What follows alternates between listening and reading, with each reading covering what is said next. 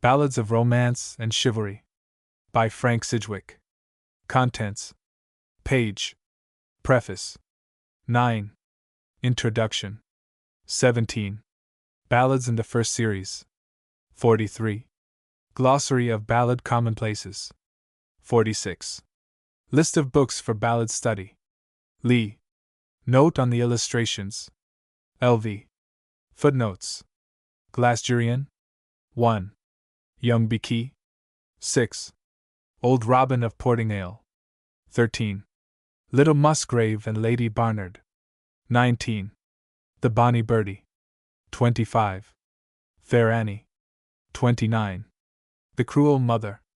35. Child Waters. 37. Earl Brand. 44. The Douglas Tragedy. 49. The Child of L. 52. Lord Thomas and Fair Annette. 54. The Brown Girl. 60. Fair Margaret and Sweet William. 63. Lord Lovell. 67. Lady Maisry. 70. 76. The Nut Brown Maid. 80. Fair Janet. 94. Brown Adam. 100. Willie o' Winsberry. 104. The Marriage of Sir Gawain. 107. The Boy and the Mantle. 119. Johnny Scott. 128. Lord Ingram and Cheo Wyatt. 135. The TWA Sisters O'Binnery. 141. Young Waters. 146. Barbara Allen. 150. The Gay Goshawk. 153. Brown Robin. 158. Lady Alice. 163. Child Maurice. 165. Faw's Footrage. 172. Fair Annie of Rough Royal. 179. Hindhorn. 185. Edward. 189. Lord Randall. 193. Lambkin. 196. Fair Mary of Wallington. 201. Index of Titles. 209. Index of First Lines. 211. Preface. Preface. Of making selections of ballads there is no end. As a subject for the editor, they seem to be only less popular than Shakespeare, and every year sees a fresh output. But of late there has sprung up a custom of confusing the old with the new, the genuine with the imitation, and the products of civilized days, ballads by courtesy or convention, are set beside the rugged and hard-featured aborigines of the tribe, just as the delicate bust of Clitty in the British Museum has for next neighbor the rude and bold unknown barbarian captive. To contrast by such enforced juxtaposition a ballad of the Golden World with a ballad by Mr. Kipling is unfair t'other, each being excellent in its way, and the collocation of Edward or Lord Randall with a ballad of Rossetti's is only of interest or value as exhibiting the perennial charm of the refrain. There exist, however, in our tongue, though not only in our tongue, narratives in rhyme which have been handed down in oral tradition from father to son for so many ages, that all record of their authorship has long been lost. These are commonly called the old ballads. Being traditional, each ballad may exist in more than one form. In most cases the original story is clothed in several different forms. The present series is designed to include all the best of these ballads which are still extant in England and Scotland. Ireland and Wales possess a similar class of popular literature, but each in its own tongue. It is therefore necessary, in issuing this the first volume of the series, to say somewhat as to the methods employed in editing and selecting. Ballad editors of yore were confronted with perhaps 2, perhaps 20, versions of each ballad, some unintelligibly fragmentary, some intelligibly complete, some in print, some in manuscript, some, perchance, in their own memories. Collating these, they subjected the text to minute revision, omitting and adding, altering and inserting, to suit their personal tastes and standards, literary or polite, and having thus made it over, forgot to record the act, and saw no reason to apologize therefor. Pioneers like Thomas Percy, Bishop of Dromore, and Sir Walter Scott, may well be excused the general censure. The former, living in and pandering to an age which invented and applied those delightful literary adjectives elegant and ingenious, may be pardoned with the more sincerity if one recalls the influence exercised on English letters by his publication. The latter, who played the part of Percy in the matter of Scottish ballads, and was nourished from his boyhood on the relics, printed for the first time many ballads which still are the best of their class, and was gifted with consummate skill and taste. Both, moreover, did their work scientifically, according to their lights, and both have left at least some of their originals behind them. There is, perhaps, one more exception to the general condemnation. Of William Allingham's ballad book, as truly a vade mecum as Palgrave's lyrical anthology in the same Golden Treasury series, I would speak, perhaps only for sentimental reasons, always with respect, admiring the results of his editing while looking askance at the method, for he mixed his ingredients and left no recipe. But in the majority of cases there is no obvious excuse for this omnium gatherum process. The self-imposed function of most ballad editors appears to have been the compilation of rifacimenti in accordance with their private ideas of what a ballad should be. And that such a state of things was permissible is doubtless an indication of the then prevalent attitude of half-interested tolerance assumed towards these memorials of antiquity.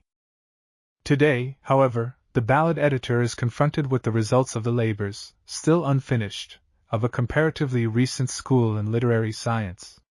These have lately culminated in the English and Scottish popular ballads, edited by the late Professor Francis James Child of Harvard University. This work, in 5 large volumes, issued in 10 parts at intervals from 1882 to 1898, and left by the editor at his death complete but for the introduction, Vald de Flendis, gives in full all known variants of the 305 ballads adjudged by its editor to be genuinely popular, with an essay, prefixed to each ballad, on its history, origin, folklore, etc., and notes, glossary, bibliographies, appendices, etc., exhibiting as a whole unrivaled special knowledge, great scholarly intuition, and years of patient research, aided by correspondents, students, and transcribers in all parts of the world.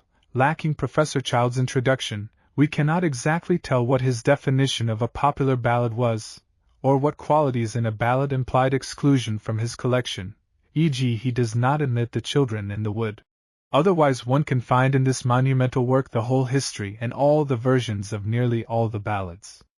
It will be obvious that Professor Child's academic method is suited rather to the scholar than the general reader. As a rule, one text of each ballad is all that is required, which must therefore be chosen, but by what rules? To the scholar, it usually happens that the most ancient and least handled text is the most interesting, but these are too frequently incomplete and unintelligible. The literary dilettante may prefer tasteful decorations by a Percy or a Scott. Doubtless Buchan has some admirers, but the student abhors this painting of the lily.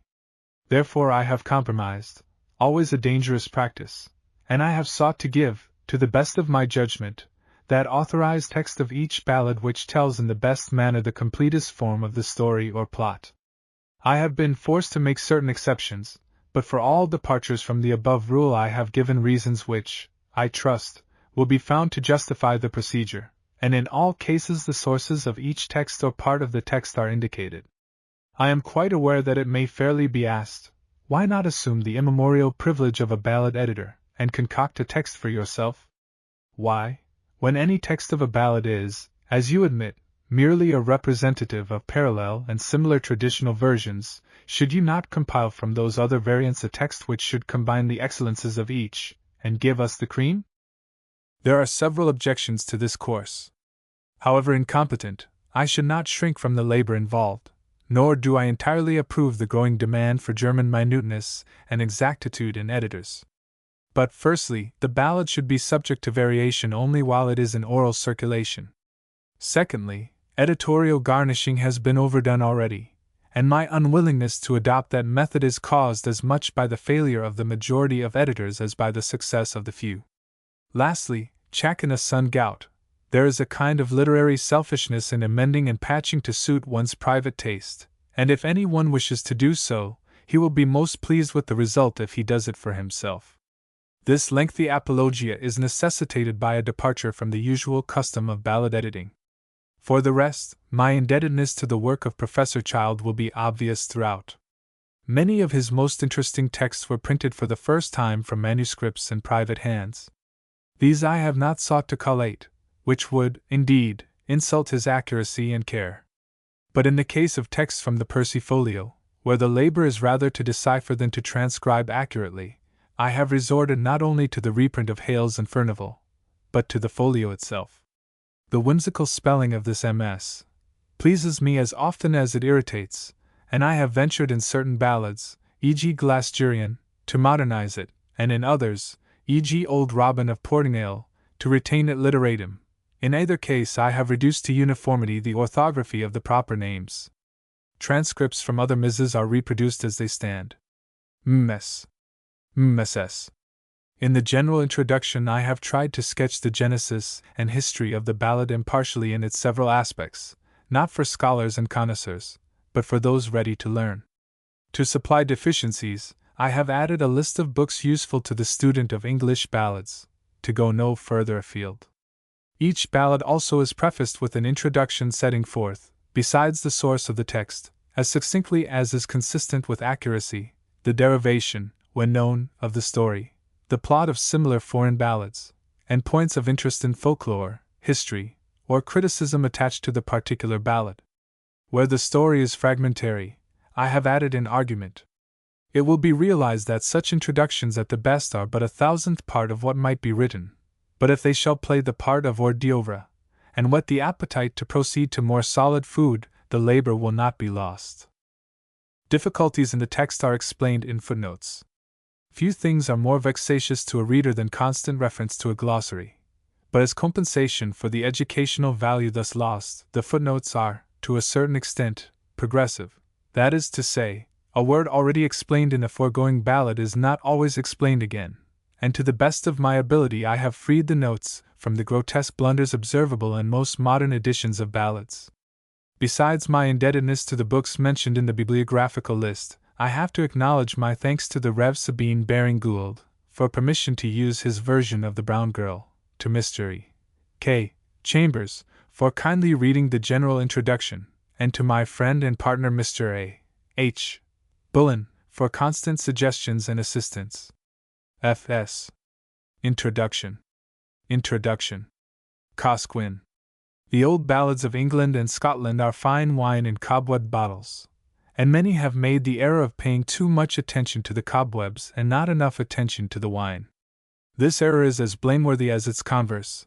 We must take the inside and the outside together. What is a ballad?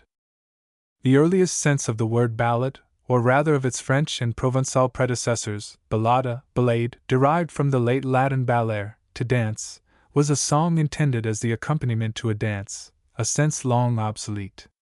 Next came the meaning, a simple song of sentiment or romance, of 2 verses or more, each of which is sung to the same air, the accompaniment being subordinate to the melody. This sense we still use in our ballad concerts. Another meaning was that of simply a popular song or ditty of the day, lyrical or narrative, of the kind often printed as a broadsheet.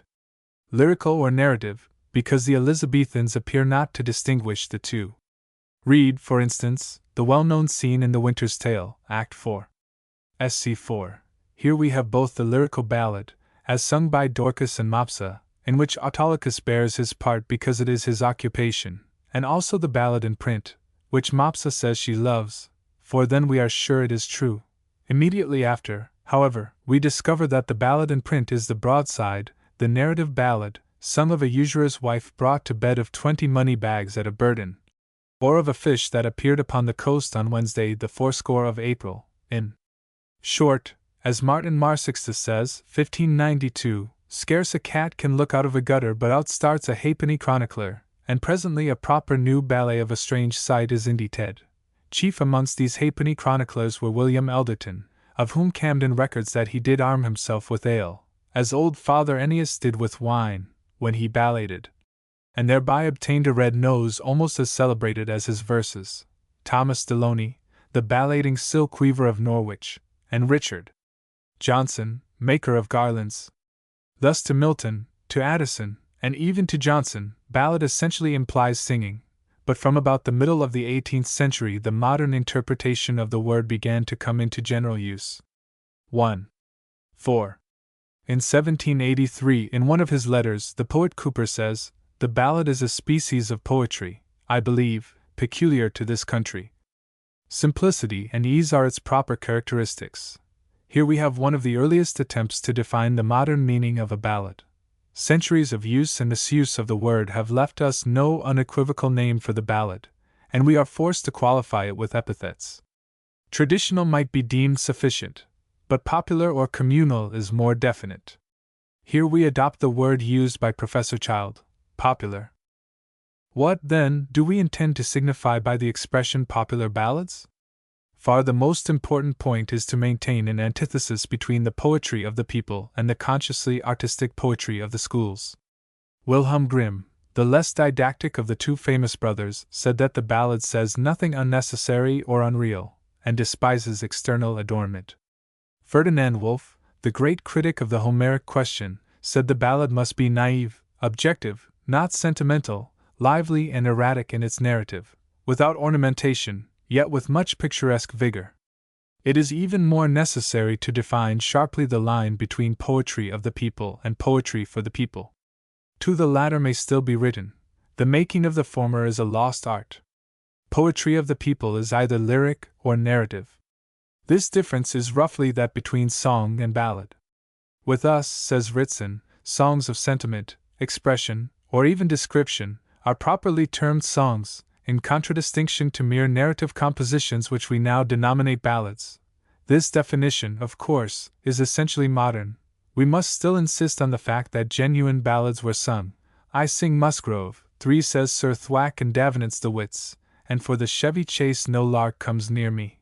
Lastly, we must emphasize that the accompaniment is predominated by the air to which the words are sung. I have heard the modern comic song described as the kind in which you hear the words, thus differentiating it from the drawing-room song, in which the words are, happily, as a rule less audible than the melody. In the ballad, as sung, the words are most important, but it is of vital importance to remember that the ballads were chanted. 2. 3. 2. Poetry of the people. Now what is this poetry of the people? One theory is as follows. Every nation or people in the natural course of its development reaches a stage at which it consists of a homogeneous, compact community, with its sentiments undivided by class distinctions, so that the whole active body forms what is practically an individual. Begging the question, that poetry can be produced by such a body, this poetry is naturally of a concrete and narrative character, and is previous to the poetry of art. Therefore, says Professor Child, while each ballad will be idiosyncratic, it will not be an expression of the personality of individuals, but of a collective sympathy, and the fundamental characteristic of popular ballads is therefore the absence of subjectivity and self-consciousness. Though they do not write themselves, as Wilhelm Grimm has said, though a man and not a people has composed them, still the author counts for nothing, and it is not by mere accident, but with the best reason, that they have come down to us anonymous. By stating this, the dictum of one of the latest and most erudite of ballad scholars, so early in our argument, we anticipate a century or more of criticism and counter-criticism, during which the giants of literature ranged themselves in two parties, and instituted a battle royal which even now is not quite finished. It will be most convenient if we denominate the one party as that which holds to the communal or nebular theory of authorship, and the other as the anti-communal or artistic theory. The tenet of the former party has already been set forth, namely, that the poetry of the people is a natural and spontaneous production of a community at that stage of its existence when it is for all practical purposes an individual. The theory of the artistic school is that the ballads and folk songs are the productions of skalds, minstrels, bards, troubadours, or other vagrant professional singers and reciters of various periods. It is allowed, however, that, being subject entirely to oral transmission, these ballads and songs are open to endless variation. On the continent, Herder was pioneer, both of the claims of popular poetry and of the nebular theory of authorship. Traditions of chivalry, he says, became poetry in the mouths of the people, but his definition of popular poetry has rather extended bounds. Herder's enthusiasm fired Goethe, who, however, did not wholly accede to the nebular theory, to study the subject, and the effect was soon noticeable in his own poetry. Next came the two great brothers, whose names are ever to be held in honor wherever folklore is studied or folktales read, Jacob and Wilhelm Grimm. Jacob, the more ardent and polemical, insisted on the communal authorship of the poetry of the people. Ballad or song sings itself. Both the Grimms, and especially Jacob, were severely handled by the critic Schlegel, who insisted on the artist. To Schlegel we owe the famous image in which popular poetry is a tower, and the poet an architect. Hundreds may fetch and carry, but all are useless without the direction of the architect. This is specious argument, but we might reply to Schlegel that an architect is only wanted when the result is required to be an artistic whole. The Tower of Babel was built by hundreds of men under no superintendence. Schlegel's intention, however, is no less clear than that of Jacob Grimm, and the two are diametrically opposed. In England, literary prejudice against the unpolished barbarities and uncouthnessnesses of the ballad was at no time so pronounced as it was on the Continent, and especially in Germany, during the latter half of the 18th century. Indeed, at intervals, the most learned and fantastic critics in England would call attention to the poetry of the people. Sir Philip Sidney's apologetic words are well known. Certainly I must confess my own barbarisms. I never heard the old song of Percy and Douglas, that I found not my heart moved more than with a trumpet. Addison was bolder. It is impossible that anything should be universally tasted and approved by a multitude, though they are only the rabble of a nation, which hath not in it some peculiar aptness to please and gratify the mind of man. With these and other encouragements the popular poetry of England was not lost to sight, and in 1765 the work of the good Bishop of Dromore gave the ballads a place in literature. Percy's opening remarks, attributing the ballads to the minstrels, are as well known as the scoffs of the hard-hitting Joseph Ritson, who contemptuously dismissed Percy's theories, and refused to believe any ballad to be of earlier origin than the reign of Elizabeth. Sir Walter Scott was quite ready to accept the ballads as the productions of the minstrels, either as the occasional effusions of some self-taught bard, or as abridged from the tales of tradition after the days when, as Alfred de Musset says, our old romances spread their wings of gold towards the enchanted world.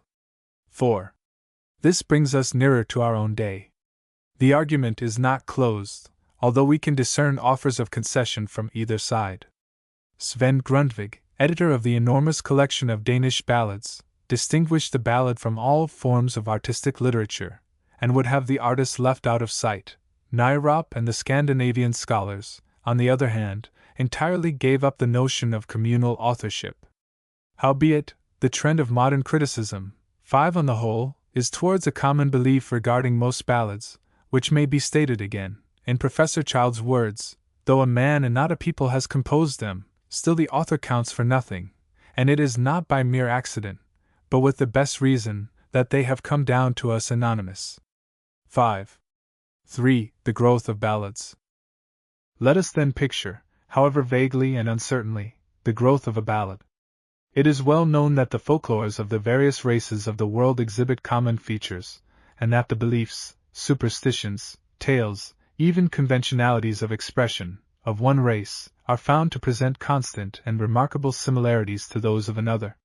Whether these similarities are to be held mere coincidences, or whether they are to be explained by the theory of a common ancestry in the cradle of the world, is a side issue into which I do not intend to enter. Suffice it that the fact is true, especially of the peoples who speak the Indo-European tongues. The lore which has for its foundation permanent and universal acceptance in the hearts of mankind is preserved by tradition, and remains independent of the criteria applied instinctively and unconsciously to artistic compositions. The community is one at heart, one in mind, one in method of expression. Tales are recited, verses chanted, and the singer of a clan makes his version of a popular story. Simultaneously other singers, it may be of other clans of the same race, or of another race altogether, elaborate their versions of the common theme. Meanwhile the first singer has again recited or chanted his ballad, and having forgotten the exact wording, has altered it, and perhaps introduced improvements. The same happens in the other cases. The various audiences carry away as much as they can remember, and recite their versions, again with individual omissions, alterations, and additions. Thus, by ever-widening circles, the tale is distributed in countless forms over an unlimited area. The elements of the story remain, wholly or in part, while the literary clothing is altered according to the taste and fancy of the reciter. The lore is now traditional, whether it be in prose, as Märchen, or in verse, as ballad. And so it remains in oral circulation, and therefore still liable to variation, until it is written down or printed. It is left masterless, unsigned, for of the original author's composition, may be, only a word or two remains. It has passed through many mouths, and has been made over countless times. But once written down it ceases virum voliter per ora. The invention of printing has spoiled the powers of man's memory. We can now take up the tale at the 15th century. Let us henceforth confine our attention to England. It is agreed on all sides that the 15th century was the period when, in England at least, the ballads first became a prominent feature.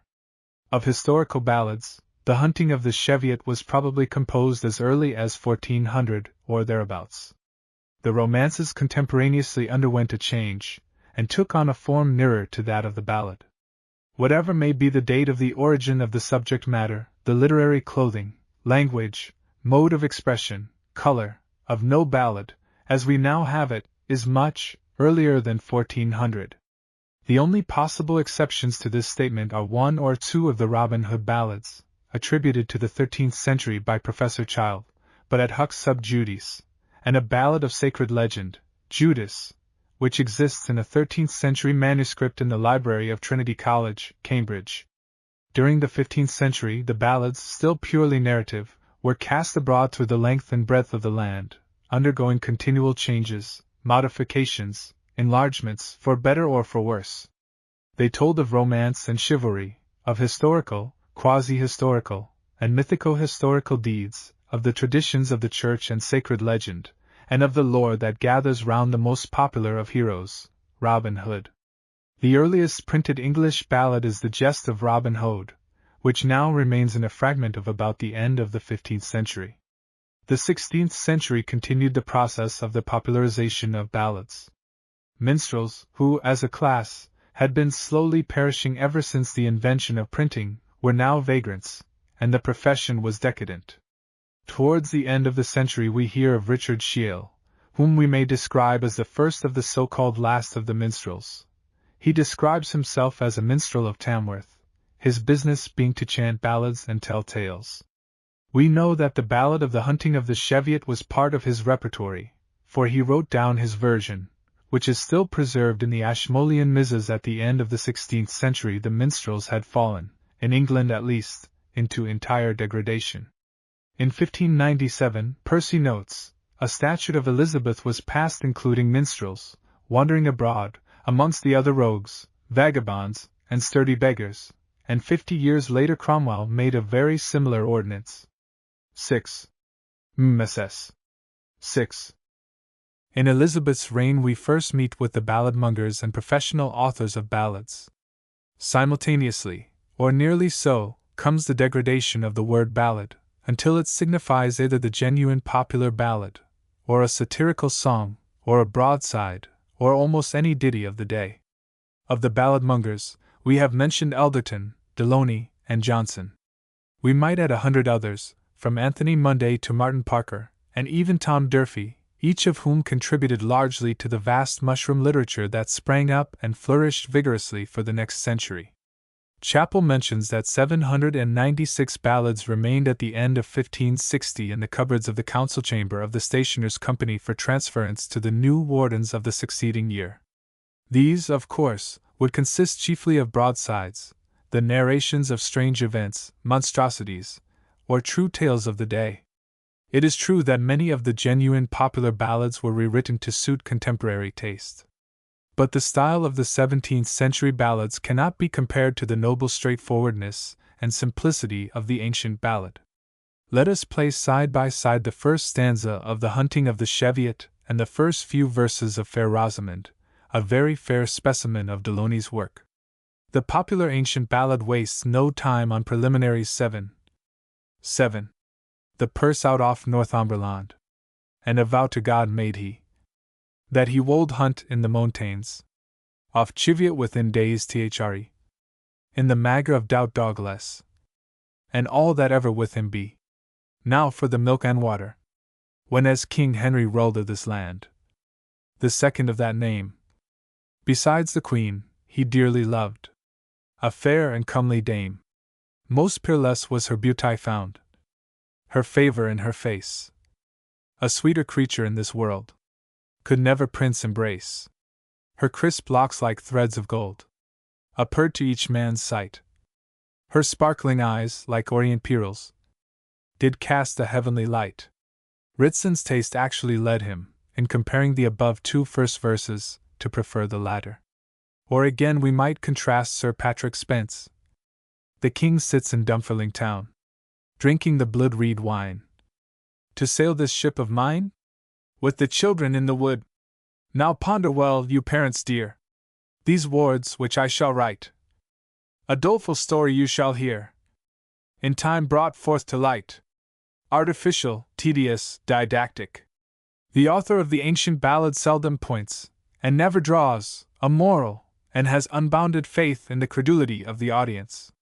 The 17th century balladists pitchforked nature into the midden.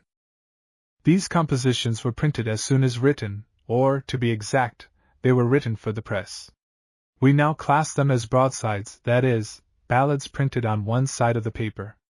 The difference between these and the true ballad is the difference between art and nature. The broadside ballad was a form of art, and a low form of art. They were written by hacks for the press, sold in the streets, and pasted on the walls of houses or rooms. Jameson had a copy of Young Bacon which he picked off a wall in Piccadilly. They were generally ornamented with crude woodcuts, remarkable for their artistic shortcomings and infidelity to nature.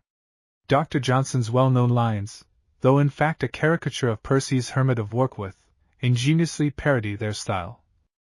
As with my hat upon my head, I walked along the Strand, I there did meet another man, with his hat in his hand. Broadside ballads, including a few of the genuine ancient ballads, still enjoy a certain popularity.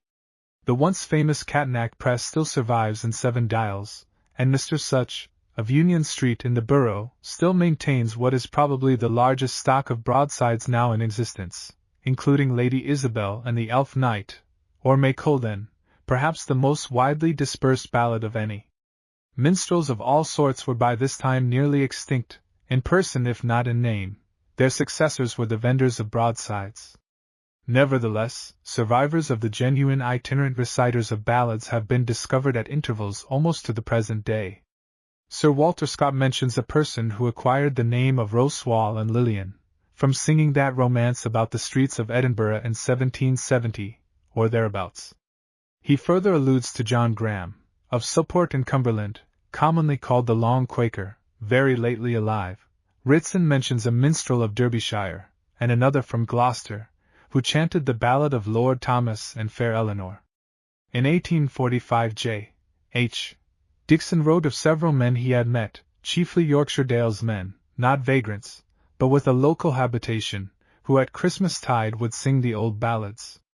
One of these was Francis King, known then throughout the western dales of Yorkshire, and still remembered, as the Skipton minstrel. After a merry Christmas meeting, in the year 1844, he walked into the river near Gargrave, in Craven, and was drowned. In Gargrave churchyard lie the remains of perhaps the actual last of the minstrels. 8. 4. Collectors and editors. Now a word or two as to the collectors and editors. To take the broadsides first, the largest collections are at Magdalene College, Cambridge, 1800 broadsides collected by Selden and Pepys, in the Bodleian at Oxford, and in the British Museum. The Bodleian contains collections made by Anthony A. Wood, Dowse, and Rawlinson. The British Museum, the great Roxburgh and Bagford collections, which have been reprinted and edited by William Chappell and the Rev. J. W. Ebsworth for the Ballad Society, as well as other smaller volumes of ballads. But it is not among the broadsides that our noblest ballads are found. The first attempt to collect popular ballads was made by the compiler of 3 volumes issued in 1723 and 1725. The editor is said to have been Ambrose Phillips, whose name and style combined to produce the word namby-pamby. Next came Allan Ramsay, with the Evergreen, a collection of Scott's poems wrote by the ingenious before 1600. By the ingenious, we note, not by the elegant. The tide is already beginning to turn. Pitchfork nature will ever come back. Followed the Tea Table Miscellany, also compiled by Allan Ramsay, which contained about 20 popular ballads, the rest being songs and ballads of modern composition. The texts were, of course, chopped about and pruned to suit contemporary taste. It was still necessary to adopt an apologetic attitude on behalf of these barbarous and crude relics of antiquity. These books paved the way to the great literary triumph of the century. The first edition of Percy's Relics was issued in 3 volumes, in 1765. He received for it 100 guineas, instant popularity and patronage, and subsequently, the gratitude of succeeding centuries. Nevertheless, Percy himself was so far under the influence of his contemporaries that he felt it necessary to adopt the apologetic attitude. In his preface he wrote, "In a polished age like the present, I am sensible that many of these relics of antiquity will require great allowances to be made for them." And again, to atone for the rudeness of the more obsolete poems, each volume concludes with a few modern attempts in the same kind of writing, and to take off from the tediousness of the longer narratives. They are everywhere intermingled with little elegant pieces of the lyrical kind. In short, he could not trust that large child, the people of England, to take its dose of powder without the conventional treacle. To vary the metaphor, his famous folio manuscript he regarded as a Cinderella, and in his capacity as fairy godmother refused to introduce her to the world without hiding the slut's uncouth attire under fine raiment. To which end, besides adding little elegant pieces, he recast and rewrote the more obsolete poems, many of which came direct from the folio manuscript. Are we to blame him for yielding to the taste of his day? He did not satisfy everyone. Ritson's immediate outcry is famous, and Ritson stood almost alone. He did, indeed, go so far as to deny the existence of the folio manuscript, and Percy was forced to confute him by producing it. In the later editions of the Relics, Percy sought to conciliate him by revising his texts, so as to approximate them more closely to his originals, but still Ritson cried out for the whole truth, and nothing but the truth. And by this time he had supporters. But the whole truth as regards the folio was not to be divulged yet. The manuscript was most jealously guarded. Meanwhile the influence of the publication was having its effect. The poetry of the schools, the poetry of the intellect, the poetry of art, brought to its highest pitch by writers like Dryden and Pope, was shelved. Metrically exact diction, artificiality of expression, carefully balanced antitheses, and all the mechanical devices of the school were placed in abeyance. There was a general return to nature, to simplicity, to straightforwardness, not without imagination, however. Wordsworth, besides insisting, in a famous passage, the preface to the lyrical ballads, on the spontaneity of good poetry, recorded his tribute to the Relics. I do not think that there is an able writer in verse of the present day who would not be proud to acknowledge his obligation to the Relics, while failing often to catch the gusto of ancient poetry. Witness his translations from Chaucer. Wordsworth was full of the spirit. Witness his rifacimento of the owl and the nightingale, and, best of all, handed it on to Coleridge. 9. These two fought side by side against the conventions of the preceding century, against Dryden, Addison, Pope, and last, but not least, Johnson. Some have gone so far as to place the definite turning point in the year 1798, the year of the publication of the lyrical ballads. Coleridge's Annus Mirabilis was 1797, and the publication of the Ancient Mariner is significant of the change. But we need not bind ourselves down to any given year. Enough that the Revolution was effected, and that it is scarcely exaggeration to say that it was almost entirely due to the publication of the Relics. 9. Sir Walter Scott remembered to the day of his death the place where he first made acquaintance with the Relics in his 13th year.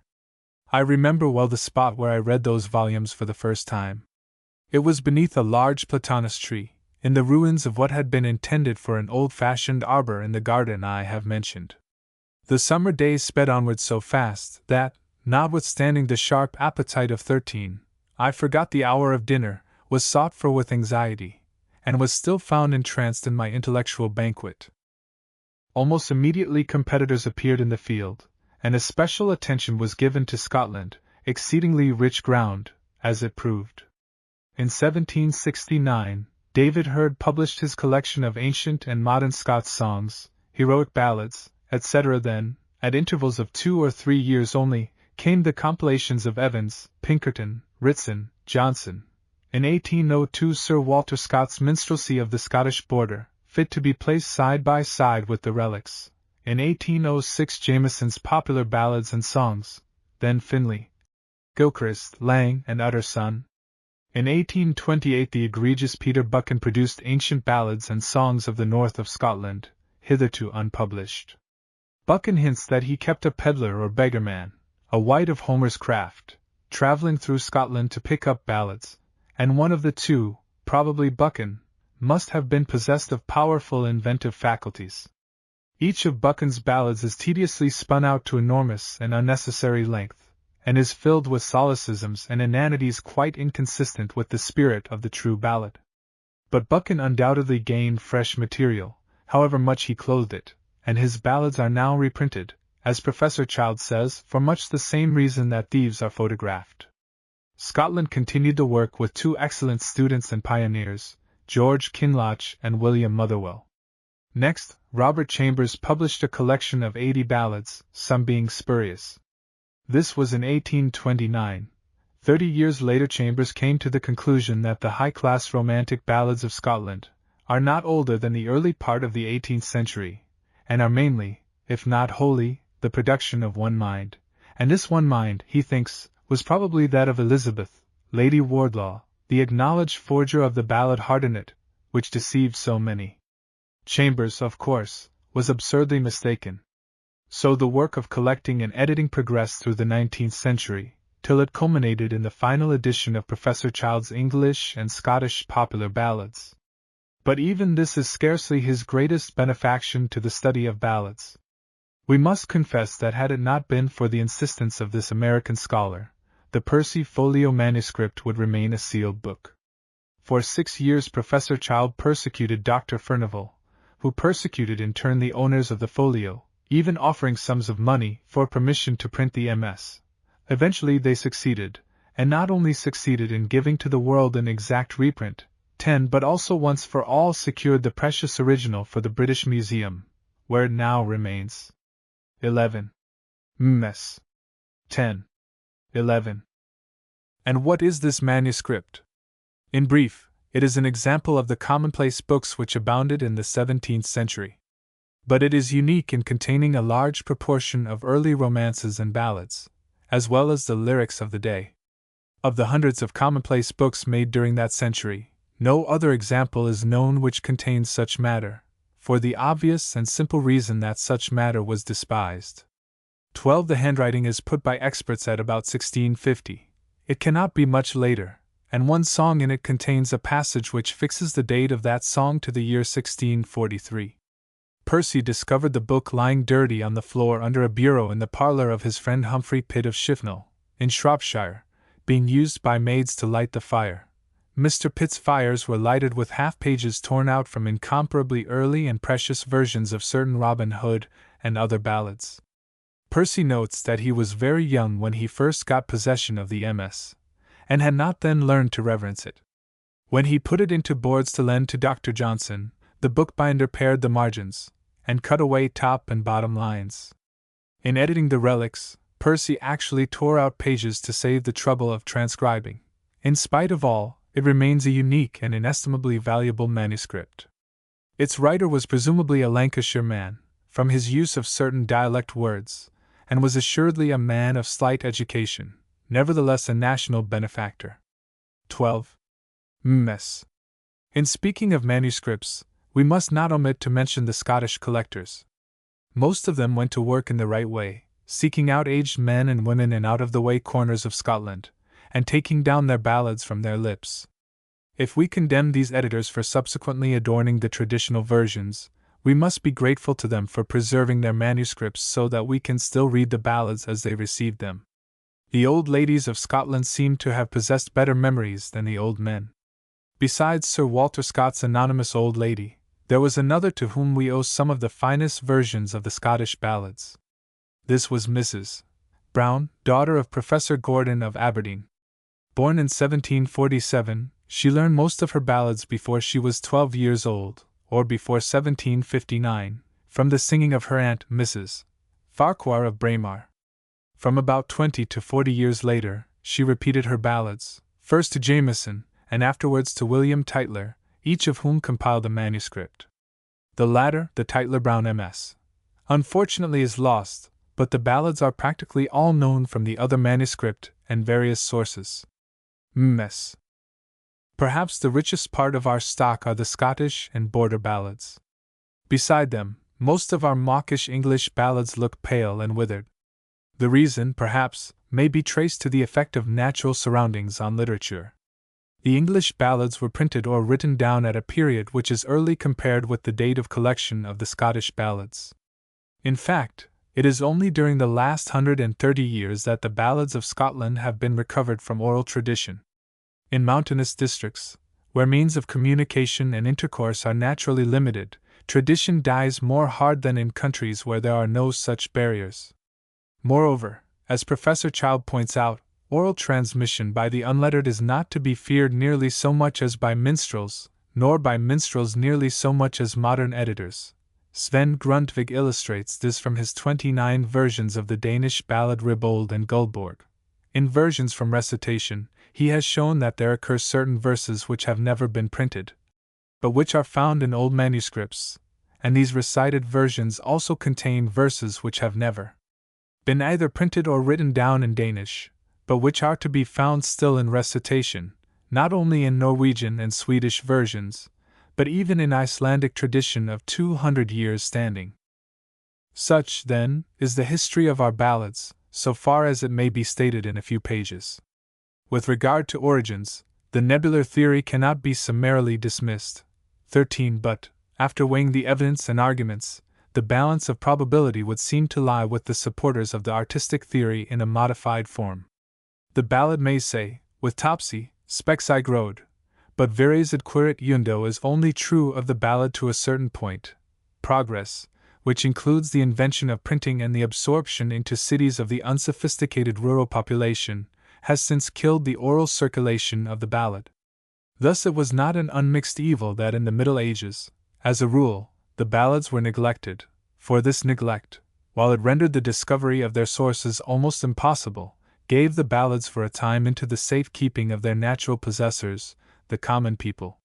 Civilization, advancing more swiftly in some countries than in others, has left rich stores here, and little there. Our close kinsmen of Denmark, and the rest of Scandinavia, possess a ballad literature of which they do well to be proud, and Spain is said to have inherited even better legacies.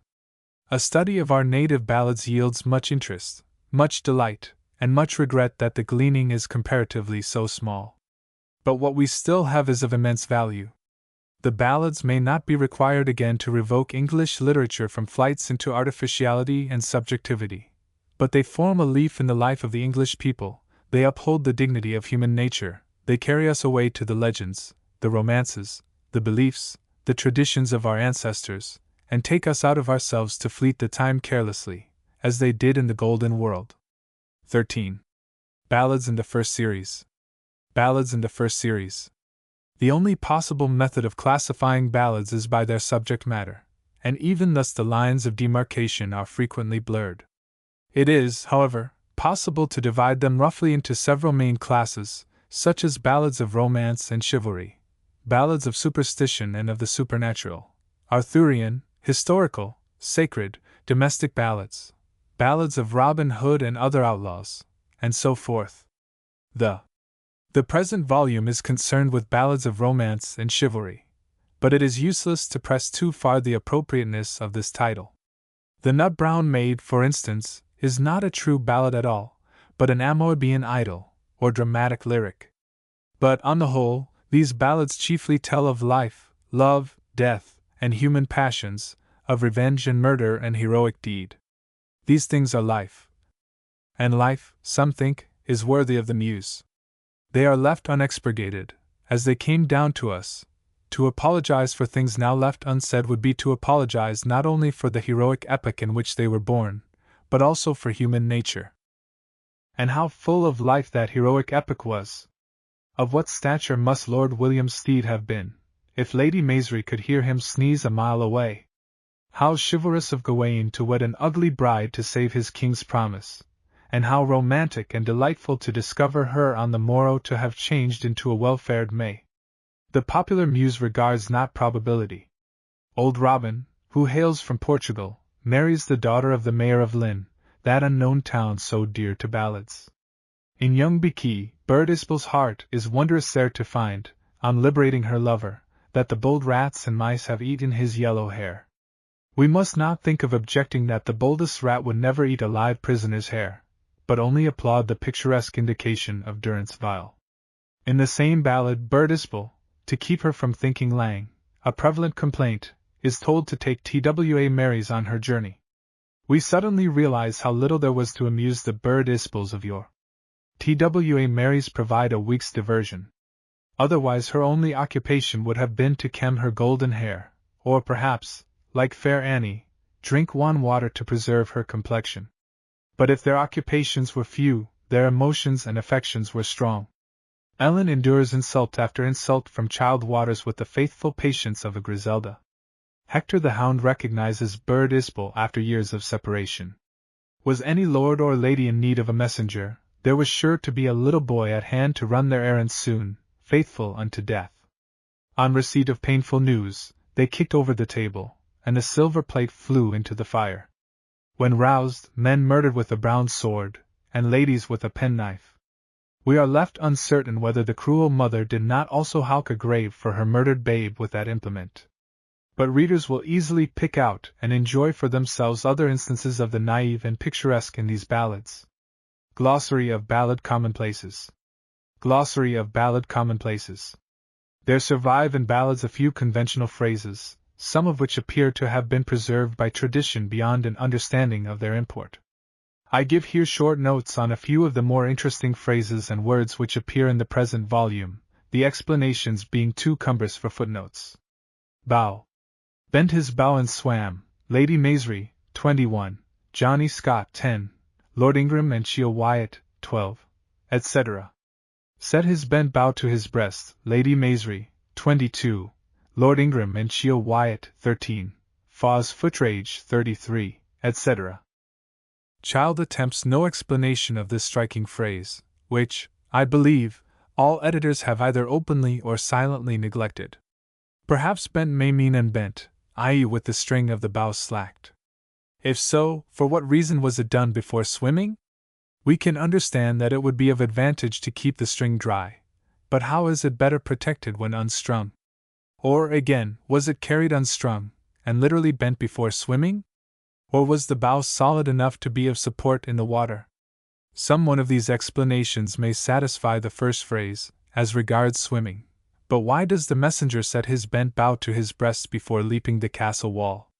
It seems to me that the two expressions must stand or fall together. Therefore the entire lack of suggestions to explain the latter phrase drives me to distrust of any of the explanations given for the former. A suggestion recently made to me appears to dispose of all difficulties, and once made, is convincing in its very obviousness. It is, that bow means elbow, or simply arm. The first phrase then exhibits the commonest form of ballad conventionalities, picturesque redundancy. The parallel phrase is he slacked his shoon and ran. In the second phrase it is, indeed, necessary to suppose the wall to be breast-high. The messenger places one elbow on the wall, pulls himself up, and vaults across.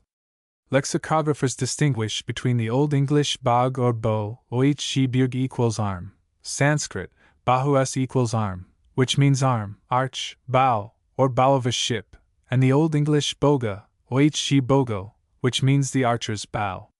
The distinction is continued in Middle English, from the 12th to the 15th century.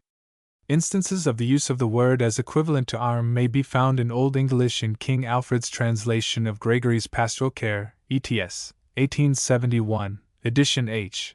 Sweet, written in West Saxon dialect of the 9th century.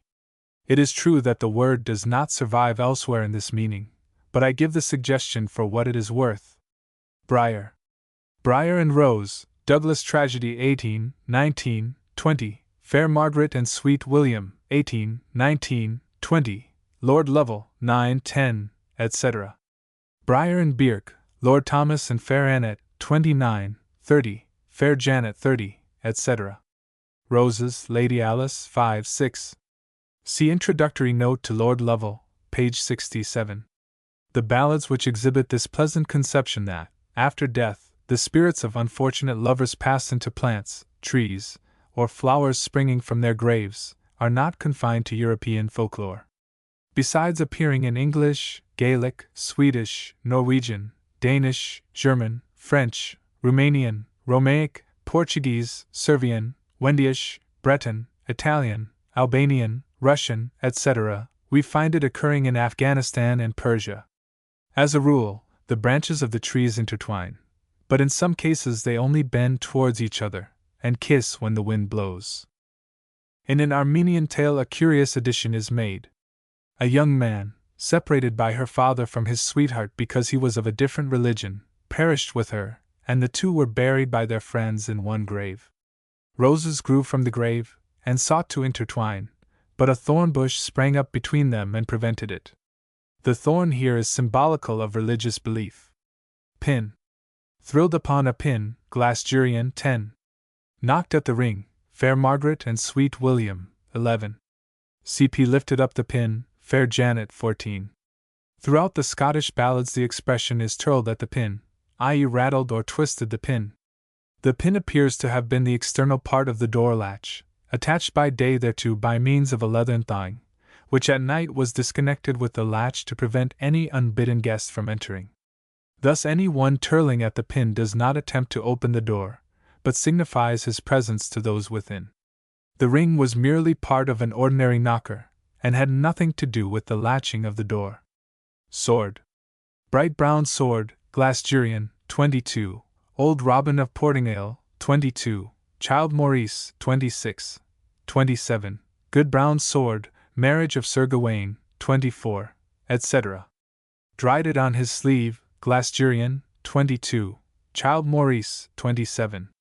On the grass, 26, Straked it o'er a stray, Bonnie Birdie, 15, Struck it across the plain, Johnny Scott, 32, etc.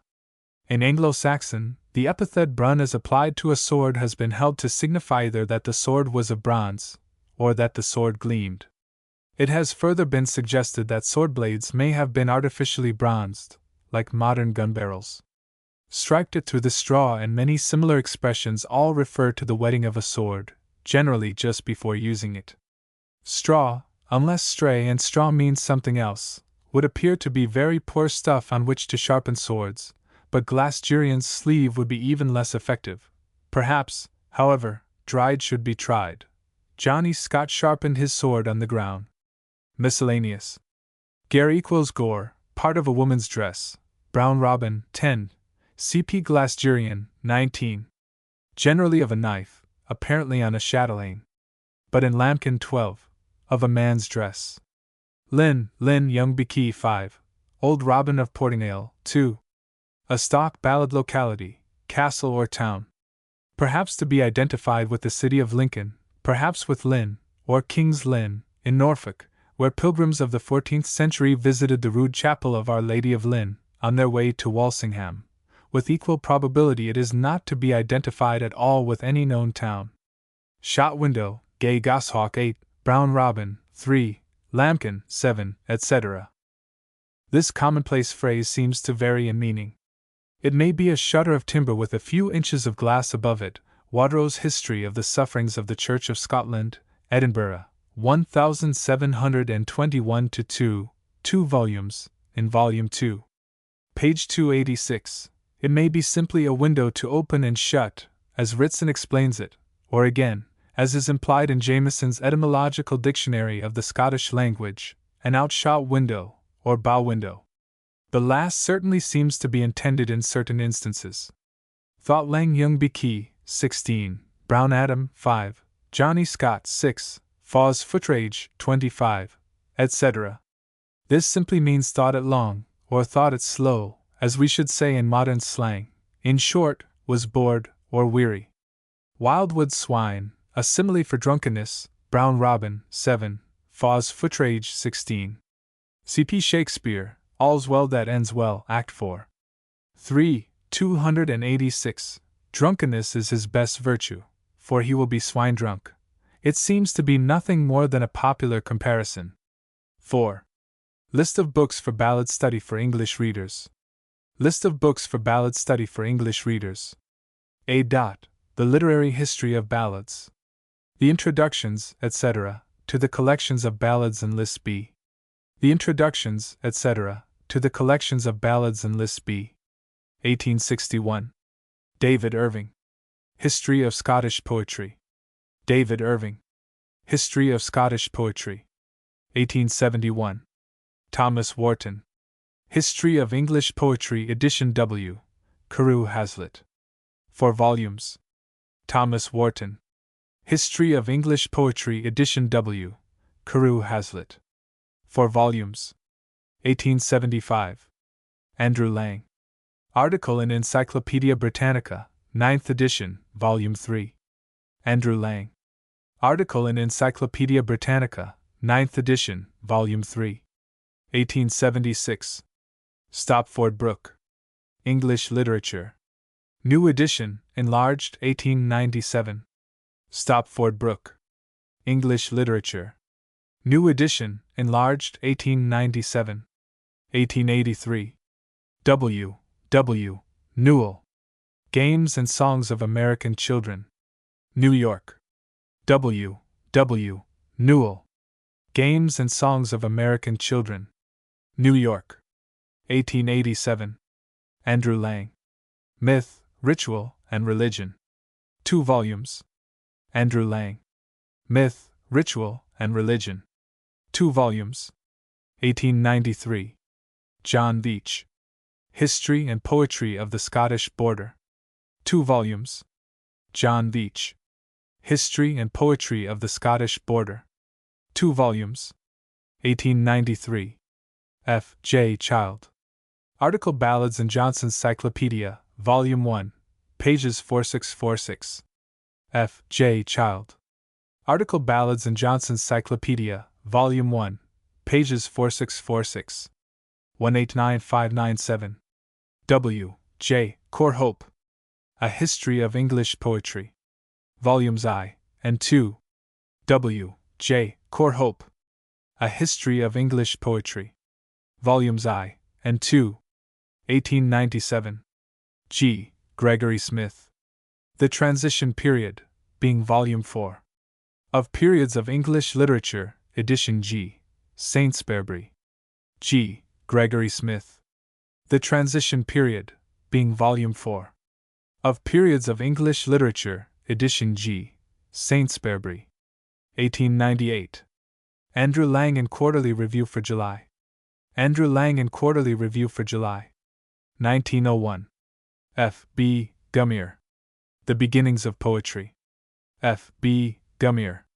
The Beginnings of Poetry. 1903. E. K. Chambers. The Medieval Stage. 2 volumes. E. K. Chambers. The Medieval Stage. 2 volumes. 1903. Andrew Lang in Folklore for June. Andrew Lang in Folklore for June. 1903. J. H. Miller. A Literary History of Scotland. J. H. Miller. A Literary History of Scotland. B. Collections of Ballads. This list does not pretend to be exhaustive, but to give the more important collections, especially those containing trustworthy introductions.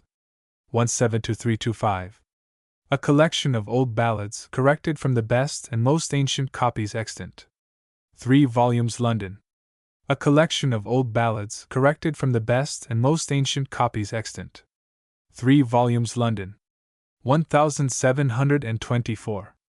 Allan Ramsay. The Evergreen. 2 volumes Edinburgh. Allan Ramsay. The Evergreen. 2 volumes Edinburgh. 172427. Allan Ramsay. The Tea Table Miscellany. First 8 editions in 3 volumes, Edinburgh, Dublin, and London. 9th and subsequent editions in 4 volumes, or 4 volumes in 1, London. Allan Ramsay. The Tea Table Miscellany. First 8 editions in 3 volumes, Edinburgh, Dublin, and London. 9th and subsequent editions in 4 volumes, or 4 volumes in 1, London. 1765. Thomas Percy, Bishop of Dromore. Relics of Ancient English Poetry. 3 volumes London. Thomas Percy, Bishop of Dromore. Relics of Ancient English Poetry. 3 volumes London. 1769. David Hurd. The Ancient and Modern Scots Songs, Heroic Ballads, etc. Edinburgh. The second edition, 1776, under a slightly different title. 2 volumes Edinburgh. David Hurd. The Ancient and Modern Scots Songs, Heroic Ballads, etc. Edinburgh. The second edition, 1776, under a slightly different title. 2 volumes Edinburgh. 1781. John Pinkerton. Scottish Tragic Ballads. London. John Pinkerton. Scottish Tragic Ballads. London. 17871803. James Johnson. The Scots Musical Museum. 6 volumes Edinburgh. James Johnson. The Scots Musical Museum. 6 volumes Edinburgh. 1790. Joseph Ritson. Ancient Songs, etc. London. Printed 1787, dated 1790, and published 1792. Joseph Ritson. Ancient Songs, etc. London. Printed 1787, dated 1790, and published 1792. 1791. Joseph Ritson. Pieces of Ancient Popular Poetry. London. Joseph Ritson. Pieces of Ancient Popular Poetry. London. 1794. Joseph Ritson. Scottish Song. 2 volumes London. Joseph Ritson. Scottish Song. 2 volumes London. 1795. Robin Hood. 2 volumes London. Robin Hood. 2 volumes London. 18023. Walter Scott. Minstrelsy of the Scottish Border. 3 volumes Kelso and Edinburgh. Walter Scott. Minstrelsy of the Scottish Border. 3 volumes Kelso and Edinburgh. 1806. Robert Jameson. Popular Ballads and Songs from Tradition, Manuscripts, and Scarce Editions. 2 volumes Edinburgh. Robert Jameson. Popular Ballads and Songs from Tradition, Manuscripts, and Scarce Editions. 2 volumes Edinburgh. 1808. John Finlay. Scottish Historical and Romantic Ballads, chiefly ancient. 2 volumes Edinburgh. John Finlay. Scottish Historical and Romantic Ballads, chiefly ancient. 2 volumes Edinburgh. 1822. Alexander Lang. Scarce Ancient Ballads. Aberdeen. Alexander Lang. Scarce Ancient Ballads. Aberdeen. 1823. Alexander Lang. The Thistle of Scotland. Aberdeen. Alexander Lang. The Thistle of Scotland. Aberdeen. 1823. Charles Kirkpatrick Sharp. A Ballad Book. Edinburgh. Charles Kirkpatrick Sharp. A Ballad Book. Edinburgh. 1824. James Maidment. A North Country Garland. Edinburgh. James Maidment. A North Country Garland. Edinburgh. 1826. Robert Chambers. The Popular Rhymes of Scotland. Edinburgh. Robert Chambers. The Popular Rhymes of Scotland. Edinburgh. 1827. George Kinloch. Ancient Scottish Ballads. London and Edinburgh. George Kinloch. Ancient Scottish Ballads. London and Edinburgh. 1827. William Motherwell. Minstrelsy, Ancient and Modern. Glasgow. William Motherwell. Minstrelsy, Ancient and Modern. Glasgow. 1828. Peter Buchan. Ancient Ballads and Songs of the North of Scotland. 2 volumes, Edinburgh. Peter Buchan. Ancient Ballads and Songs of the North of Scotland. 2 volumes, Edinburgh. 1834. The Universal Songster. 3 volumes, London.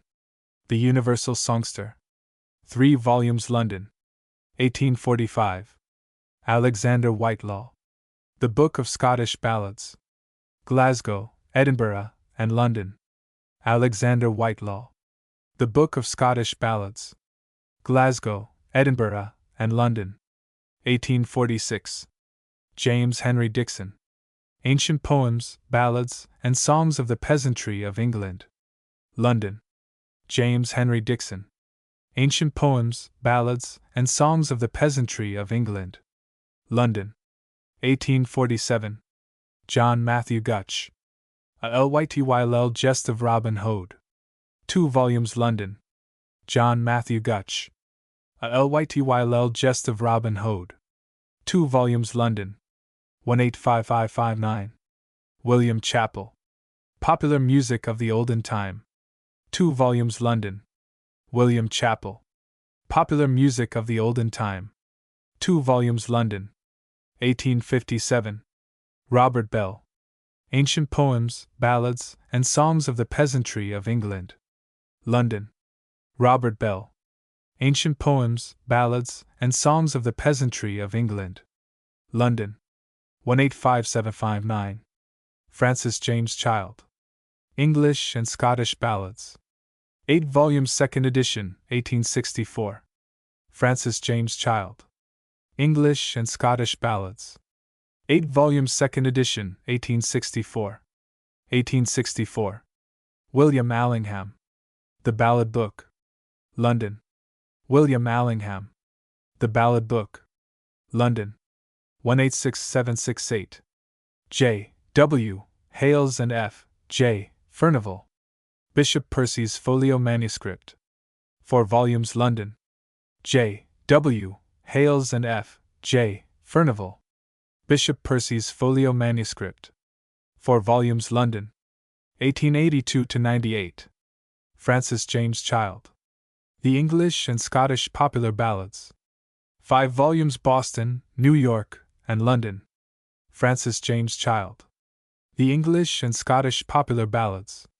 5 volumes, Boston, New York, and London. 1895. Andrew Lang. Border Ballads. London, Lawrence and Bullen. Andrew Lang. Border Ballads. London, Lawrence and Bullen. 1897. Andrew Lang. A Collection of Ballads. London, Chapman and Hall's Diamond Library. Andrew Lang. A Collection of Ballads. London, Chapman and Hall's Diamond Library. 1897. Francis B. Gummier. Old English Ballads. Boston, USA Athenaeum Press Series. Francis B. Gummier. Old English Ballads. Boston, USA Athenaeum Press Series. 1902. T. F. Henderson. Minstrelsy of the Scottish Border, by Sir Walter Scott. New edition. 3 volumes, London. T. F. Henderson. Minstrelsy of the Scottish Border, by Sir Walter Scott. New edition. 3 volumes, London. Note on the illustrations. Note on the illustrations. The illustrations on pages 28, 75, and 118 are taken from Royal MS. 10. E4. Of the 14th century, in the British Museum, where they occur on folios 34 verso, 215 recto, and 254 recto respectively. The designs in the original form a decorated margin at the foot of each page, and are outlined in ink and roughly tinted in 3 or 4 colors. Much use is made of them in the illustrations to J. Jusserand's English Wayfaring Life in the Middle Ages, where M. Jusserand rightly points out that this MS. has perhaps never been so thoroughly studied as it deserves. 28. 75. 118. Mess. Mess. Footnotes. Footnotes. Glasgurian. The herd I playin' on an harp. That's sown boda wel and sharp. Orpheus full craftily. And on his side, fast by, sat the harper Orion. And Esides Chiron. And other harpers many un. And the Bretta Glasgurian. A. Chaucer, House of Fame, 3. Chaucer. 3. The text from the Percy Folio, luckily, is complete, saving an omission of 2 lines. A few obvious corrections have been introduced, and the folio reading given in a footnote. Percy printed the ballad in the Relics, with far fewer alterations than usual. The text. The story is also told in a milk and water Scotch version, Glenkindy, doubtless mishandled by Jameson, who improved it from 2 traditional sources. The admirable English ballad gives a striking picture of the horror of churl's blood proper to feudal days. The story. In the quotation above, Chaucer places Glasgurian with Orpheus, Arion, and Chiron for great harpers. It is not improbable that Glasgurian and Glasgurian represent the Welsh bard Glas Ceraint, Ceraint the blue bard, the chief bard wearing a blue robe of office, said to have been an eminent poet, the son of Owain, Prince of Glamorgan.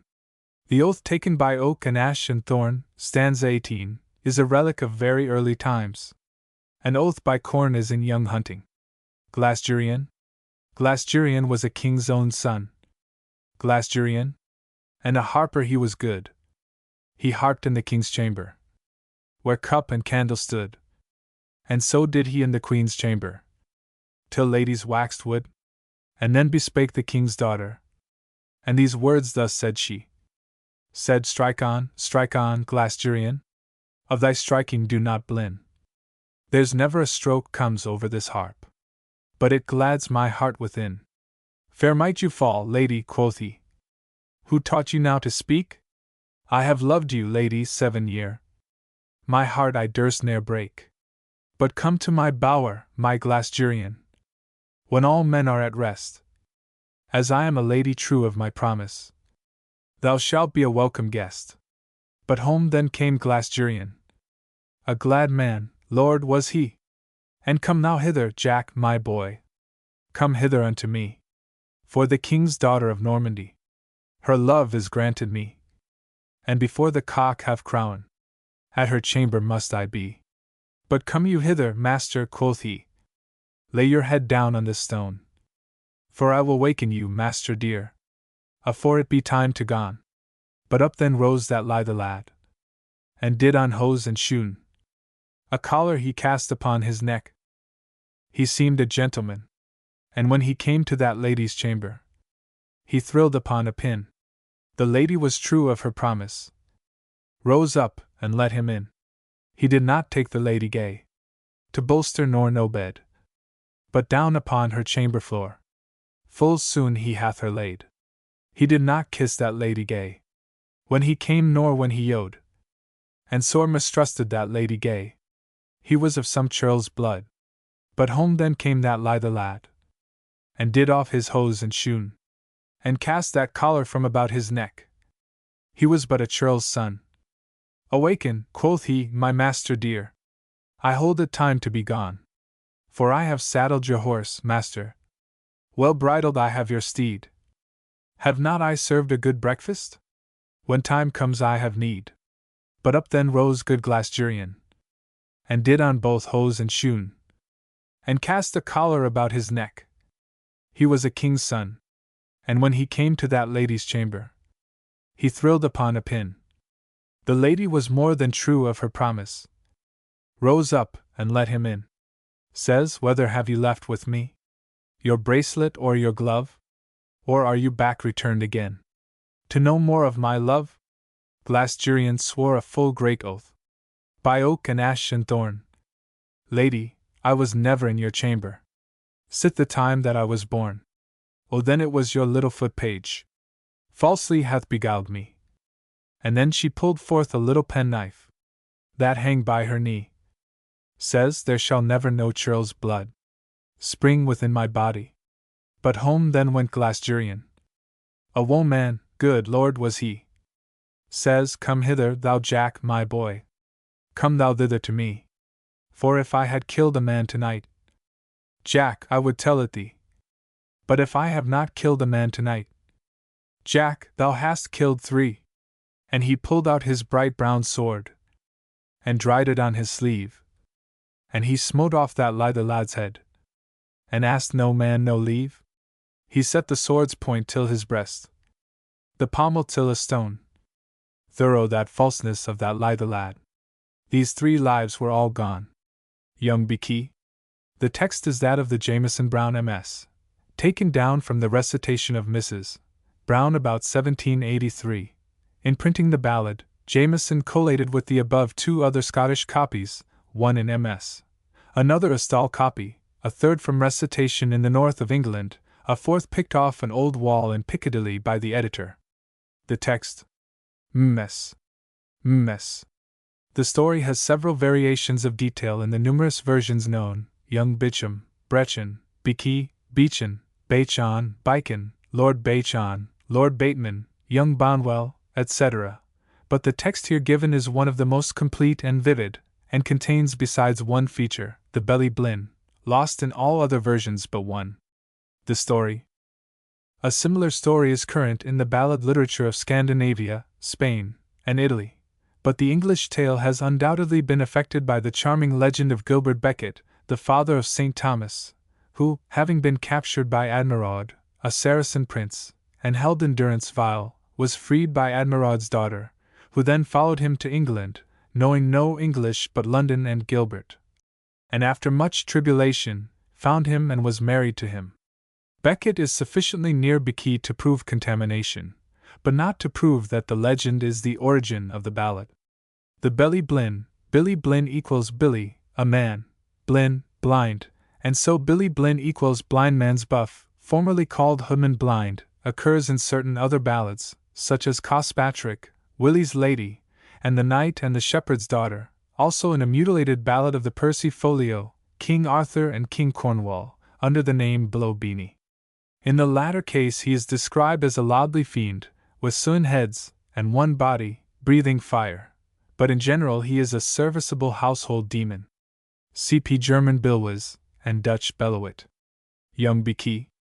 Young Becky was as brave a knight, Young Becky, as ever sailed the sea. And he's done him to the court of France, to serve for meat and fee. He had nae been I the court of France a 12-month nor essay long, till he fell in love with the king's daughter, and was thrown in prison strong. The king he had but a daughter, Bird Isbel was her name, and she has to the prison house gane, to hear the prisoner's main. O gin a lady would borrow me, at her stirrup foot I would rin, or gin a widow wad borrow me, I would swear to be her son, or gin a virgin would borrow me, I would wed her wi a ring. I gi her ha's, I gi her bowers, the bonny Torres o' Lynn. O barefoot, barefoot gied she but, and barefoot came she ben. It was no for want o' hose and shoon, nor time to put them on, but afore fear that her father dear had heard her making din. She stound the keys o' the prison house door, unlatten the prisoner gang. O when she saw him, young Becky, her heart was wondrous sair, for the mice but in the bold rottens had eaten his yallow hair. She's gi'en him a shaver for his beard, a comber till his hair, £500 in his pocket, to spend, and nae to spare. She's gi'en him a steed was good in need, and a saddle o' royal bone, a leash o' hounds o' a litter, and Hector called one. Atween this twa a vow was made, 'twas made full solemnly, that or 3 years was come and gane, well married they should be. He had nae been in zine country a 12-month till an end, till he's forked to marry a duke's daughter, or then lose a his land. Ohan, alas, says young Becky, I know not what to dee, for I canno win to Bird Isbel, and she kens need to come to me. Oh, it fell once upon a day. Bird Isbel fell asleep. And up it starts the belly blin, and stood at her bed feet. Oh, waken, waken, Bird Isbel. How can you sleep so soon? One, this is Beky's wedding day. And the marriage gain on? Ye do ye to your mithers bower. Think neither sin nor shame. And ye tak twao your mithers marries. To keep ye frae thinking lang. Ye dress yoursel in the red scarlet. And your marries in dainty green. And ye pit girdles about your middles. Would buy an earldom. Oh, ye gang down by yon seaside. And down by yon sea strand. Essay bonny will the Holland's boats. Come rowin' till you're hon. Ye set your milk white foot aboard. Cry, hail ye, Domini! And I shall be the steerer oat. To row you o'er the sea. She's ta'en her till her mithers bower. Thought neither sin nor shame. And she took twao her mithers marries. To keep her frae thinking lang. She dressed hersel I the red scarlet. Her marries I dainty green. And they pat girdles about their middles. Would buy an earldom. And they gid down by yon seaside. And down by yon sea strand.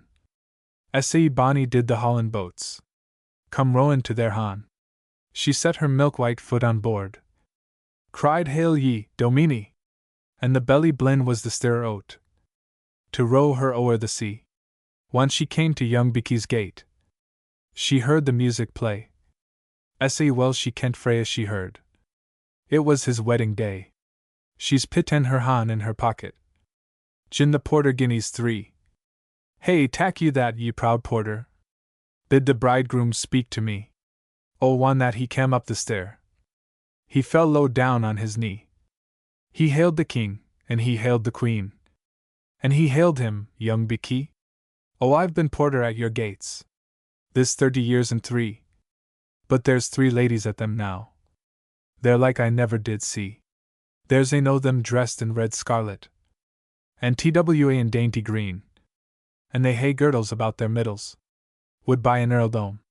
Then out it spake the burly bride. Was a gowd to the chin.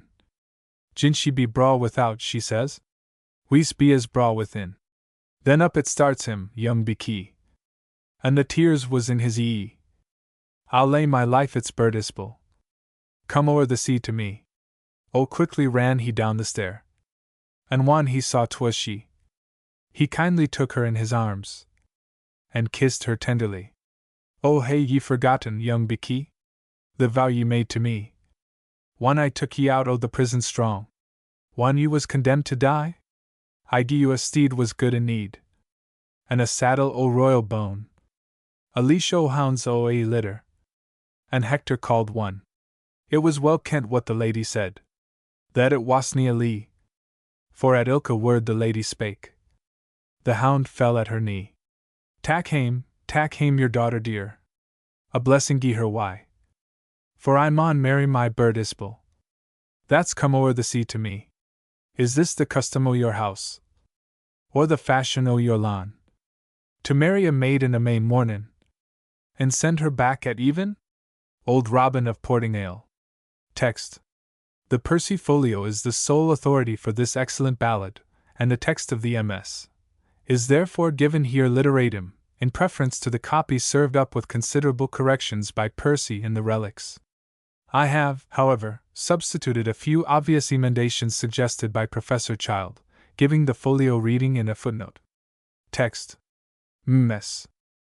The story is practically identical with that of Little Musgrave and Lady Barnard, but each is so good, though in a different vein, that neither could be excluded.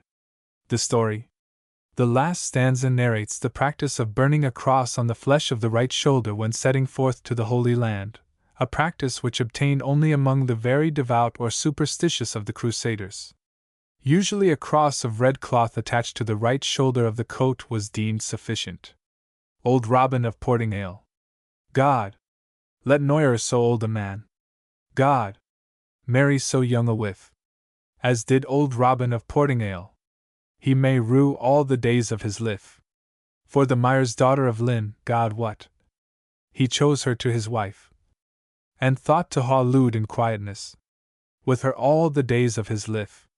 They had not in their wed bed laid. Scarcely were both on sleep. But VPP she rose, and forth she goes to Sir Giles, and fast can weep. Says, sleep you, wake you, fair Sir Giles? Or be not you within? But I am waking, sweet, he said. Lady, what is your will? I ha venda thought me of a while. How my wed lord we shall spill. 24 knights, she says, that dwells about this town. E'en 24 of my next cousins will help to dinge him down. With that be heard his little foot page, as he was watering his master's steed. So, his very heart did bleed. He mourned, sicked, and wept full sore. I swear by the holy rood, the tears he for his master wept were blend water and blood. With that be heard his dear master, as in his garden sate, says, you are alack, my little page, what causes thee to weep? Hath any one done to thee wrong? Any of thy fellows here? Or is any of thy good friends dead? Which makes thee shed such tears? Or if it be my head cook's man, greyed again he shall be. Nor no man within my house shall do wrong to thee. But it is not your head cook's man, nor none of his degree. But or tomorrow ere it be noon, you are deemed to die. And of that thank your head steward, and after your gay lady. If it be true, my little foot page, I'll make the heir of all my land. If it be not true, my dear master, God let me noyer thigh. If it be not true, thou little foot page, a dead corse shalt thou be. He called down his head cook's man, cook, in kitchen super to dress. All and anon, my dear master, anon att your request. And call you down, my fair lady, this night to sup with me. And down then came that fair lady, was clad all in purple and pale. The rings that were upon her fingers cast light through the hall. What is your will, my own wed lord? What is your will with me? I am sick, fair lady, sore sick, and like to die. But and you be sick, my own wed lord, so sore it greyeth me. But my 5 maidens and myself will go and make your bed, and at the wakening of your first sleep, you shall ha a hot drink made, and at the wakening of your next sleep, your sorrows will ha a slake. He put a silk coat on his back, was 13 inches fold, and put a steel cap upon his head, was gilded with good red gold. And he laid a bright brown sword by his side, and another att his feet. And full well knew old Robin then, whether he should wake or sleep. And about the middle time of the night, came 24 good knights in. Sir Giles he was the foremost man, so well he knew that gin old Robin with a bright brown sword, Sir Giles' head he did win. So did he all those 24. Noyer a one went quick out again. None but one little foot page crept forth at a window of stone. And he had 2 arms when he came in, and when he went out he had none. VPP then came that lady light, with torches burning bright. She thought to ha brought Sir Giles a drink, but she found her own wed knight. And the first thing that this lady stumbled upon was of Sir Giles's foot. Says, you are alack, and woe is me. Here lies my sweetheart root. And the 2d thing that this lady stumbled on was of Sir Giles's head. Says, you are alack, and woe is me. Here lies my true le dead. He cut the paps beside her breast, and bade her wish her will. And he cut the ears beside her heed, and bade her wish on still. Mickle is the man's blood I ha spent, to do thee and me some good. Says, you are alack, my fair lady. I think that I was would. He called then VP his little foot page, and made him heir of all his land. And he showed the cross in his right shoulder, of the white flesh and the red. And he went him into the Holy Land, whereas Christ was quick and dead. Little Musgrave and Lady Barnard.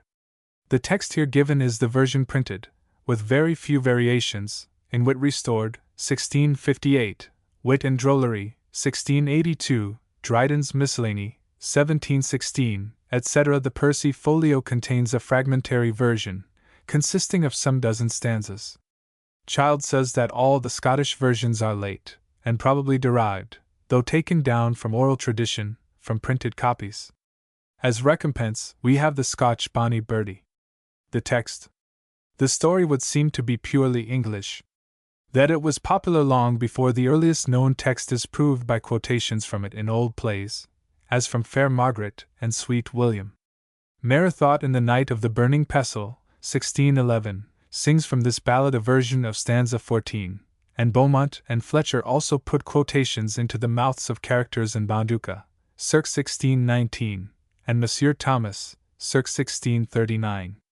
Other plays before 1650 also mention it. The story. The reader should remember, once for all, that burdens are to be repeated in every verse, though printed only in the first. Little Musgrave and Lady Barnard. As it fell one holy day. As. Hey down. As many be in the year. When young men and maids together did go. Their matins and mass to hear. Little Musgrave came to the church door. The priest was at private mass. But he had more mind of the fair women than he had of Our Lady's grace. The one of them was clad in green, another was clad in pall, and then came in my Lord Barnard's wife, the fairest amongst them all. She cast an eye on little Musgrave, as bright as the summer sun, and then bethought this little Musgrave, this lady's heart have I won. Quoth she, I have loved thee, little Musgrave, full long and many a day. So have I loved you, fair lady. Yet never word durst I say. I have a bower at Bucklesfordbury. Full daintily is it date. If thou wilt win thither, thou little Musgrave, thou'st lig in mine arms all night. Quoth he, I thank ye, fair lady. This kindness thou showest to me. But whether it be to my weal or woe, this night I will lig with thee. With that he heard a little tyne page. By his lady's coach as he ran. Although I am my lady's foot page, yet I am Lord Barnard's man. My Lord Barnard shall know of this, whether I sink or swim. And ever where the bridges were broke, he laid him down to swim. Asleep or wake, thou Lord Barnard, as thou art a man of life. For little Musgrave is at Bucklesfordbury, abed with thy own wedded wife. If this be true, thou little tinny page, this thing thou tellest to me, then all the land in Bucklesfordbury I freely will give to thee. But if it be ly, thou little tinny page, this thing thou tellest to me, on the highest tree in Bucklesfordbury, then hanged shalt thou be. He called up his merry men all. Come saddle me my steed. This night must I to Bucklesfordbury, for I never had greater need. And some of them whistled, and some of them sung, and some these words did say. And ever when my Lord Barnard's horn blew, away, Musgrave, away! Methinks I hear the trestle cock, methinks I hear the jay, methinks I hear my Lord Barnard, and I would I were away. Lie still, thou little Musgrave, and huggle me from the cold. 'Tis nothing but a shepherd's boy, a driving his sheep to the fold. Is not thy hawk upon a perch? Thy steed eats oats and hay, and thou a fair lady in thine arms, and wouldst thou be away? With that my Lord Barnard came to the door, and lit a stone upon. He plucked out 3 silver keys, and he opened the doors each one. He lifted up the coverlet, he lifted up the sheet. How now, thou little Musgrave? Doest thou find my lady sweet? I find her sweet, quoth little Musgrave. The more 'tis to my pain. I would gladly give 300 pounds, that I were on yonder plain. Arise, thou little Musgrave, and put thy clothes on. It shall ne'er be said in my country, I have killed a naked man. I have 2 swords and 1 scabbard. Full dear they cost my purse. And thou shalt have the best of them, and I will have the worse. The first stroke that little Musgrave stroke, he hurt Lord Barnard sore. The next stroke that Lord Barnard stroke, little Musgrave ne'er struck more. With that bespake this fair lady, in bed whereas she lay. Although thou art dead, thou little Musgrave, yet I for thee will pray, and wish well to thy soul will I. So long as I have life, so will I not for thee, Barnard, although I am thy wedded wife. He cut her paps from off her breast. Great pity it was to see that some drops of this lady's heart's blood ran trickling down her knee. Woolworth you, Woolworth, my merry men all, you were near born for my good. Why did you not offer to stay my hand, when you see me wax so wood?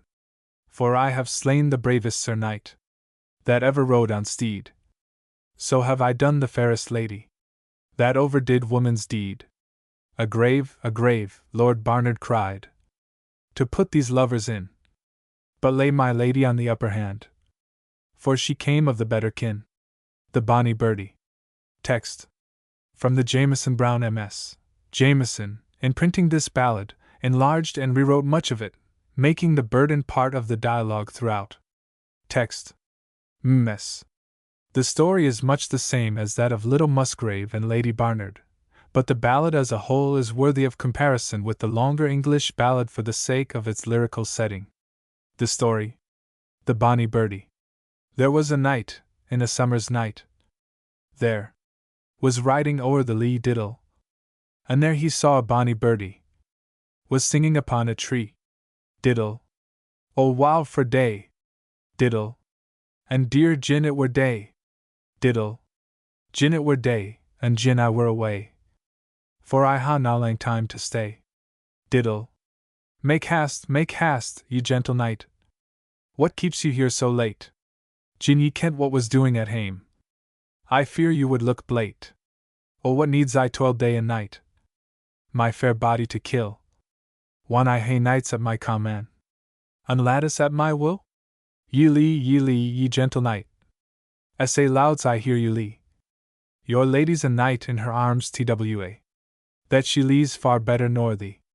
Ye lee, you bonny birdie, how you lee yupo my sweet? I will tack out my bonny bow, and in troth I will you sheet. But afore ye hae your bow well bent, and a your arrows yare, I will flee till another tree, where I can better fare. Oh, where was you gotten, and where was ye clect? My bonny birdie, tell me. Oh, I was clect in good green wood, intil a holly tree. A gentleman my nest harried, and gi'e me to his lady. Why, good white bread and farrow cow milk, he bade her feed me aft, and gi'e her a little wee simmerdale wani, to ding me sindle and soft. Why, good white bread and farrow cow milk, I wot she fed me not, but why a little wee simmerdale wani, she dang me saren aft. Gin she had deen as ye her bade, I wouldna tell how she has wrought. The night he rade, and the birdie flew, the live lang simmer's night, till he came till his lady's bower door. Then even down he did light. The birdie sat on the crap of a tree, and I wot it sang fu dight. Oh wow for day, diddle, and dear gin it were day, diddle, gin it were day, and gin I were away, for I ha now lang time to stay. Diddle, what needs ye lang for day, diddle, and wish that you were away? Diddle, is no your hounds I my cellar, eating white meal and grey? Diddle, oh wow for day, etc. Is nae you, our steed in my stable, eating good corn and hay? And is nae your hawk I my perch tree, just perching for his prey? And is nae your cell I my arms twa? Then how can ye lang for day? Oh wow for day, diddle, and dear gin it were day, diddle, for he that's in bed why on either man's wife has never lang time to stay. Diddle, then out the knight has drawn his sword, and straked it o'er a stray, and through the fac knight's waist he guard called iron gie, and I hope ilkane sal sae be served, that treats an honest man sae. Fair Annie. The text is that of Scott's minstrelsy, chiefly from the recitation of an old woman. Scott names the ballad Lord Thomas and Fair Annie, adding to the confusion already existing with Lord Thomas and Fair Annet. The text. The story. Fair Annie, stolen from the home of her father, the Earl of Wemyss, by a night out o'er the sea, has borne 7 sons to him. He now bids her prepare to welcome home his real bride, and she meekly obeys, suppressing her tears with difficulty. Lord Thomas and his new-come bride hear, through the wall of their bridal chamber, Annie bewailing her lot, and wishing her 7 sons had never been born. The bride goes to comfort her, discovers in her a long-lost sister, and departs, thanking heaven she goes a maiden home. The story of this ballad, heard printed a fragment in 1769, some stanzas being incorporated in the present version. Similar tales abound in the folklore of Scandinavia, Holland, and Germany.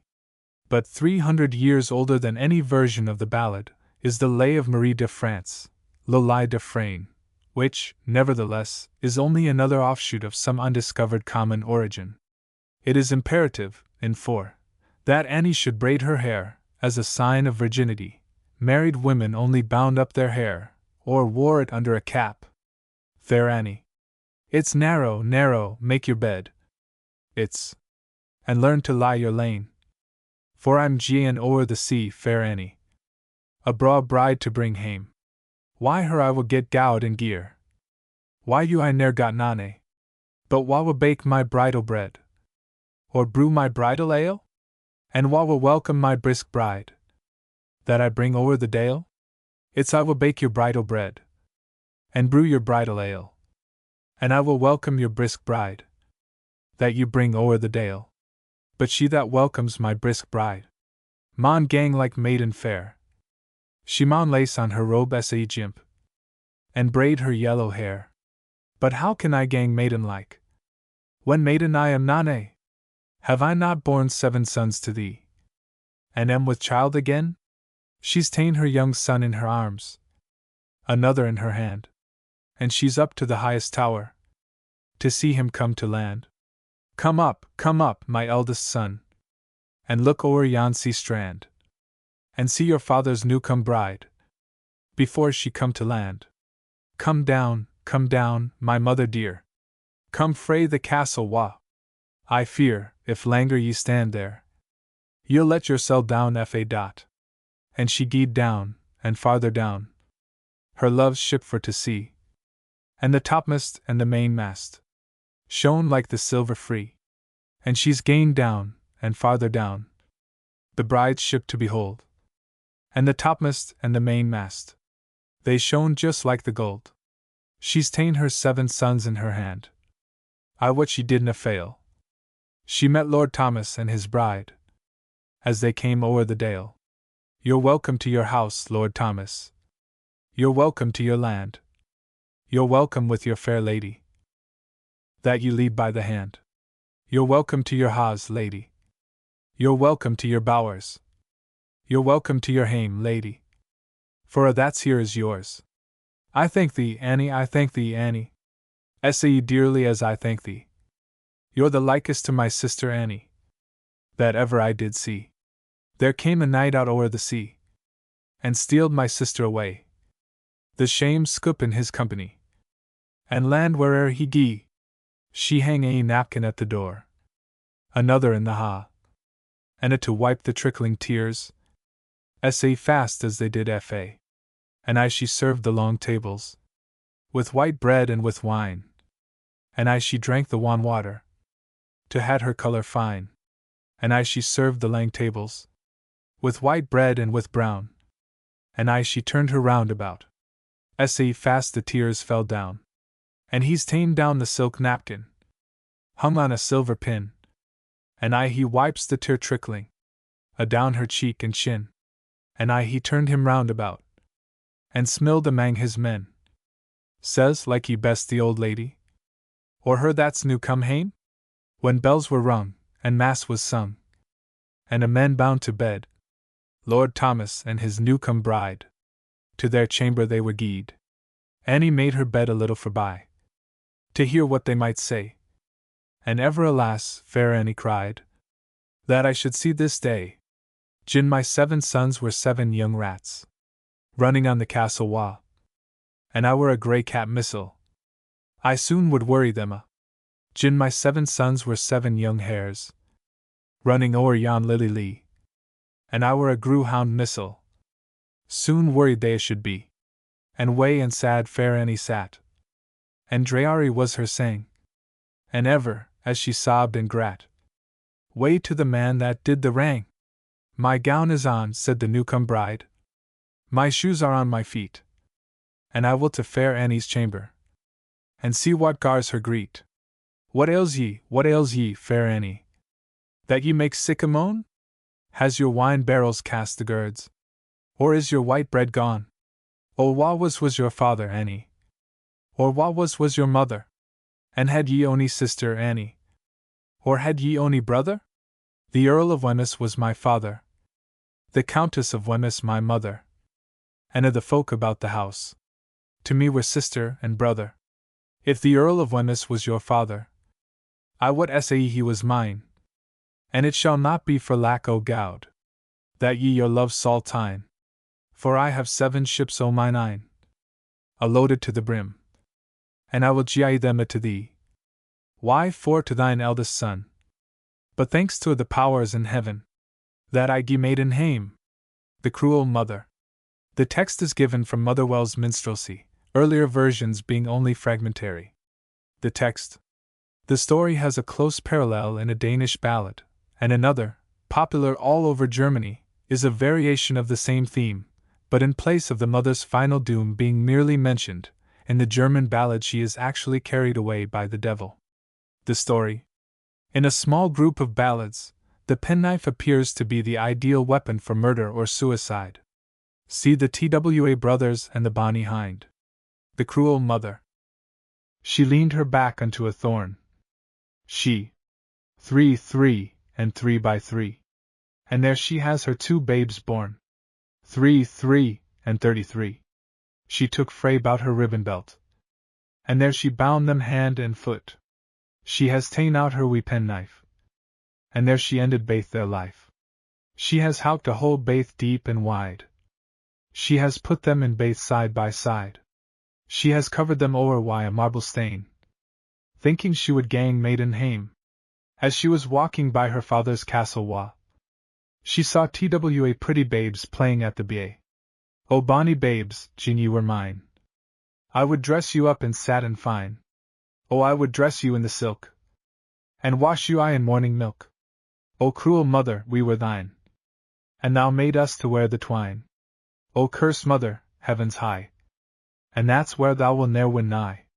O curse mother, hell is deep, and there thou'll enter step by step. Child Waters.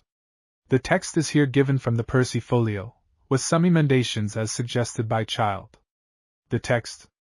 The story, if we omit the hard tests imposed on the maid's affection, is widely popular in a series of Scandinavian ballads, Danish, Swedish, and Norwegian, and Percy's edition, in the Relics, was popularized in Germany by Berger's translation. The story. The disagreeable nature of the final insult, STT. 27-29, retained here only for the sake of fidelity to the original text, may be paralleled by the similarly sudden lapse of taste in the nut-brown maid. We can but hope, as indeed is probable, that the objectionable lines are in each case interpolated. Child, as in Child Roland, etc., is a title of courtesy equals knight. Child Waters. Child Waters in his stable stood. Child Waters. And stroked his milk-white steed. To him came a fair young lady, as e'er did wear woman's weed. Says Christ you saw, good Child Waters. Says Christ you saw and see. My girdle of gold which was too lunge, is now too short for me. And all is with one Child of yours. I feel stir att my side.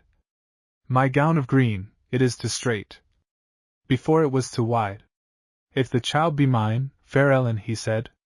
Be mine, as you tell me. Take you Cheshire and Lancashire both. Take them your own to be. If the child be mine, fair Ellen, he said. Be mine, as you do swear. Take you Cheshire and Lancashire both. And make that child your heir. She says, I had rather ha' one kiss, Child Waters, of thy mouth. Then I would have Cheshire and Lancashire both. that lies by north and south. And I had rather ha twinkling child waters of your eye. Then I would have Cheshire and Lancashire both, to take them mine own to be. Tomorrow, Ellen, I must forth ride, so far into the north country. The fairest lady that I can find, Ellen, must go with me. And you, I pray you, child waters, your food page let me be. If you will my food page be, Ellen, as you do tell it me, then you must cut your gown of green, an inch above your knee. So must you do your yellow locks, another inch above your eye. You must tell no man what is my name. My food page then you shall be. All this long day child waters rode. She ran barefoot by his side. Yet was he noyer so courteous a knight, to say, Ellen, will you ride? But all this day child waters rode. She ran barefoot thorough the broom. Yet he was noyer so courteous a knight, as to say, put on your show on. Ride soft fly, she said, child waters. Why do you ride so fast? The child, which is no man's but yours, my body it will burst. He says, sees the yonder water, Ellen, that flows from bank to brim? I trust to God, child waters, she said, you will noyer see me swim. But when she came to the water's side, she sailed to the chin. Except the Lord of Hohen be my speed, now must I learn to swim. The salt waters bare VP Ellen's clothes, Our Lady bare VP her chin. And child waters was a woe man, good Lord, to see fair Ellen swim. And when she year the water was, she then came to his knee. He said, come hither, fair Ellen. Lo yonder what I see. Sayest thou not yonder hall, Ellen? Of red gold shine the yates. There's 24 fair ladies. The fairest is my worldly make. Sayest thou not yonder hall, Ellen? Of red gold shineth the tower. There is 24 fair ladies. The fairest is my paramour. I do see the hall now, child waters. That of red gold shineth the yates. God you're good then of yourself, and of your worthy make. I do see the hall now, child waters. That of red gold shineth the tower. God you're good then of yourself, and of your paramour. There were 24 ladies, were playing att the ball. And Ellen was the fairest lady, must bring his steed to the stall. There were 24 fair ladies, was playing att the chess. And Ellen, she was the fairest lady, must bring his horse to grass. And then bespake child waters' sister, and these were the words said she. You ha the prettiest food page, brother, that ever I saw with mine eye. But that his belly it is so big, his girdle goes wondrous high. And you I pray you, child waters, let him go into the chamber with me. It is more meet for a little food page, that has run through moss and mire, to take his supper upon his knee, and sit down by the kitchen fire, than to go into the chamber with any lady that wears so rich attire. But when they had supped one, to bed they took the way. He said, come hither, my little foot page. Hearken what I do say, and go thee down into yonder town, and low into the street. The fairest lady that thou can find, hire her in mine arms to sleep, and take her VP in thine arms too, for filage of her feet. Ellen is gone into the town, and low into the street. The fairest lady that she could find, she hired in his arms to sleep, and took her in her arms too, for filing of her feet. I pray you now, good child waters, that I may creep in att your bed's feet, for there is no place about this house, where I may say asleep, this night, and itt drow on afterward, till itt was near the day. He said, rise VP, my little food page, and you're my steed corn and hay, and so do thou the good black oats, that he may carry me the better away. And VP then rose fair Ellen, and gave his steed corn and hay, and so she did and the good black oats, that he might carry him the better away. She leaned her back to the manger side, and grievously did groan, and that beheard his mother dear, and heard her make her moan. She said, Rise, VP, thou child waters. I think thou art a cursed man. For yonder is a ghost in thy stable, that grievously doth groan. Or else some woman labours of child. She is so woe begone. But VP then rose child waters, and did on his shirt of silka. Then he put on his other clothes, on his body as white as milk. And when he came to the stable door, full still that he did stand, that he might hear now fair Ellen, how she made her moan. She said, Lullaby, my own dear child. Lullaby, dear child, dear. I would thy father were a king. Thy mother laid on a bier. Peace now, he said, good fair Ellen, and be of good cheer, I thee pray. And the bride all and the churching both, they shall be upon one day. Earl Brand, the Douglas tragedy, and the Child of El. There are here put in juxtaposition 3 versions in ballad form of the same story, though fragmentary in the 2 latter cases, not only because each is good, but to show the possibilities of variation in a popular story. There is yet another ballad, Erlinton, printed by Sir Walter Scott in the Minstrelsy, embodying an almost identical tale.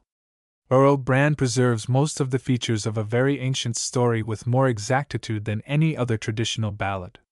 But in this case, as in too many others, we must turn to a Scandinavian ballad for the complete form of the story.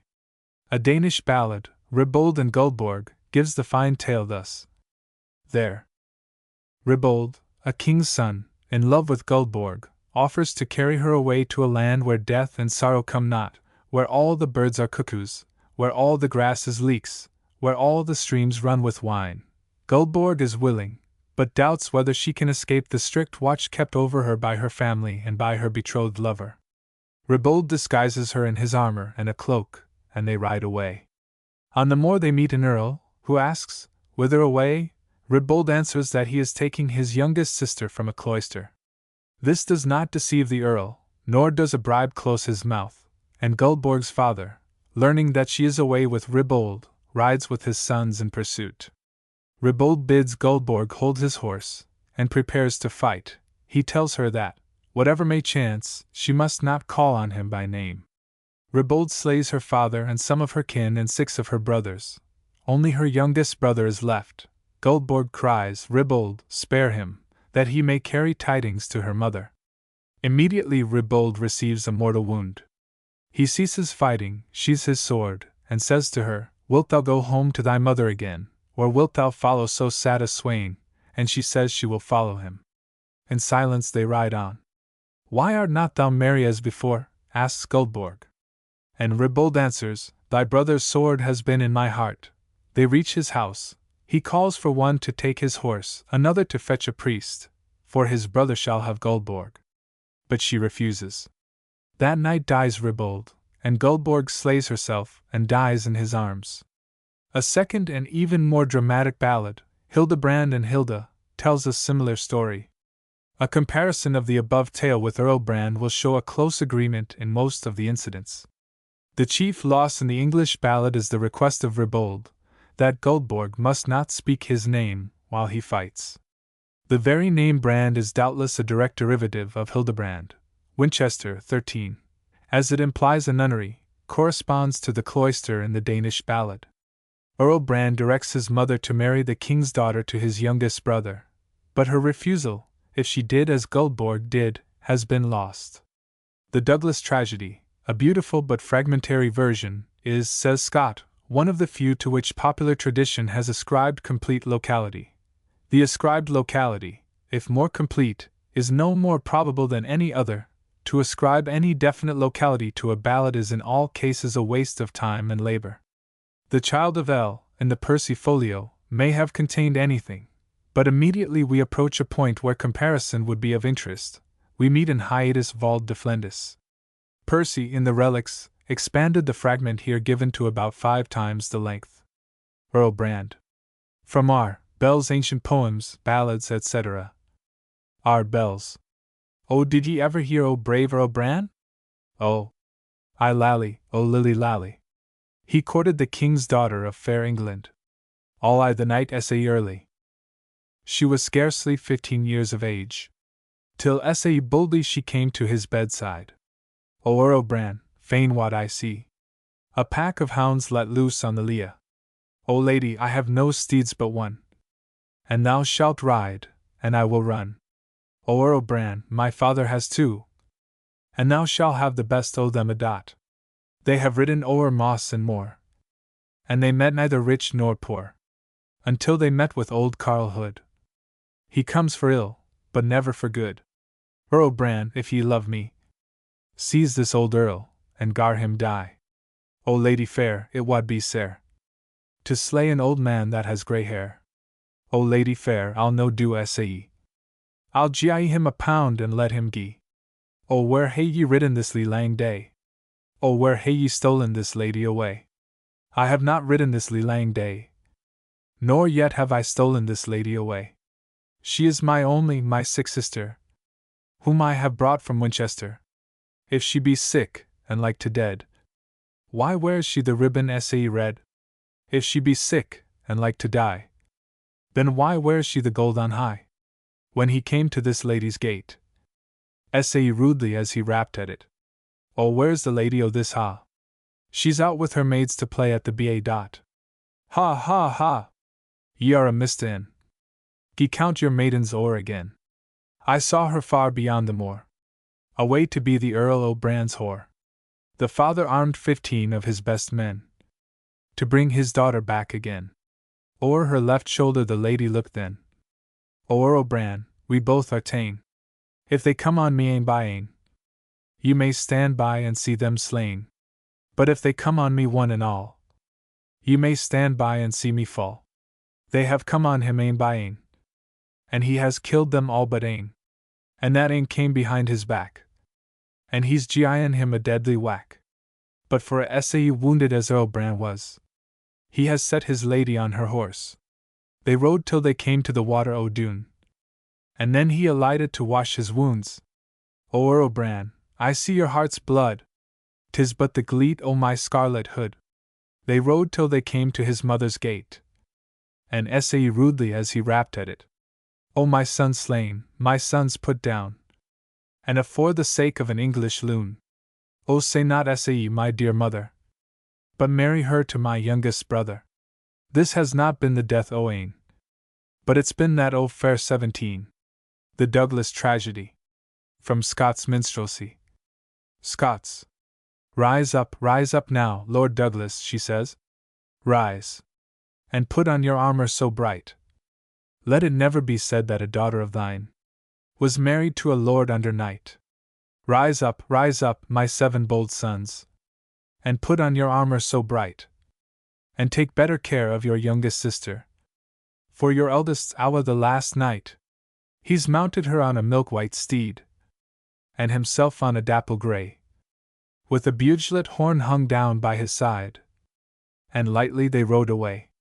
Lord William looked o'er his left shoulder, to see what he could see, and there he spied her 7 brethren bold, come riding over the lea. Light down, Lady Margaret, he said, and hold my steed in your hand, until that against your 7 brethren bold. And your father, I mak a stand. She held his steed in her milk-white hand, and never shed one tear, until that she saw her 7 brethren fa, and her father hard fighting, who loved her so dear. O hold your hand, Lord William, she said, for your strokes they are wondrous sair. True lovers I can get many a ane, but a father I can never get mair. O she's ta'en out her handkerchief. It was o the Holland sae fine, and she dyed her father's bloody wounds, that were redder than the wine. O choose, Lady Margaret, he said. O whether will ye gang or bide? I'll gang, Lord William, she said, for ye have left me no other guide. He's lifted her on a milk-white steed, and himself on a dapple grey, with a bugelet horn hung down by his side, and slowly they baith rade away. Oh, they rade on, and on they rade, and by the light of the moon, until they came to yon wan water, and there they lighted down. They lighted down to tak a drink of the spring that ran sae clear, and down the stream ran his good heart's blood. And sare's she gone to fear. Hold up, Lord William, she says, for I fear that you are slain. 'Tis naething but the shadow of my scarlet cloak that shines in the water sae plain. Oh, they rade on, and on they rade, and by the light of the moon, until they cam to his mother's ha door, and there they lighted down. Get up, Lady Mother, he says. Get up, and let me in. Get up, Lady Mother, he says, for this night my fair lady I've win. O mak my bed, Lady Mother, he says. O mak it braid and deep, and lay Lady Margaret close at my back, and the sounder I will sleep. Lord William was dead lang ere midnight, Lady Margaret lang ere day, and all true lovers that go thegither, may they have mair luck than they. Lord William was buried in St. Mary's Kirk, Lady Margaret in Mary's choir. Out o' the lady's grave grew a bonny red rose, and out o' the knight's a briar, and they twa met, and they twa plat, and fain they wad be near, and o' the world might ken right weel. They were twa lovers dear, but by and rade the Black Douglas, and wow, but he was rough, for he pulled up the bonny briar, and flanked in St. Mary's loch, the Child of L. Fragment, from the Percy Folio. Says, Christ thee saw, good Child of L. Christ saw thee and thy steed. My father says he will no meet, nor his drink shall do him no good, till he haw slain the Child of L, and haw seen his heart's blood. I wold I were in my saddle set, and a mile out of the town. I did not care for your father, and all his merrymen. I wold I were in my saddle set, and a little space him fro. I did not care for your father, and all that long him too. He leaned o'er his saddle bow, to kiss this lady good. The tears that went them two between, were blend water and blood. He set himself on one good steed, this lady on one palfrey, and set his little horn to his mouth, and round lie he rode away. He had not ridden past a mile out of the town. Her father was ready with her 7 brethren. He said, Set thou my daughter down, for it ill beseems thee, thou false churl's son, to carry her forth of this town. But load thou liest, sir, I in the night. Thou now doest lie of me. A knight me got, and a lady me bore, so noyer did none by thee. But light now down, my lady gay. Light down and hold my horse, whilst I and your father and your brethren do play verses at this cross. But light now down, my own true Lou, and meekly hold my steed, whilst your father and your brethren bold, Lord Thomas and fair Annette. The text is from Percy's Relics, Volume 2, 1765, Volume 3, 1767. In the latter edition he also gives the English version of the ballad earlier in the same volume.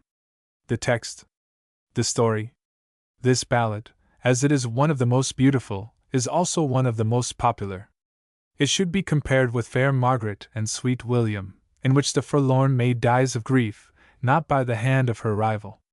The story, a series of Norse ballads, tell much the same tale, but in none is the friend's will a crucial point. Chansons from Burgundy, Bretagne, Provence, and northern Italy faintly echoed the story. Lord Thomas's myth says that fair Annette has no gowd and gear, yet later on we find that Annette's father can provide her with a horse shod with silver and gold, and 24 silver bells in his mane. She is attended by a large company, her cleading skinkles, and her belt is of pearl. Lord Thomas and fair Annette. Lord Thomas and fair Annette. Lord Thomas sate a day on a hill. One night was come, and sun was set. They had not talked their fill. Lord Thomas said a word in jest. Fair Annette took it ill. I will never wed a wife, against my ain friend's will. Jif ye will never wed a wife will ne'er wed ye. Essay he is hame to tell his mither, and knelt upon his knee. O read, mither, he says, a good read gie to me. O saul I tak the na brown bride, and let fair Annette be? The nut-brown bride has gowd and gear. Fair Annette she has gat nane. And the little beauty fair Annette has. Oh, it will soon be gain. And he has till his brother gain. Now, brother, read ye me. Saw I Marie the nut-brown bride. And let fair Annette be? The nut-brown bride has oxen, brother. The nut-brown bride has kye. I wad hae ye Marie the nut-brown bride. And cast fair Annette by. Her oxen may die the house, Billy. And her kye into the byre. And I saw hae nothing to missile. But a fat fadge by the fire. And he has till his sister gain. Now, sister, read ye me. Oh, saw I Marie the nut-brown bride. And set fair Annette free? I see read ye tak fair Annette Thomas. And let the brown bride alane.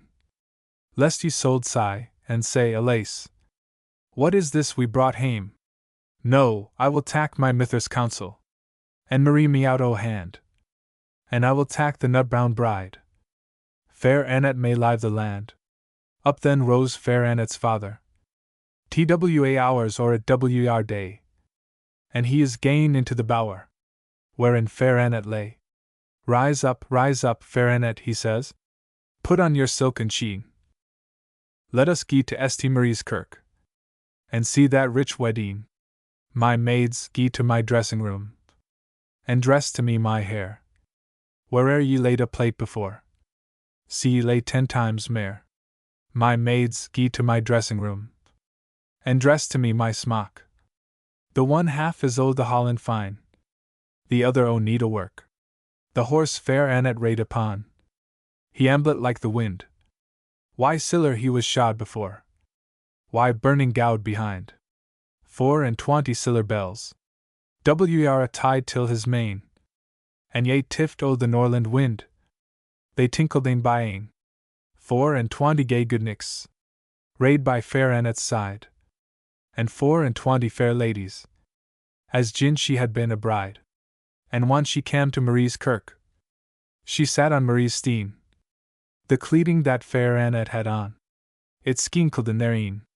And when she cam into the kirk, she shimmered like the sun. The belt that was about her waist was a white pearl's bed one. She sat her by the nut-brown bride, and her een they wrsa clear. Lord Thomas he clean forgat the bride. When fair Annette drew near, he had a rose into his hand. He gie it kisses 3, and reaching by the nut-brown bride, laid it on fair Annette's knee. Up then spak the nut-brown bride. She spak why meikle spite. And where gat ye that rose water? That does mak ye sa white? Oh, I did get the rose water. Where you will ne'er get nane. For I did get that very rose water. Into my mither's wame. The bride she drew a long bodkin, frae out her gay headgear, and strake fair Annette unto the heart. That word spak never mair. Lord Thomas he saw fair Annette wex pale, and marvel at what mote be. But when he saw her dear heart's blood, a wood wroth wexed he. He drew his dagger, that was sa sharp. That was sa sharp and meet, and drave it into the nut-brown bride. That fell dead at his fight. Now stay for me, dear Annette, he said. Now stay, my dear, he cried. Then strake the dagger until his heart, and fell dead by her side. Lord Thomas was buried without kirkwa. Fair Annette within the quair. And o' the tane there grew a birk, the other a bonny brier. And I they grew, and I they threw, as they wad fain be near. And by this ye may ken right while they were twa lovers dear. The Brown Girl. The text of this ballad was taken down before the end of the 19th century by the Rev. S. Baring Gould, from a blacksmith at Thrushleton, Devon. The text. The story is a simple little tale which recalls Barbara Allen, Clerk Sanders, Lord Thomas and fair Annette, and others. I have placed it here for contrast, and in illustration of the disdain of brown maids. The story. The Brown Girl. I am as brown can be. I am. And my eyes as black as sloe. I am as brisk can be. And wild as forest doe. My love he was so high and proud. His fortune too so high. He for another fair pretty maid. Me left, and passed me by.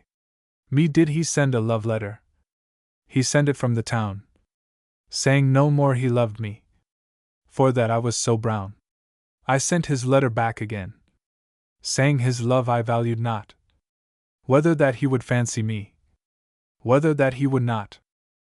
When that 6 months were overpast and gone, then did my lover, once so bold, lie on his bed and groan. When that 6 months were overpast, were gone and overpast, oh then my lover, once so bold, with love was sick at last. First sent he for the doctor man. You, doctor, me must cure the pains that now do torture me. I cannot long endure. Next did he send from out the town. Oh, next did send for me. He sent for me, the brown girl, who once his wife should be. Oh, ne'er a bit the doctor man his sufferings could relieve. Oh, never in one but the brown girl, who could his life reprieve. Now you shall hear what love she had for this poor lovesick man. How all one day, a summer's day, she walked and never ran, when that she came to his bedside, where he lay sick and weak. Oh, then for laughing she could not stand upright upon her feet. You flouted me, you scouted me, and many another one. Now the reward is come at last, for all that you have done. The rings she took from off her hands, the rings by 2 and 3. Oh take these golden rings. By them remember me. She had a white wand in her hand. She strake him on the breast. My faith and troth I give back to thee.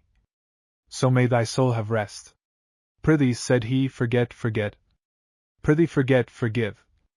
Oh, grant me yet a little space, that I may be well and live. Oh, never will I forgive. So long as I have breath, I'll dance above your green grave, where you do lie beneath. Fair Margaret and sweet William. The text is from a broadside in the Douse Ballads, with a few unimportant corrections from other stall copies, as printed by Percy and Ritson. The text. The story is much the same as Lord Thomas and Fair Annet, except in the manner of Margaret's death. The story. None of the known copies of the ballad are as early in date as The Knight of the Burning Pestle, a play by Beaumont and Fletcher, first produced, it is said, in 1611, in which the humorous old Merithot sings 2 fragments of this ballad, stanza 5 in Act 2, SC 8, and the first 2 lines of stanza 2 in Act 3, SC 5.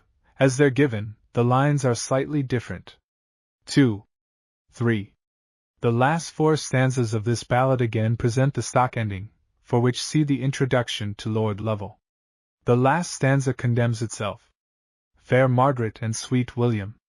As it fell out on a long summer's day, as 2 lovers they sat on a hill. They sat together that long summer's day, and could not talk their fill. I see no harm by you, Margaret, nor you see none by me. Before tomorrow 8 o'clock, a rich wedding shall you see. Fair Margaret sat in her bower window, a combing of her hair, and there she spied sweet William and his bride. As they were riding near, down she laid her ivory comb, and up she bound her hair. She went her way forth of her bower, but never more did come there.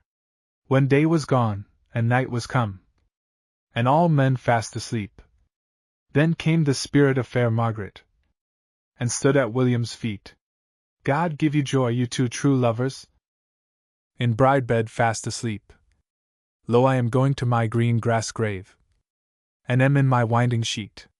When day was come, and night was gone, and all men waked from sleep, sweet William to his lady said, My dear, I have cause to weep. I dreamed a dream, my dear lady. Such dreams are never good. I dreamed my bower was full of red swine, and my bride bed full of blood. Such dreams, my honored lord, they never do prove good. To dream thy bower was full of swine, and thy bride bed full of blood. He called up his merry men all, by 1, by 2, and by 3, saying, I'll away to fair Margaret's bower, by the leave of my lady. And when he came to fair Margaret's bower, he knocked at the ring. So ready was her 7 brethren to let sweet William in. He turned up the covering sheet. Pray let me see the dead. Methinks she does look pale and wan. She has lost her cherry red. I'll do more for thee, Margaret, than any of thy kin. For I will kiss thy pale wan lips, though a smile I cannot win. With that bespeak her 7 brethren, making most piteous moan. You may go kiss your jolly brown bride, and let our sister alone. If I do kiss my jolly brown bride, I do but what is right. For I made no vow to your sister dear, by day or yet by night. Pray tell me then how much you'll deal of your white bread and your wine. So much as is dealt at her funeral today, tomorrow shall be dealt at mine. Fair Margaret dewide today. Sweet William he dewide the morrow. Fair Margaret dewide for pure true love. Sweet William he dewide for sorrow. Margaret was buried in the lower chancel, sweet William in the higher. Out of her breast there sprung a rose, and out of his a briar. They grew as high as the church top, till they could grow no higher. And then they grew in a true lover's knot, which made all people admire. There came the clerk of the parish, as you this truth shall hear, and by misfortune cut them down, or they had now been there. Lord Lovell, it is silly sooth, and dallies with the innocence of love, like the old age. 12th Night 2. 4. 2. The text. This ballad, concluding a small class of 3, Lord Thomas and Fair Annet, and Fair Margaret and Sweet William being the other 2, is distinguished by the fact that the lady dies of hope deferred. It is a foolish ballad, at the opposite pole to Lord Thomas and Fair Annet, and is preeminently one of the class meant only to be sung, with an effective burden. The text given here, therefore, is that of a broadside of the year 1846. The text. The story in outline is extremely popular in German and Scandinavian literature. Of the former, the commonest is Der Ritter und die Maid, also found north of Germany, 26 different versions in all, in some of which lilies spring from the grave. In a Swedish ballad, a linden tree grows out of their bodies. In Danish ballads, roses, lilies, or lindens. This conclusion, a commonplace in folk song, occurs also in a class of Romaic ballads, where a clump of reeds rises from one of the lovers, and a cypress or lemon tree from the other, which bend to each other and mingle their leaves whenever the wind blows. Classical readers will recall the tale of Philemon and Baucis. The story. For further information on this subject, consult the special section of the introduction. Various other versions of this ballad are named Lady Ounspell, Lord Lavell, Lord Travel, and Lord Revel. Lord Lovell. Lord Lovell he stood at his castle gate. Lord Lovell, combing his milk-white steed, when up came Lady Nancy Bell, to wish her lover good speed, to wish her lover good speed. Where are you going, Lord Lovell? She said. Oh, where are you going? Said she. I'm going, my Lady Nancy Bell, strange countries for to see. When will you be back, Lord Lovell? She said. Oh, when will you come back? Said she. In a year or 2 or 3 at the most. I'll return to my fair Nancy. But he had not been gone a year and a day. Strange countries for to see. When languishing thoughts came into his head, Lady Nancy Bell he would go see. So he rode, and he rode, on his milk-white steed, till he came to London town. And there he heard St. Pancras bells, and the people all mourning round. Oh, what is the matter, Lord Lovell? He said. Oh, what is the matter? Said he. A lord's lady is dead, a woman replied, and some call her Lady Nancy. So he ordered the grave to be opened wide, and the shroud he turned down, and there he kissed her clay-cold lips, till the tears came trickling down. Lady Nancy she died, as it might be today. Lord Lovell he died as tomorrow. Lady Nancy she died out of pure grief. Lord Lovell he died out of sorrow. Lady Nancy was laid in St. Pancras Church. Lord Lovell was laid in the choir. and out of her bosom there grew a red rose, and out of her lovers a briar. They grew, and they grew, to the church steeple too, and then they could grow no higher. So there they entwined in a true lover's knot, for all lovers true to admire. Lady Maisry. The text. From the Jameson Brown MS. All the other variants agree as to the main outline of the ballad. The text. MS. The story. Lady Maisry, refusing the young lords of the North Country, and saying that her love is given to an English lord, is suspected by her father's kitchy boy, who goes to tell her brother. He charges her with her fault, reviles her for drawing up with an English lord, and commands her to renounce him. She refuses, and is condemned to be burned. A bonny boy bears news of her plight to Lord William, who leaps to boot and saddle, but he arrives too late to save her, though he vows vengeance on all her kin, and promises to burn himself last of all.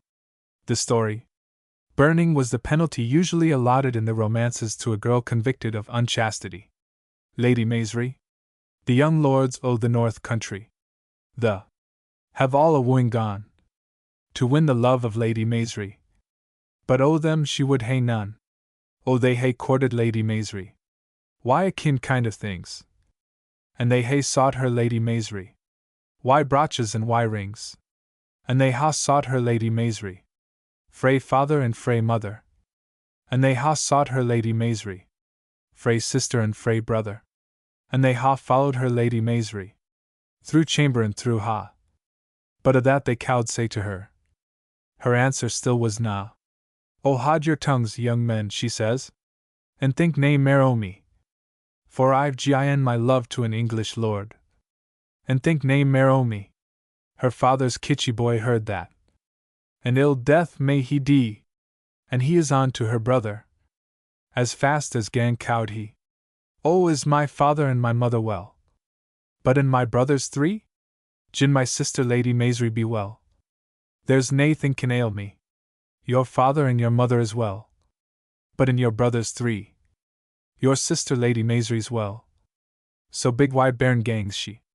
Gin this be true you tell to me. My may lysen light on thee. But gin it be a lie you tell.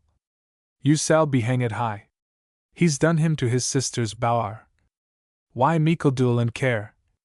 And there he saw her Lady Maisry, kemming her yallow hair. O wha is aught that bairn, he says, that ye sae big are why? And gin ye winna own the truth. This moment ye saw thee. She turned her right and round about, and the kem fell frae her han. A trembling seized her fair body, and her rosy cheek grew wan.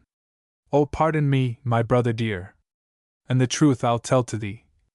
My bairnet is to Lord William, and he is betrothed to me. O cowed now ye gotten dukes or lords, until your own country, that ye draw up why an English dog, to bring this shame on me? But ye maun gie up the English lord, whan your young babe is born. For, gin you keep by him an hour langer, your life sall be forlorn. I will gie up this English blood, till my young babe be born. But then never a day nor hour langer, though my life should be forlorn. O where is a my merry young men, whom I gie meat and fee, to pew the thistle and the thorn, to burn this while hor why? O where will I get a bonny boy, to help me in my need, to rin why hast to Lord William, and bid him come why speed? O out it spake a bonny boy, stood by her brother's side. O I would run your errand, lady, o'er the world wide. Aft have I run your errands, lady, wan blonde baith win and wheat. But now I'll rin your errand, lady, why say tears on my cheek. O wan he came to Broken Briggs, he bent his bow and swam. And wan he came to the green grass growin', he slacked his showan and ran. O wan he came to Lord William's gates, he bade not to chap or see, but set his bent bow till his breast, and lightly lapped the wa. And or the porter was at the gate, the boy was I the ha. O is my biggins broken, boy? Or is my towers won? Or is my lady lighter yet? Of a dear daughter or son? Your biggin is now broken, sir. nor is your towers won. But the fairest lady in the lawn, for you this day maun burn. Oh, saddle me the black, or saddle me the brown. Oh, saddle me the swiftest steed, that ever rade frae a town. Or he was near a mile awa. She heard his wild horse sneeze. Mend up the fire, my false brother. It's not come to my knees. Oh, one he lighted at the gate. She heard his bridle ring. Mend up the fire, my false brother. It's far yet frae my chin. Mend up the fire to me, brother. Mend up the fire to me. For I see him comin' hard and fast. Will soon mend tea up to thee. O gin my hands had been loose, Willie, essay hard as they are bound, I would have turned me frae the gleed, and casten out your young son. Oh, I'll gar burn for you, Maisry, your father and your mother. And I'll gar burn for you, Maisry, your sister and your brother. And I'll gar burn for you, Maisry, the chief of your kin. And the last bonfire that I come to, missile I will cast in the cruel brother. The text is that obtained in 1800 by Alexander Fraser Tytler from Mrs. Brown of Falkland, and by him committed to writing. The first 10 and the last 2 stanzas show corruption, but the rest of the ballad is in the best style. The text. The story emphasizes the necessity of asking the consent of a brother to the marriage of his sister, and therefore the title The Cruel Brother is a misnomer. In ballad times, the brother would have been well within his rights. It was rather a fatal oversight of the bridegroom that caused the tragedy. The story. Danish and German ballads echo the story, though in the commonest German ballad, Graf Friedrich, the bride receives an accidental wound, and that from the bridegroom's own hand. The testament of the bride, by which she benefits her friends and leaves curses on her enemies, is very characteristic of the ballad style, and is found in other ballads, as Lord Ronald and Edward. In the present case, Sister Grace obtains what would seem to be a very doubtful benefit. The Cruel Brother. There was 3 ladies played at the ba. There, with a hey-ho and a lily gay, there came a knight and played o'er them as the primrose spreads so sweetly. The eldest was baith tall and fair, but the youngest was beyond compare. The midmost had a graceful mien, but the youngest looked like beauty's queen. The knight bowed low to the 3, but to the youngest he bent his knee. The lady turned her head aside. The knight he wooed her to be his bride. The lady blushed a rosy red, and said, Sir Knight, I'm too young to Wednesday. O lady fair, give me your hand, and I'll make you lady of a my land. Sir Knight, ere ye my favour win, you maun get consent frae a my kin. He's got consent frae her parents dear, and likewise frae her sisters fair. He's got consent frae her kin each one, but forgot to speak to her brother John.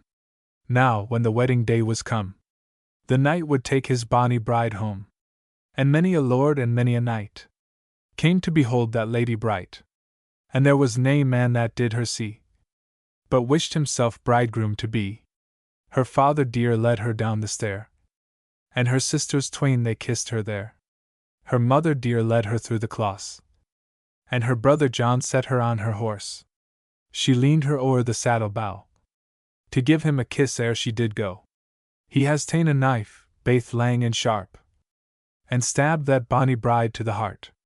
She had no ridden half through the town, until her heart's blood stained her gown. Ride softly on, says the best young man, for I think our bonny bride looks pale and wan. Oh, lead me gently up yon hill, and I'll there sit down, and make my will. Oh, what will you leave to your father dear? The silver-shod steed that brought me here. What will you leave to your mother dear? My velvet pall and my silken gear. What will you leave to your sister Anne? My silken scarf and my gowden fan. What will you leave to your sister Grace? My bloody clothes to wash and dress. What will you leave to your brother John? The gallows tree to hang him on. What will you leave to your brother John's wife? The wilderness to end her life. This lady fair in her grave was laid, and many a mass was o'er her said. But it would have made your heart right sair to see the bridegroom rive his hair. The nut brown maid. The text is from Arnold's Chronicle, of the edition which, from typographical evidence, is said to have been printed at Antwerp in 1502 by John Dosborough. Each stanza is there printed in 6 long lines. Considerable variations appear in later editions. There is also a Balliol MS. 354, which contains a contemporary version, and the Percy Folio contains a corrupt version. The text, Ms. This should not be considered as a ballad proper, it is rather a dramatic lyric. Its history, however, is quite as curious as that of many ballads. It occurs, as stated above, in the farrago known as the Chronicle of Richard Arnold, inserted between a list of the tolls due on merchandise entering or leaving the port of Antwerp, and a table giving Flemish weights and moneys in terms of the corresponding English measures. Why such a poem should be printed in such incongruous surroundings, what its date, or who its author was, are questions impossible to determine. Its position here is perhaps almost as incongruous as in its original place. From 3. To the end of the last verse but one, it is a dialogue between an earl's son and a baron's daughter, in alternate stanzas. A prologue and an epilogue are added by the author. Matthew Prior printed the poem in his works, in order to contrast it with his own version, Henry and Emma, which appealed to contemporary taste as more elegant than its rude original. The Nut Brown Maid. Be it right or wrong, these men among B. On women do complain. Affirming this, how that it is a labor spent in vain to lure them wheel, for noyer a deli.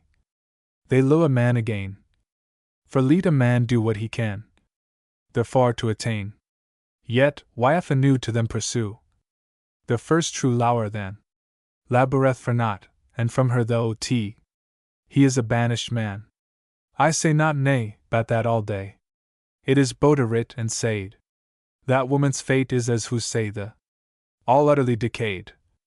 But Nathalie's right good wins in this case might be laid, that they le true and continue record the Nut Brown Maid, which from her le wan hurt to pro he came to make his moan.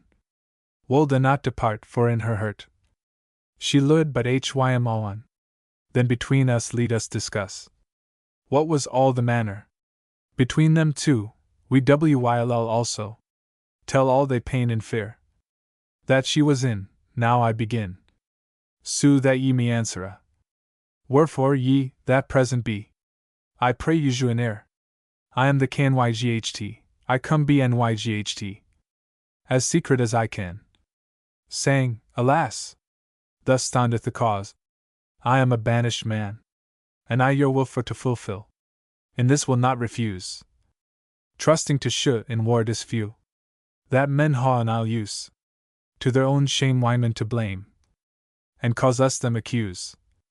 Before to you I answer now, all wyman to excuse. Am wine on her dear, with you what cheer? I pray you tell anon. For, in my mind, of all mankind, I love but you alone. It standeth so, a deedy is due. Wherefore mosh harm shall grow. My destiny is for today, a shameful thee thy trow. Or else to flee, the ton must be. None other way I know, but to withdraw as an outlaw, and take me to my bow. Wherefore, adieu, my own her true. None other red I can, for I must to the green woad go. Alone a banished man. O Lord, what is this worldy's bliss? That chongeth as the moan. My summer's day in lusty May. Is Dirk before the nun? I hear you say farewell, nay, nay. We depart not so soon. Why say ye so? Whetter wyll ye go? Alas! What haw ye done? I'll lend my welfare to sorrow and care. Shul the change, why if ye were gone? For in my mind, of all mankind, I love but you alone. I can believe, it shall you grew, and somewhat you distrain. But afterward your pains hard, within a day or twain, shall soon slake, and ye shall take comfort to you again. Why should ye not? For, to make thought, your labor were in vain. And thus I do, and pray you loo, as hurtly as I can. For I must to the green woad go, alone a banished man. Now, syth that ye ha shewed to me, the secret of your mind, I shall be plain to you again, like as ye shall me find. Syth it is so, that ye will goo. I will not Louis behind. Shall noyer be said, the na brown maid was to her le unkind. Make you ready, for so am I, although it were an. For, in my mind, of all mankind, I love but you alone. Yet I you read take good heed. Wan men will think and say, of young and old, it shall be told that ye be gone away. Your wanton will for to fulfill. In greenwood you to play. And that ye myght from your delight. No langer make delay. Rather than ye should thus for me be called an ill woman. Yet wolde I to the greenwood goo. Alone a banished man. Though it be songe of old and young, that I should be to blame. Theirs be the charge, that speaks so large, in hurting of my name. For I will pro that faithful lo. It is dud of shame, in your distress and heariness, to part with you the same. And sure although that do not so, true lowers are they noon. But in my mind, of all mankind, I love but you alone. I counsel you, remember how it is no maiden's law, nothing to doubt, but to ren out, to wod with an outlaw. For ye must there in your hand bear a bow to bear and draw, and as a thief, thus must ye live. You are in dread and awe, by which to yow great harm myght grow. Yet had I lure then, that I had to the greenwood goo, alone a banished man. I think not nay, but as ye say, it is no maiden's lore, but may make me for your sake, as ye ha said before, to come on foot, to hunt and shoot, to get us meat and store. For sue that I your company may ha, I ask no more, from which to part, it makeeth wine hurt, as cold as ony stan.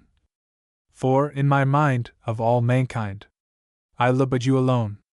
For an outlaw, this is the law, that men take and bind, without piety hang to be, and wower with the wind.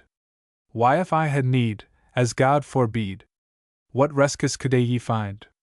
For soth I trow you and your bow should draw for fear behind, and no meruile, for lidle all, were in your counsel then. Wherefore I to the wood will go, alone a banished man. Full wel know ye, that Wyman be full feeble for to fyght. No a woman head is it indeed, to be bold as a knight. Yet in such fear, why if that you were among enemies day and nyght, I wolde withstand, with bow in hand, to grow them as I myght, and you to saw, as Wyman ha, from death many one. For, in my mind, of all mankind, I love but you alone. Yet take good heed, for you are I dread, that ye could not sustain the thorny ways, the depe valleys, the snow, the frost, the rain, the cold, the heat, for dry or wheat. We must lodge on the plain, and us a bough, noon other way, but a break bouche or twain, which soon should agree you I below. And you wolde gladly then, that I had to the greenwood goo, alone a banished man. Syth I ha here been pardoner, with you of joy and bliss. I must also part of your woo, endure as reason is. Yet am I sure of one pleasure, and shortly it is this, that where ye be me semeth purred, I could not fare amiss, without more spesh I you besesh, that we were soon agone. For, in my mind, of all mankind, I love but you alone.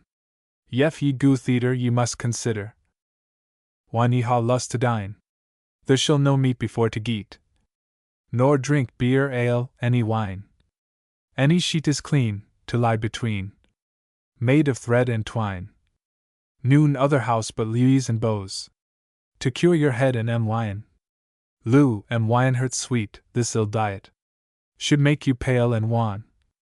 Wherefore I to the wood will go, alone, a banished man, among the wild deer, such an archer, as men say that ye be. Any may not fail of good vitail, where is so great a plenty, and water clear of the Riora, shall be full sweet to me. Wyth wish in helle I shall right weel endure, as ye shall see. And or we go a bed or two, I can pride anon. For, in my mind, of all mankind, I love but you alone. Loo, yet before ye must do more. Why if ye will go with me, as cut your hair up by your air, your kirtle by the knee, with bow in hand, for to withstand your enemies, why if need be. And this same NYGHT before daylight, to woodward will I flee, and ye will all this fulfill. Do it shortly as ye can. Ellis will I to the greenwood go, alone, a banished man. I shall as now do more for you, that longeth to womanhead, to short my here, a bow to bear, to show't in time of need. O my sweet Maud, before all other, for you ha I most dread. But now adieu, I must ensue, where fortune doth me lead. All this make ye, now lead us flee. The day come fast upon. For, in my mind, of all mankind, I love but you alone. Nay, nay, not so, ye shall not go. And I shall tell you why. Your appetite is to be LYGHT. Of I will ask be. For right as ye ha said to me, in likewise hardly, ye wold the answer a whoso you are it were. In way of company, it is said of old, sown oat, sown cold. And so is a woman. Wherefore I to the wood wly go. Alone, a banished man. Yef ye take hida, yet is no need.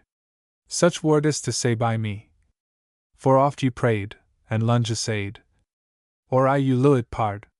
And though that I of ancestry, a baron's daughter be, yet ha you prode how I you lewd, a squire of low degree.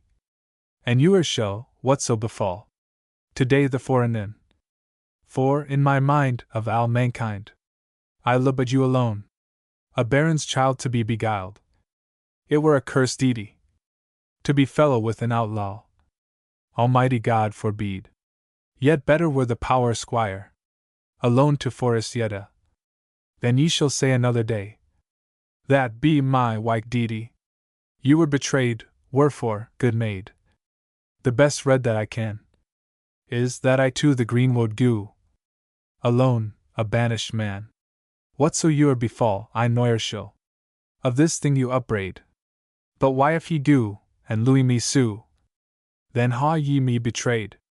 Remember you weel, how that ye deli. For why if ye as the wise said, be so unkind, to Louis behind. Your Lou, the not brown maid.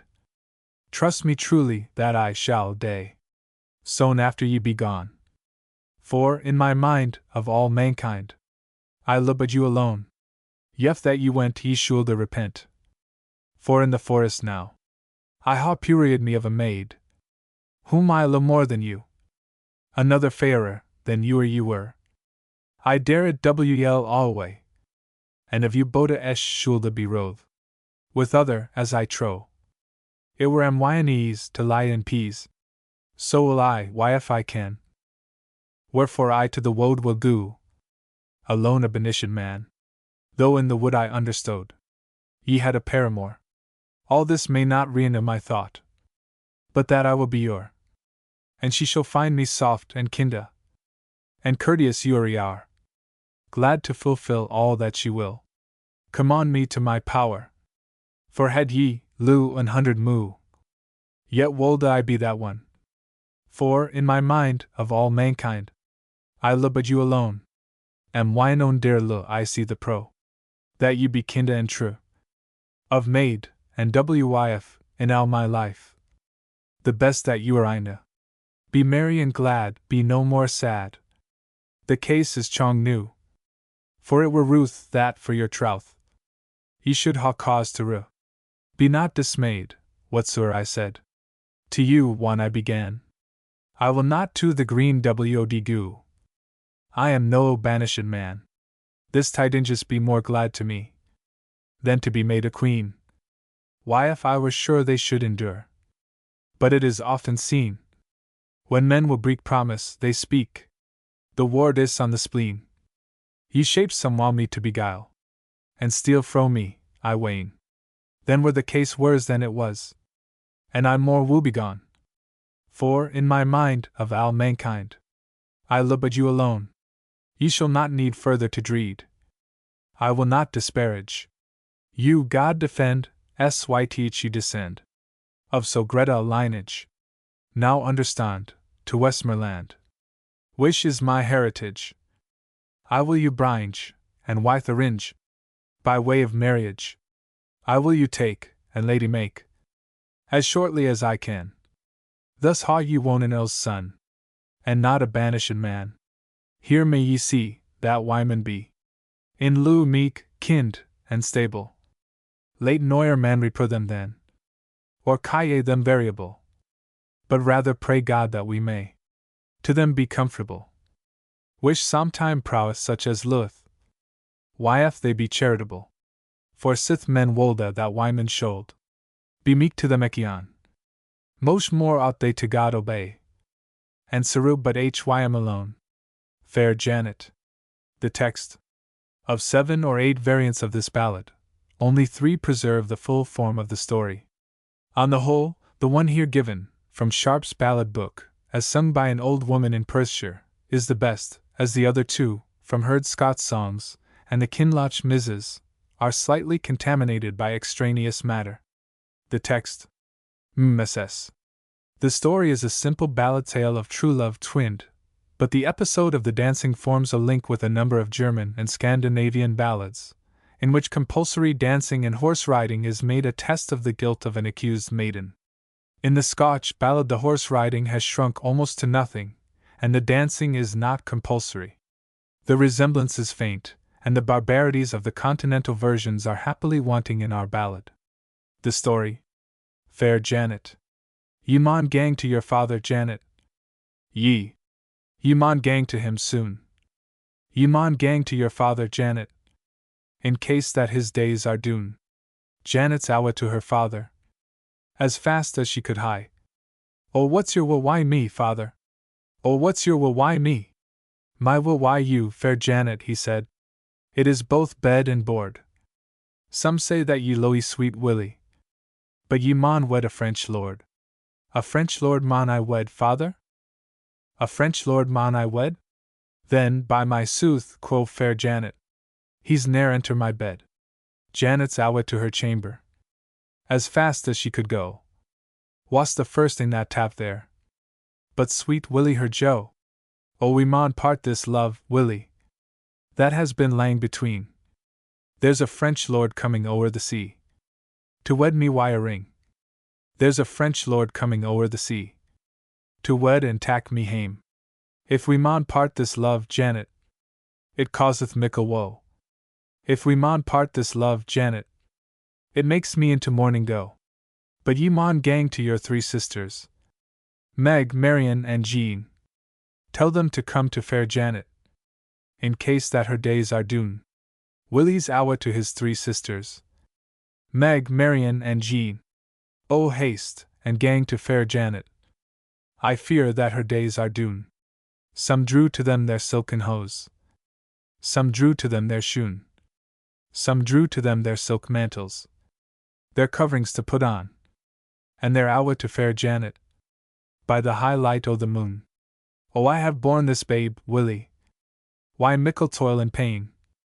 Take hame, your babe, Willie, for nurse I dare be none. He's ta'en his young son in his arms, and kissed him cheek and chin, and he's awa to his mother's bower, by the high light o' the moon. Oh, open, open, mother, he says. Oh, open, and let me in. The rain rains on my yellow hair, and the dew drops o'er my chin, and I hae my young son in my arms. I fear that his days are doon. With her fingers lang and sma, she lifted up the pin, and with her arms lang and sma, received the baby in. Gie back now, sweet Willie, and comfort your fair lady. For where ye had but ae new rice, your young son shall hae 3. Willie he was scarce awa, and the lady put to bed. Went in and came her father dear. Make haste, and buss the bride. There's a sair pain in my head, father. There's a sair pain in my side. And ill, oh ill, am I, father, this day for to be a bride. Oh ye maun buss this bonny bride, and put a gay mantle on, for she shall wed this auld French lord, gin she should die the morn. Some put on the gay green robes, and some put on the brown, but Janet put on the scarlet robes, to shine foremost thro' the town. And some they mounted the black steed, and some mounted the brown, but Janet mounted the milk-white steed, to ride foremost thro' the town. Oh, wha will guide your horse, Janet? Oh, wha will guide him best? Oh, wha but Willie, my true love? He kens I lo'e him best. And when they cam to Marie's kirk, to tie the Hallyban, fair Janet's cheek looked pale and wan, and her colour gied and cam. When dinner it was past and done, and dancing to begin, oh, we'll go take the bride's maidens, and we'll go fill the ring. Oh, ben then cam the auld French lord, saying, Bride, will ye dance with me? Awa, awa, ye auld French lord, your face I downa see. Oh, ben then cam now sweet Willie, he cam with ane advance. Oh, I'll go tak the bride's maidens, and we'll go tak a dance. I've seen ither days why you, Willie, and so has Mony May. You would hae dance why me missile. Let 'em my maidens gie. Oh, ben then cam now sweet Willie, saying, Bride, will ye dance why me? Aye, by my sooth, and that I will, gin my back should break in three. She had nae turned her thro' the dance, but thrice. Once she fell down at Willie's feet, and up did never rise. Willie's ta'en the key of his coffer, and gi'en it to his man. Gie hame, and tell my mother dear, my horse he has me slain. Bid her be kind to my young son, for father has he none. The ta'en was buried in Marie's kirk, and the tither in Marie's choir. Out of the ta'en there grew a birk, and the tither a bonny briar. Brown Adam. The text is given from the Jameson Brown MS. It was first printed by Scott, with the omission of the second stanza, perhaps justifiable, and a few minor changes. He notes that he had seen a copy printed on a single sheet. The text, Ms. The story has a remote parallel in a Danish ballad, extant in manuscripts of the 16th century and later, Danefune hand. The tale is told as follows. Lutzelil, knowing the evil ways of Loy Peterson, rejects his proffered love. Loy vows she shall repent it, and the maiden is afraid for 9 months to go to church, but goes at Easter. Loy meets her in a wood, and repeats his offer. She begs him to do her no harm, feigns compliance, and makes an assignation in the chamber of her maids. She returns home and tells her father, who watches for Loy. When he comes and demands admission, she denies the assignation. Loy breaks down the door, and discovers Lutzelil's father with a drawn sword, with which he cuts off Loy's hand. The story.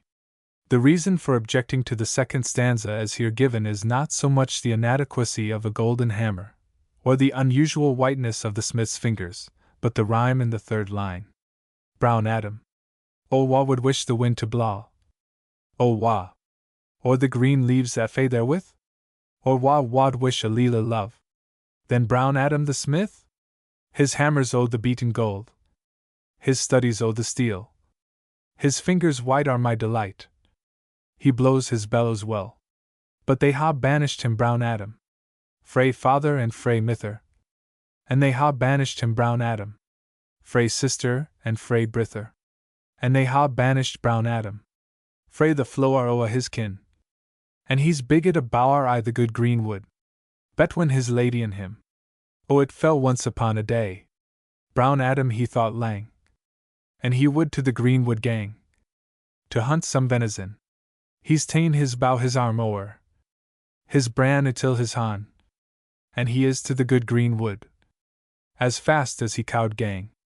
Oh, he's shot up and he's shot down, the bird yippo the briar, and he's sent it hame to his lady, bade her be of good cheer.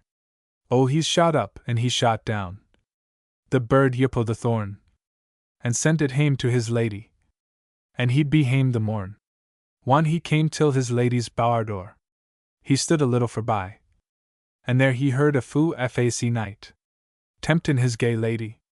Oh, he's ta'en out a gay gold ring, had cost him mony a pound. Oh, grant me love for love, lady, and this shall be your own. I loo Brown Adam Wells, she says. I what say does he me? And I would not gi Brown Adam's love, for nay fac knight I see. Out he has ta'en a purse of gold, was a food to the string. Grant me but love for love, lady, and a this shall be thine. I loo Brown Adam Wells, she says, and I can say does he me. And I wouldna be your light leman, for mair nor ye cow gi. Then out has he drawn his lang bran, and he's flashed it in her een. Now grant me love for love, lady, or through you this sal gang. Oh, sighing said that gay lady, Brown Adam Tari's lang.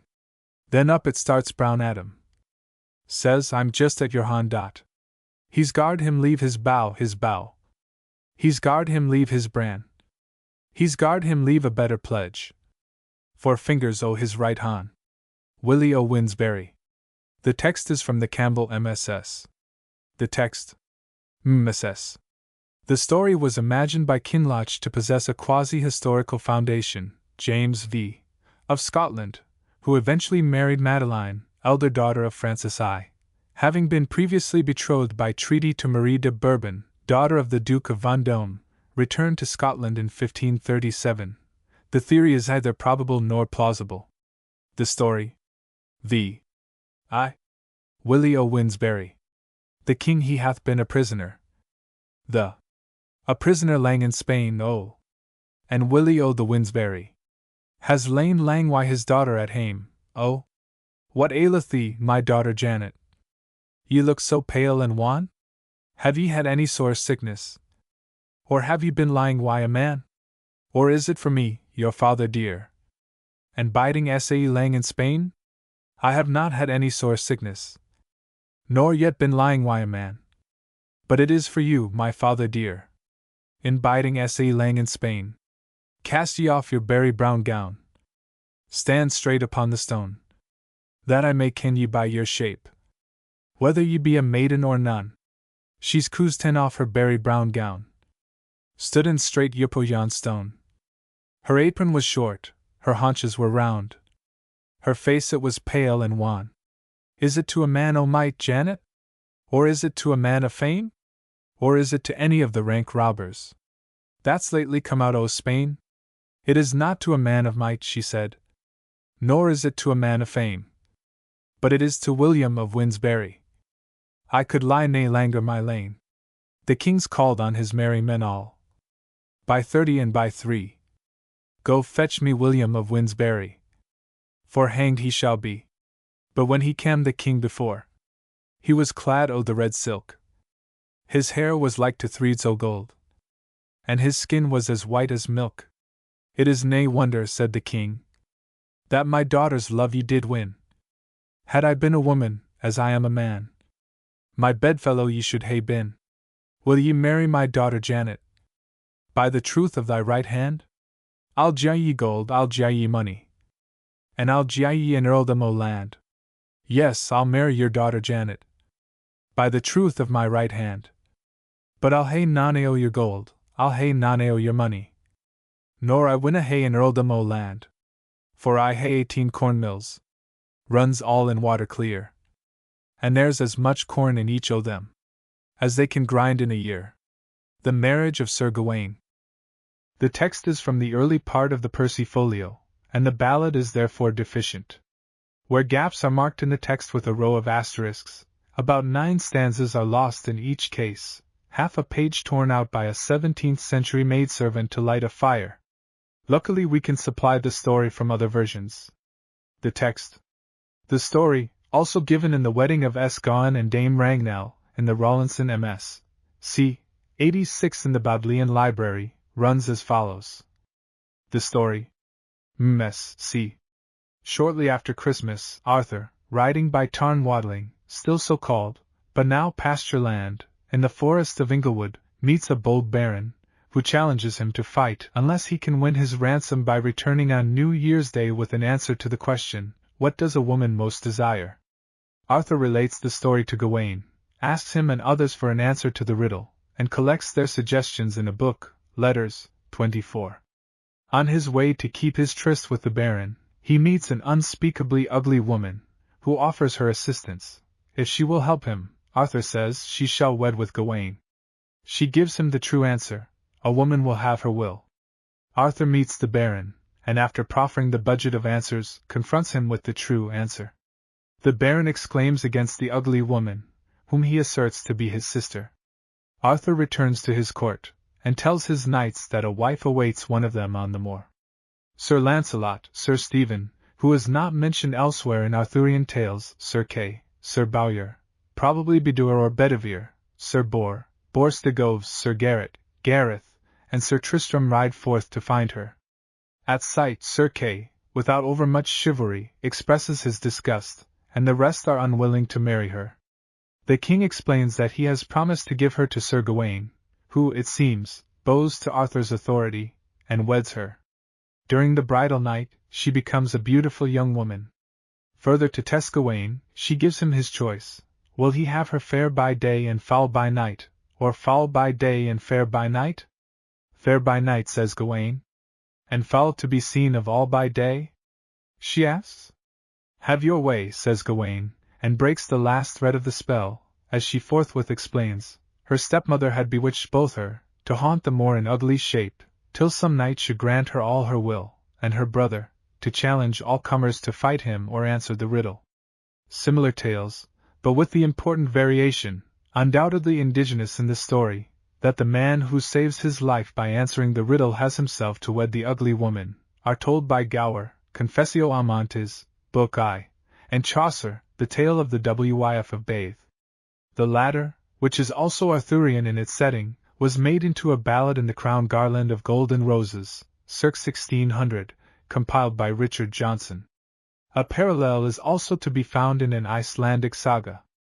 I. The Marriage of Sir Gawain. King Arthur lose and marry Carlisle. King Arthur and Semele is to see, and there he hath with him Queen Guinevere, that bride so bright of blee. And there he hath with him Queen Guinevere, that bride so bright in bower. And all his barons about him stood, that were both stiff and stour. The king kept a royal Christ mass, of mirth and great honor. And when, and bring me word what thing it is, that a woman will most desire. This shall be thy ransom, Arthur, he says, for I loha no other here. King Arthur then held VP his hand, according then as was the law. He took his lo of the baron there, and homeward can he draw. And when he came to marry Carlisle, to his chamber he is gone. And there came to him his cousin Sir Gawain, as he did make his moan. And there came to him his cousin Sir Gawain, that was a courteous knight. Why sigh you so sore, Venkel Arthur, he said, or who hath done thee right? O peace, thou gentle Gawain, that fair may thee befall. For if thou knew my sighing so deep, thou wold not meruel att all. For when I came to turn waddling, a bold baron there I fand, with a great club upon his back, standing stiff and strong. And he asked me whether I wold fight, or from him I should be gone, or else I must him a ransom pay, and so depart him from. To fight with him I saw no cause, methought it was not meet, for he was stiff and strong withal. His strokes were nothing sweet. Therefore this is my ransom, Gawain. I ought to him to pay. I must come again, as I am sworn, upon the New Year's Day, and I must bring him word what thing it is. Then King Arthur dressed him for to ride, in one so rich array, toward the foresaid turn waddling, that he might keep his day. And as he rode over a moor, he see a lady where she sate, betwixt an oak and a green holland. She was clad in red scarlet. Then there a should ha stood her mouth. Then there was set her eye. The other was in her forehead fast, the way that she might see. Her nose was crooked and turned outward. Her mouth stood full awry. A worse formed lady than she was. Nor man saw with his eye. To halch upon him, King Arthur. This lady was full fain. But King Arthur had forgot his lesson. What he should say again. What knight art thou, the lady said, that will not speak to me? Of me be thou nothing dismayed, though I be VGLY to see. For I ha helped you courteously, and you will not me again. Yet I may happen, Sir Knight, she said, to ease thee of thy pain. Do thou ease me, lady, he said, or help me anything. Thou shalt have gentle Gawain, my cousin, and marry him with a ring. Why, if I help thee not, thou noble King Arthur, of thy own heart's desiringe, of gentle Gawain. And when he came to the turn waddling, the baron there cold he find, with a great weapon on his back, standing stiff and straunch. And then he took King Arthur's letters in his hands, and away he cold them fling. And then he pulled out a good brown sword, and cryd himself a king. And he said, I ha thee and thy land, Arthur, to do as it pleaseth me. For this is not thy ransom sure, therefore yield thee to me. And then bespoke him noble Arthur, and bade him hold his hand, and give me low to speak my mind, in defence of all my land. He said, as I came over a moor, I see a lady where she sate, between an oak and a green holland. She was clad in red scarlet, and she says a woman will ha her will, and this is all her chief desire. Do me right, as thou art a baron of skill. This is thy ransom and all thy hire. He says, an early vengeance light on her. She walks on yonder moor. It was my sister that told thee this, and she is a mishappen whore. But here he make mine a vow to God, to do her and you'll turn. For in ewer I may thate foul doth get, in a fire I will her burn. The two depart. Sir Lancelot and Sir Stephen bold. They rode with them that day, and the foremost of the company. There rode the steward Kay. So did Sir Bowyer and Sir Bors. Sir Garrett with them so gay. So did Sir Tristram that gentle knight. To the forest fresh and gay. And when he came to the green forest, underneath a green holly tree, there sate that lady in red scarlet, that seemly was to see.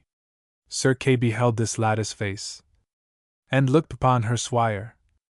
Whosoe'er kisses this lady, he says, of his kiss he stands in fear. Sir Kay beheld the lady again, and looked upon her snout. Whosoe'er kisses this lady, he says, of his kiss he stands in doubt. Peace, cousin Kay, then said Sir Gawain, amend thee of thy life. For there is a knight amongst versus all, that must marry her to his wife. What? Wed her to whiff, then said Sir Kay. In the Dywell's name, anon. Get me a whiff where'er I may. For I had rather be slain. Then some took VP their hawks in hast, and some took VP their hounds, and some swear they wold not marry her, for city nor for town. And then bespake him noble King Arthur, and swear thereby this day, for a little foule sight and misliking. Then she said, choose thee, gentle Gawain, truth as I do say, whether thou wilt harm me in this likeness, in the night or else in the day. And then bespake him gentle Gawain, was one so mild of mood, says, well I know what I wold say. God grant it may be good, to haud thee foul in the night, when I with thee should play. Yet I had rather, if I might, haud thee foul in the day. What? When lords go with the fires, she said, both to the ale and wine? Alas! Then I must hide myself. I must not go within.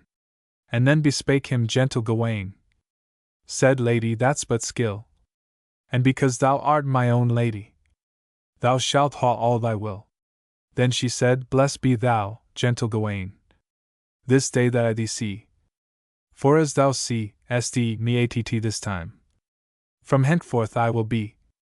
My father was an old knight, and yet it chanced so, that he married a young lady, that brought me to this woe.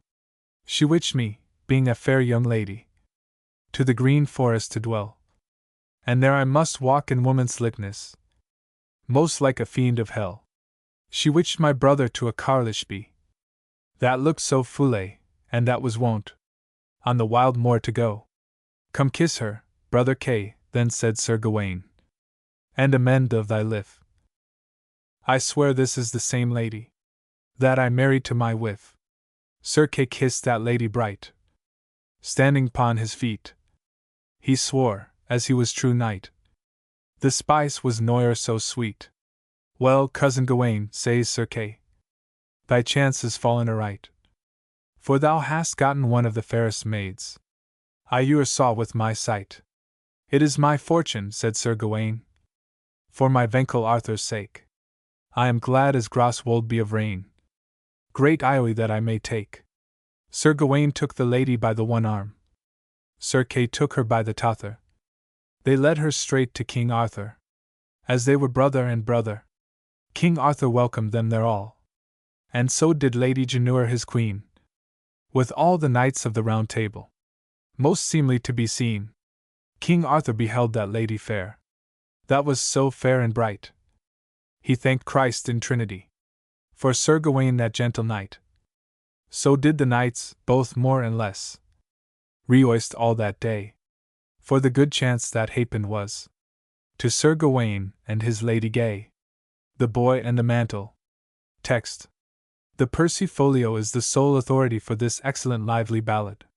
It is here given as it stands in the manuscript, except for division into stanzas. Percy printed the ballad verbatim, that is, with emendations, and also a revised version. Text. The story, which exists in countless variations in many lands, is told from the earliest times in connection with the Arthurian legend cycle.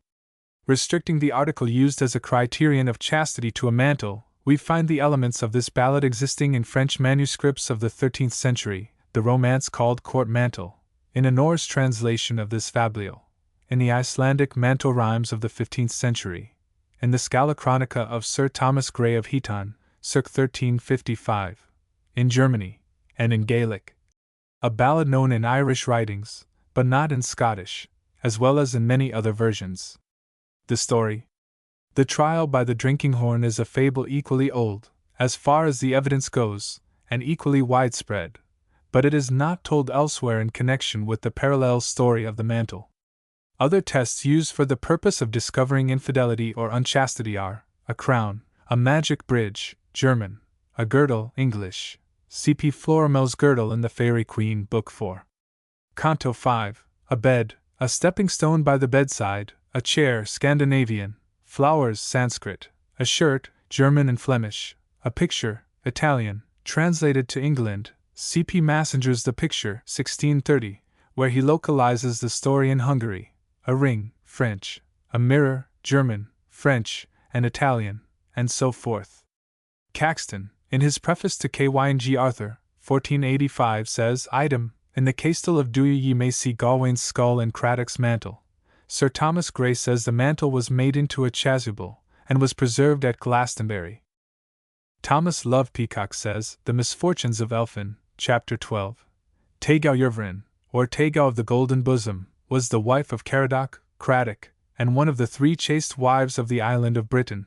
A similar statement is recorded by Percy at the end of his revised and altered ballad, taking it from the Rev. Evan Evans, editor of the Specimens of Welsh Poetry. The Boy and the Mantle.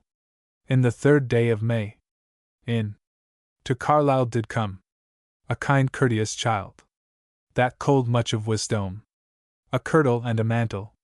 This child had pawn, with broaches and rings, full richly bed one. He had a soot of silka about his middle drawn, without he cold of courtesy. He thought it much shame. God speed thee, King Arthur, sitting at thy meat, and the goodly Queen Guinevere. I cannot her forget. I tell you, lords, in this hall, I het you all heed, except you be the more sure. Is you for to dread? He plucked out of his potware, and longer wold not dwell. He pulled forth a pretty mantle, between 2 nutshells. Haw thou here, King Arthur, Ha thou hear of me? Give itt to thy comely queen. Chopin as itt is already. Itt shall neuer become that with. That hath once done amiss. Then Uri knight in the king's court began to care for his wife. Forth came Dame Guinevere. To the mantle she her bid. The lady she was newfangle, but yet she was afraid. When she had taken the mantle, she stood as she had been mad. It was from the top to the toe, as shears had itt shred. One while was itt gowl, another while was itt green, another while was itt wadded. Ill itt did her beseem, another while was it black, and bore the worst hue. By my troth, quoth King Arthur, I think thou be not true. She threw down the mantle, that bright was a blee, fast with a red red. To her chamber can she flee. She cursed the wearer and the walker, that clothes that had wrought, and bade a vengeance on his crown, that hither hath itt brought. I had rather be in a wood, vender a green tree, than in King Arthur's court, shamed for to be. Kay called forth his lady, and bade her come near. Says, Madam, an thou be guilty, I pray thee hold thee there. Forth came his lady, shortly and anon, boldly to the mantle. Then is she gone. When she had ta'en the mantle, and cast it her about, then was she bare, all above the buttocks. Then Uri knight, that was in the king's court, talked log ed and showed ed, full oft att that sport. She threw down the mantle, that bright was a blee, fast with a red rud. To her chamber can she flee. Forth came an old knight, pattering or a creed, and he proffered to this little boy 20 marks to his meed, and all the time of the Christ Mass, willingly to feed. For why this mantle might, doe his wife some need. When she had ta'en the mantle, of cloth that was made, she had no more left on her, but a tassel and a threed. Then Uri knight in the king's court bade yo might she speed. She threw down the mantle, that bright was a blee, and fast with a red rud. To her chamber can she flee. Craddock called forth his lady, and bade her come in. Saith, win this mantle, lady, with a little din. Win this mantle, lady, and it shall be thine, if thou neuer did amiss, since thou wast mine. Forth came Craddock's lady, shortly and anon, but boldly to the mantle. Then is she gone. When she had ta'en the mantle, and cast itt her about, vppatt her great toe, itt began to crinkle and crout. She said, bow down, mantle, and shame me not for naught. Once I did amiss, I tell you certainly, when I kissed Craddock's mouth, vender a green tree. When I kissed Craddock's mouth, before he married me, when she had her shruin, and her signs she had told the mantle stood about her, right as she wold, seemly of colour, glittering like gold. Then Uri knight in Arthur's court did her behold. Then spake Dame Guinevere to Arthur our king, she hath ta'en yonder mantle, not with right but with wrong. See you not yonder woman, that mocketh herself so clean? I ha seen ta'en out of her bed, of men 15, priests, clerks, and wedded men, from her bideen. Yet she taketh the mantle, and mocketh herself clean. Then spake the little boy, that kept the mantle in hold. Says, King, chasten thy wife. Of her words she is to bold. She is a bitch and a witch, and a whore bold. King, in thine own hall, thou art a cuckold. A little boy stood, looking o ye adore. He was ware of a wild boar. Wold ha worried a man. He pulled forth a whiff. Fast thither that he ran. He brought in the boar's head, and quitted him like a man. He brought in the boar's head, and was wondrous bold. He said there was noyer a cuckold's niff. Cura itt that cold. Some rub their knius 'pon a whetstone, Some threw them vendor the table, and said they had none. King Arthur and the child stood looking them upon. All their knives edges turned back again. Craddock had a little new of iron and of steel. He birtled the boar's head. Wondrous wheel! That Uri knight in the king's court had a morsel. The little boy had a horn of red gold that ringed. He said there was no cuckold shall drink of my horn, but he should it sheed, either behind or beforn. Some shed on their shoulder, and some on their knee. He that cold not hit his mouth, put it in his eye, and he that was a cuckold, Uri man might him see. Craddock won the horn, and the boar's head. His lady won the mantle, to her mead. Uri such a luily lady. God send her well to speed. Johnny Scott. The text of this popular and excellent ballad is given from the Jameson Brown MS. It was copied, with wilful alterations, into Scott's Abbotsford MS, called Scottish Songs. Professor Child prints 16 variants of the ballad, nearly all from manuscripts. The text: Mess. The story of the duel with the Italian is given with more detail in other versions. In 2 ballads from Motherwell's MS, where the Italian becomes the taliant or the taliant, the champion jumps over Johnny's head and descends on the point of Johnny's sword. This exploit is paralleled in a Breton ballad, where the Seigneur Les Aubries of St. Brieuc is ordered by the French king to combat his wild Moor, who leaps in the air and is received on the sword of his antagonist. Again, in Scottish tradition, James McGill, having killed Sir Robert Balfour about 1679, went to London to procure his pardon, which Charles II offered him on the condition of fighting an Italian gladiator. The Italian leaped once over James McGill, but in attempting to repeat this maneuver was spitted by his opponent, who thereby procured not only his pardon, but also knighthood.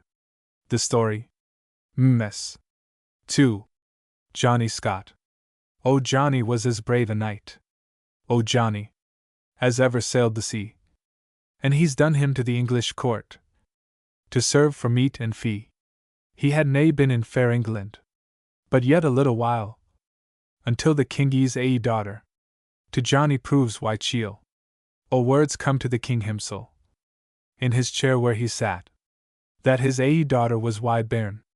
To Jack, the little Scot, gin this be true that I do hear, as I trust well it be, ye pit her into prison strong, and starve her till she die. O Johnny's on to fair Scotland. A what he went why speed, and he has left the king's court. A what good was his need? Oh, it fell once upon a day, that Johnny he thought lang, and he's gane to the good green wood, as fast as he cowed gang.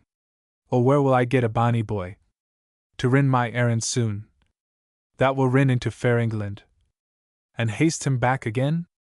Oh, up it starts a bonny boy, gold yellow was his hair. I wish his mother Michael joy, his bonny love meikle mare. Oh, here am I, a bonny boy, will rin your errand soon. I will gang into fair England, and come right soon again. Oh, whan he came to broken briggs, he bent his bow and swam, and whan he came to the green grass grow on, he slaked his showan and ran. Whan he came to yon high castle, he ran it roon about, and there he saw the king's daughter, at the window looking out. Oh, here's a sark o' silk, lady, your ein han sewed the sleeve. You are bidden come to fair Scotland, speer nane o your parents' leave. Ha, take this sark o' silk, lady, your ein han sewed the gare. You're bidden come to good green wood, love Johnny waits you there. She's turned her right and roon about, the tear was in her ee. How can I come to my true love, except I had wings to flee? Here am I kept wide bars and bolts, most grievous to behold. My breastplates owed the sturdy steel, instead of the beaten gold.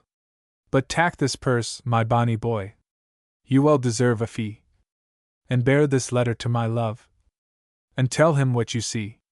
Then quickly ran the bonny boy, again to Scotland fair, And soon he reached Penacton's Torres. And soon found Johnny there. He pat the letter in his hand. And told him what he say. But ere he half the letter read, he loot the tears down fa. Oh, I will gie back to Farallon, though death shall me betide, and I will relieve the damsel that lay last by my side. Then out it spake his father dear, my son, you are to blame, and gin you are catched on English ground, I fear you'll ne'er win hame. Then out it spake a valiant knight, Johnny's best friend was he. I can command 500 men, and I'll his surety be. The first in town that they came till, they guard the bells be rung, and the next in town that they came till, they guard the mess be sung. The third in town that they came till, they guard the drums beat rune. The king but and his nobles was startled at the sound. When they came to the king's palace, they raid it round about, and there they saw the king himself at the window looking out. Is this the Duke o' Albany? Or James, the Scottish king? Or are ye some great foreign lord that's come a visiting? I'm nae the Duke of Albany, nor James, the Scottish king, but I'm a valiant Scottish knight. Penacton is my name. Oh, if Penacton be your name, as I trust well it be, the morn or I task meat or drink, you shall be hanged high dot. Then out it spake the valiant knight, that came brave Johnny why. Behold 500 bowmen bold, will die to set him free. Then out it spake the king again, and a scornful laugh he. I have an Italian in my house, will fight you 3 by 3. Oh, grant me a boon, brave Johnny cried. Bring your Italian here. Then if he fall beneath my sword, I've won your daughter dear. Then out it came that Italian. An egregious ghost was he. Uppo the point o' Johnny's sword, this Italian did die. Out has he drawn his lang brand, struck it across the plain. Is there any more o' your English dogs that you want to be slain? A clerk, the king then cried, to write her talker free. A priest, says Love Johnny, to marry my love and me. I'm seeking none o' your gold, he says, nor of your silver clear. I only seek your daughter fair, whose love has cost her dear. Lord Ingram and Sheil Wyatt. The text is taken from Motherwell's Minstrelsy, a similar version being given in Maidment's North Country Garland. A few alterations from the latter version are incorporated. The text. The story bears tokens of confusion with Lady Maisry in some of the variants of either, but here the tragedy is that the bridegroom is brother to the lover. The end of this ballad in all its forms is highly unnatural in its style. Why should Maisry's remorse at having been such an expense to Lord Ingram be 3 times as great as her grief for the loss of her lover? It is by no means romantic. The story. Lord Ingram and Sheil Wyatt. Lord Ingram and Sheil Wyatt. Lord Ingram was baith born in one bower, laid baith their hearts on one lady. The less was their honour. Sheil Wyatt and Lord Ingram was baith born in one hall, laid baith their hearts on one lady. The worst did them befall. Lord Ingram wooed her Lady Maisry, from father and from mother. Lord Ingram wooed her Lady Maisry, from sister and from brother. Lord Ingram wooed her Lady Maisry, with leave of a her kin, and every one gave full consent, but she said no to him. Lord Ingram wooed her Lady Maisry, into her father's ha. Sheil Wyatt wooed her Lady Maisry, amang the sheets so esame. Now it fell out upon a day, she was dressing her head, that Ben did come her father dear, wearing the gold so red. He said, Get up now, Lady Maisry, put on your wedding gown, for Lord Ingram he will be here. Your wedding must be done. I'd rather be Sheil Wyatt's wife, the white fish for to sell, before I were Lord Ingram's wife, to wear the silk so well. I'd rather be Sheil Wyatt's wife, with him to beg my bread, before I were Lord Ingram's wife, to wear the gold so red. Where will I get a bonny boy, will win gold to his fee, and will run unto Sheil Wyatt's, with this letter from me? "Oh, here I am," the boy says. "One will win gold to my fee, and carry away any letter to Chia Wyatt from thee." And when he found the bridges broke, he bent his bow and swam. And when he found the grass growing, he hastened and he ran. And when he came to Chia Wyatt's castle, he did not knock nor call, but set his bent bow to his breast, and lightly leaped the wall. And ere the porter opened the gate, the boy was in the hall. The first line he looked on, a grieved man was he. The next line he looked on, a tear blinded his ee. Says, "I wonder what ails my one brother. He'll not let my love be, but I'll send to my brother's bridal. The bacon shall be mine, full 24 buck in roe, and 10 ton of the wine. And bid my love be blithe and glad, and I will follow sign." There was not a groom about that castle, but got a gown of green, and all was blithe, and all was glad. But Lady Maisie she was nean. There was no cook about that kitchen, but got a gown of grey, and all was blithe, and all was glad. But Lady Maisie was way. Between Mary Kirk and that castle was all spread hour with garl, to keep Lady Maisie and her maidens from tramping on the marl. From Mary Kirk to that castle was spread a cloth of gold, to keep Lady Maisie and her maidens from treading on the mould. When mass was sung, and bells was rung, and all men bound for bed, then Lord Ingram and Lady Maisie in one bed they were laid. When they were laid into their bed, it was baith soft and warm. He laid his hand over her side. Says, "I think you are with bairn. I told you once, so did I twice, when ye came me to woo, that Chia Wyatt, your only brother, one night lay in my bower. I told you twice, I told you thrice, ere ye came me to wed, that Chia Wyatt, your one brother, one night lay in my bed. Oh, will you father your bairn on me, and on no other man? And I'll give him to his dowry, full 50 ploughs of land. I will not father my bairn on you, nor on no Ranjis man, though you would give him to his dowry 5,000 ploughs of land." Then up did start him Chia Wyatt, shed by his yellow hair, and gave Lord Ingram to the heart a deep wound and a sare. Then up did start him Lord Ingram, shed by his yellow hair, and gave Chia Wyatt to the heart a deep wound and a sare. There was no pity for that two lords, where they were lying slain, but all was for her Lady Maisie, in that bower she gied brain. There was no pity for that two lords, when they were lying dead, but all was for her Lady Maisie, in that bower she went mad. Said, "Get to me a cloak of cloth, a staff of good hard tree. If I have been an evil woman, I shall beg till I die.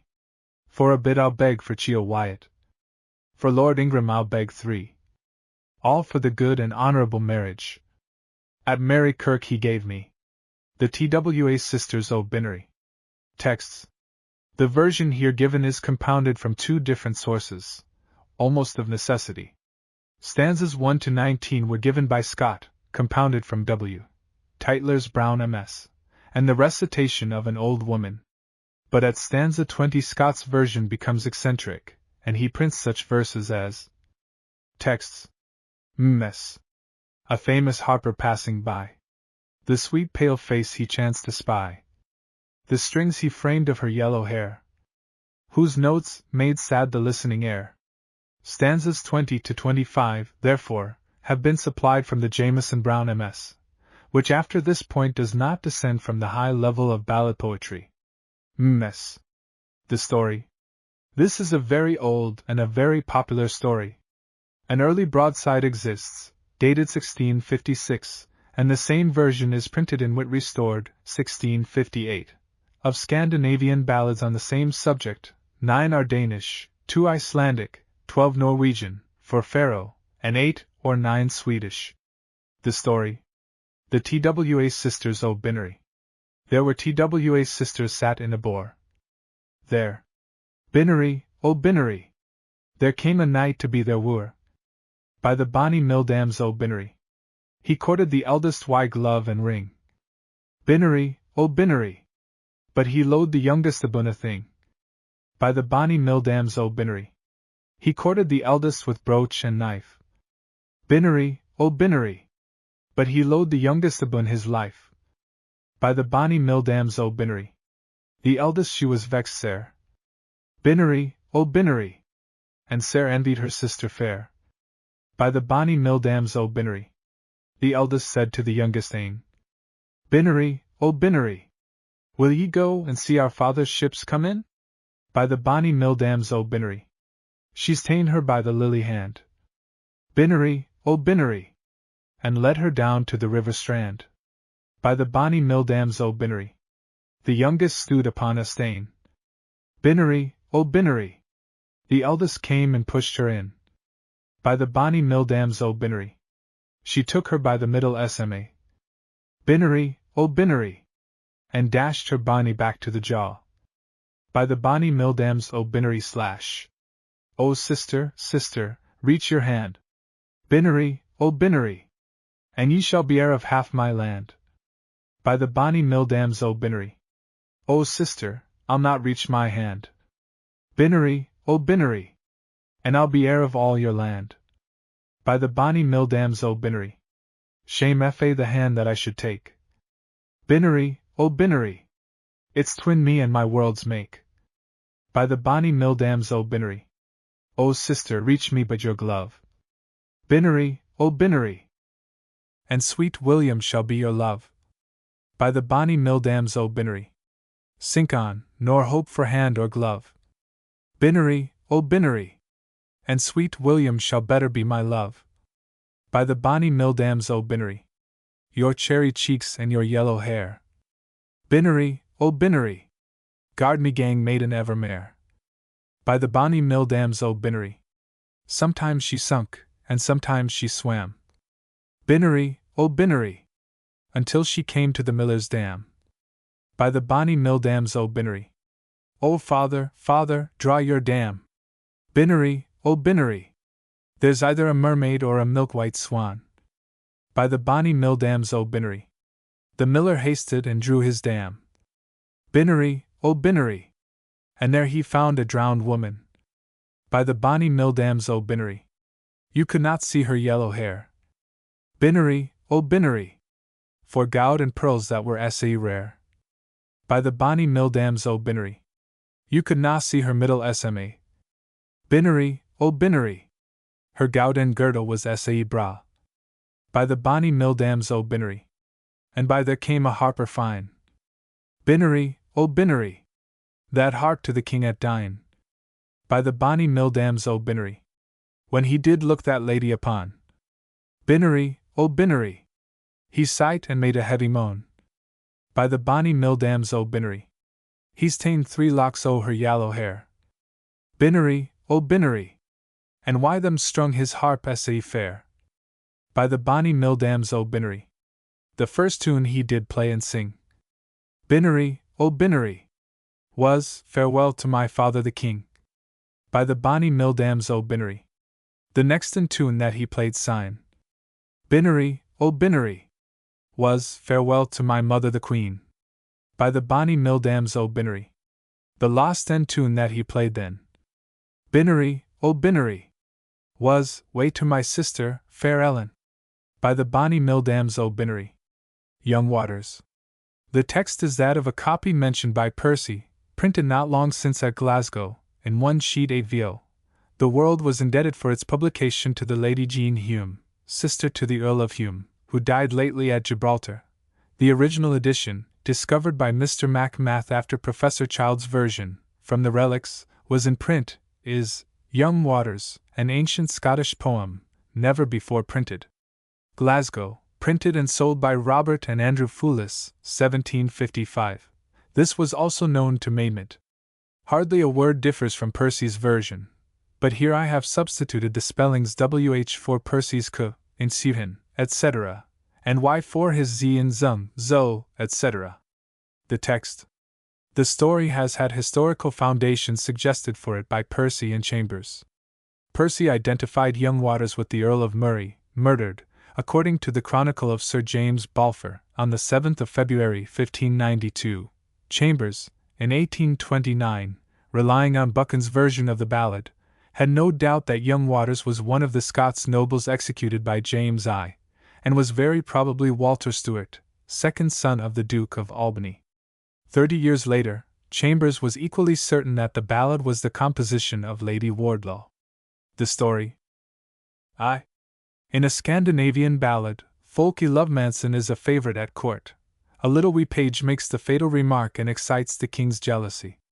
The innocent knight is rolled down a hill in a barrel set with knives, a punishment common in Scandinavian folklore. Young Waters. About Yule, when the wind blew Kuel. About. And the round tables began. There is come to our king's court mony a well-favoured man. The queen looked o'er the castle wa, beheld baith dale and down, and there she saw young Waters come riding to the town. His footmen they did rin before, his horsemen rade behind. Ane mantle of the burning gowd did keep him frae the wind. Gowden graith his horse before, and siller shod behind. The horse young Waters rade upon was fleeter than the wind. Out then spak a wily lord. Unto the queen said he, O tell me wha est the fairest face rides in the company? I've seen a lord, and I've seen a laird, and knights of high degree, but a fairer face than young Waters mine I did never see. Out then spak the jealous king, and an angry man was he. Oh, if he had been twice as fair, you micht have accepted me. You're neither laird nor lord, she says, but the king that wears the crown. There is not a knight in fair Scotland, but to thee maun bow down, for a' that she cowed do or say. Appeased he wad nae be, but for the words which she had said. Young Waters he maun die. They hae ta'en young Waters, and put fetters to his feet. They hae ta'en young Waters, and thrown him in dungeon deep. Aft have I ridden through Stirling town, in the wind bot and the white, but I near rade through Stirling town. Why fetters at my feet? Aft have I ridden through Stirling town, in the wind bot and the rain, but I near rade through Stirling town, near to return again. They hae ta'en to the hiding hill his young son in his cradle, and they hae ta'en to the hiding hill his horse bot and his saddle. They hae ta'en to hiding hill his lady fair to see, and for the words the queen had spoke, young Waters he did die. Barbara Allen. The text is from Allan Ramsay's Tea Table Miscellany, 1763. It was not included in the first edition, 1724 to 1727, nor until the 9th edition in 1740, when to the original 3 volumes there was added a 4th, in which this ballad appeared. There is also a Scotch version, Sir John Graham and Barbara Allen. Percy printed both in the Relics, Volume 3. The text. The story of Barbara Allen's scorn of her lover and subsequent regret has always been popular. Pepys' records of Mrs. Nip, in perfect pleasure I was to hear her sing, and especially her little Scotch song of Barbary Allen, January 2nd, 1665-6. Goldsmith's words are equally well known. The music of the finest singer is dissonance to what I felt when an old dairymaid sung me into tears with Johnny Armstrong's Last Good Night, or the cruelty of Barbara Allen. The tune is excessively popular. It is given in Chappell's English song and ballad music. The story. Barbara Allen. It was in and about the Martimas time. When the green leaves were a-falling, that Sir John Graham, in the West Country, fell in love with Barbara Allen. He sent his men down through the town, to the place where she was dwelling. Oh, haste and come to my master dear, gin ye be Barbara Allen. Oh, hooly, hooly rose she up, to the place where he was lying. And when she drew the curtain by, young man, I think you're dying. Oh, it's I am sick, and very, very sick. And tea is afore Barbara Allen. Oh, the better for me yes never be, though your heart's blood were a-spilling. Oh, dinna ye mind, young man, said she, when you was in the tavern a-drinking, That ye made the Helsky round and round, and slighted Barbara Allen? He turned his face unto the wall, and death was with him dealing. Adieu, adieu, my dear friends all, and be kind to Barbara Allen. And slowly, slowly raised she up, and slowly, slowly left him, and sighing said she could not stay, since death of life had reft him. She had not gained a mile but twa, when she heard the dead bell ringing, and every jow that the dead bell gave, it cried, Woe to Barbara Allen! O mother, mother, make my bed! O make it soft and narrow, since my love died for me today. I'll die for him tomorrow. The Gay Goshawk. The text is from the Jameson Brown MS, on which version Scott drew partly for his ballad in the minstrelsy. Mrs. Brown recited the ballad again to William Tytler in 1783, but the result is now lost, with most of the other Tytler Brown versions. The text. Ms. The story. 1 point. The maid's feint of death to escape from her father to her lover is the subject of a ballad very popular in France. A version entitled Belle Isenberg is printed in a collection called Airs de Cour, 1607. Feigning death to escape various threats is a common feature in many European ballads. The story. It is perhaps needless to remark that no goshawk sings sweetly, much less talks. In Buchan's version, of 49 stanzas, the goshawk is exchanged for a parrot. The Gay Goshawk. Oh well es me, oh my gay goshawk. Oh well, that he can speak and flee. He'll carry a letter to my love, bring back another to me. Oh how can I your true love ken? Or how can I her know? When frae her mouth I never heard cuth, nor why my eyes her saw. Oh well sall ye my true love ken, as soon as you her see. For of the floweress in Fairlawn, the fairest flower is she. Even at my love's bower door, there grows a bowing birk. And sit ye down and sing thereon, as she gangs to the kirk. And 24 ladies fair will wash and go to kirk. But well shall ye my true love ken, for she wears gowd on her skirt. And 24 gay ladies will to the mass repair. But well sall ye my true love ken, for she wears gowd on her hair. Oh even at that lady's bower door, there grows a bowen birk. And she sat down and sang thereon, as she ged to the kirk. Oh eat and drink, my Marys the wine flows you among, till I gang to my shot window, and hear yon bonny bird's song. Sing on, my bonny bird, the song ye sang to streen, for I ken by your sweet singin', you refrain my true love's and dot. Oh first he sang a merry song, and then he sang a grave, and then he pecked his feathers grey, to her the letter gave. Ha, there's a letter frae your love. He says he send you 3. He can await your love langer, but for your sake he'll die. He bids you write a letter to him. He says he's send you 5. He can await your love langer, though you're the fairest woman alive. Ye bid him bake his bridal bread, and brew his bridal ale, and I'll meet him in fair Scotland. Lang, lang, or it be stale. She's done her to her father dear, Fain low down on her knee. A boon, my father dear, I pray you grant it me. Ask on, my daughter, and granted it shall be. Except a squire in fair Scotland, and him you shall never see. The only boon, my father dear, that I do crave of the, is, gin I die in Southland lands, in Scotland to bury me. On the first in kirk that ye come till, ye gar the bells be rung. On the next in kirk that ye come till, ye gar the mess be sung. On the third in kirk that ye come till, you deal gold for my sake. On the fourth in kirk that ye come till, you tarry there till night. She has done her to her bigly bower, as fast as she cowed fair, and she has ta'en a sleepy draught, that she had mixed wi' care.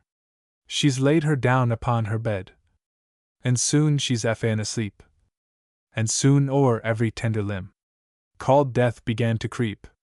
One night was flown, and day was come. nay, in that did her see, but thought she was as surely dead, as ony lady cow'd be. Her father and her brothers dear, guard make to her a bier.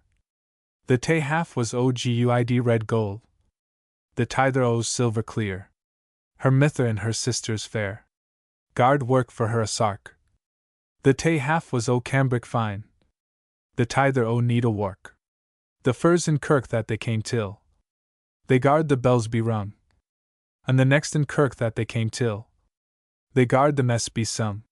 The third in kirk that they came till, they dealt gold for her sake. And the fourth in kirk that they came till, lo, there they met her make. Lay down the bigly beer. Lat me the dead look on. Why cherry cheeks and ruby lips. She lay and smiled on him. O ae shivo your bread, true love. And ae glass o your wine. For I hae fasted for your sake. These fully days is 9. Gang hame, my 7 bold brothers. Gang hame and sound your horn. And ye may boast in Southern lands. Your sisters played you scorn. Brown Robin. The text is here given from the Jameson Brown MS. Versions, lengthened and therefore less succinct and natural, are given in Christie's traditional ballad airs, Love Robbie, and in Buchan's Ballads of the North of Scotland, Brown Robin and Mally. The text. Ms. The story is a genuine bit of romance. The proud porter is apparently suspicious, believing that the king's daughter would not have made him drunk for any good purpose.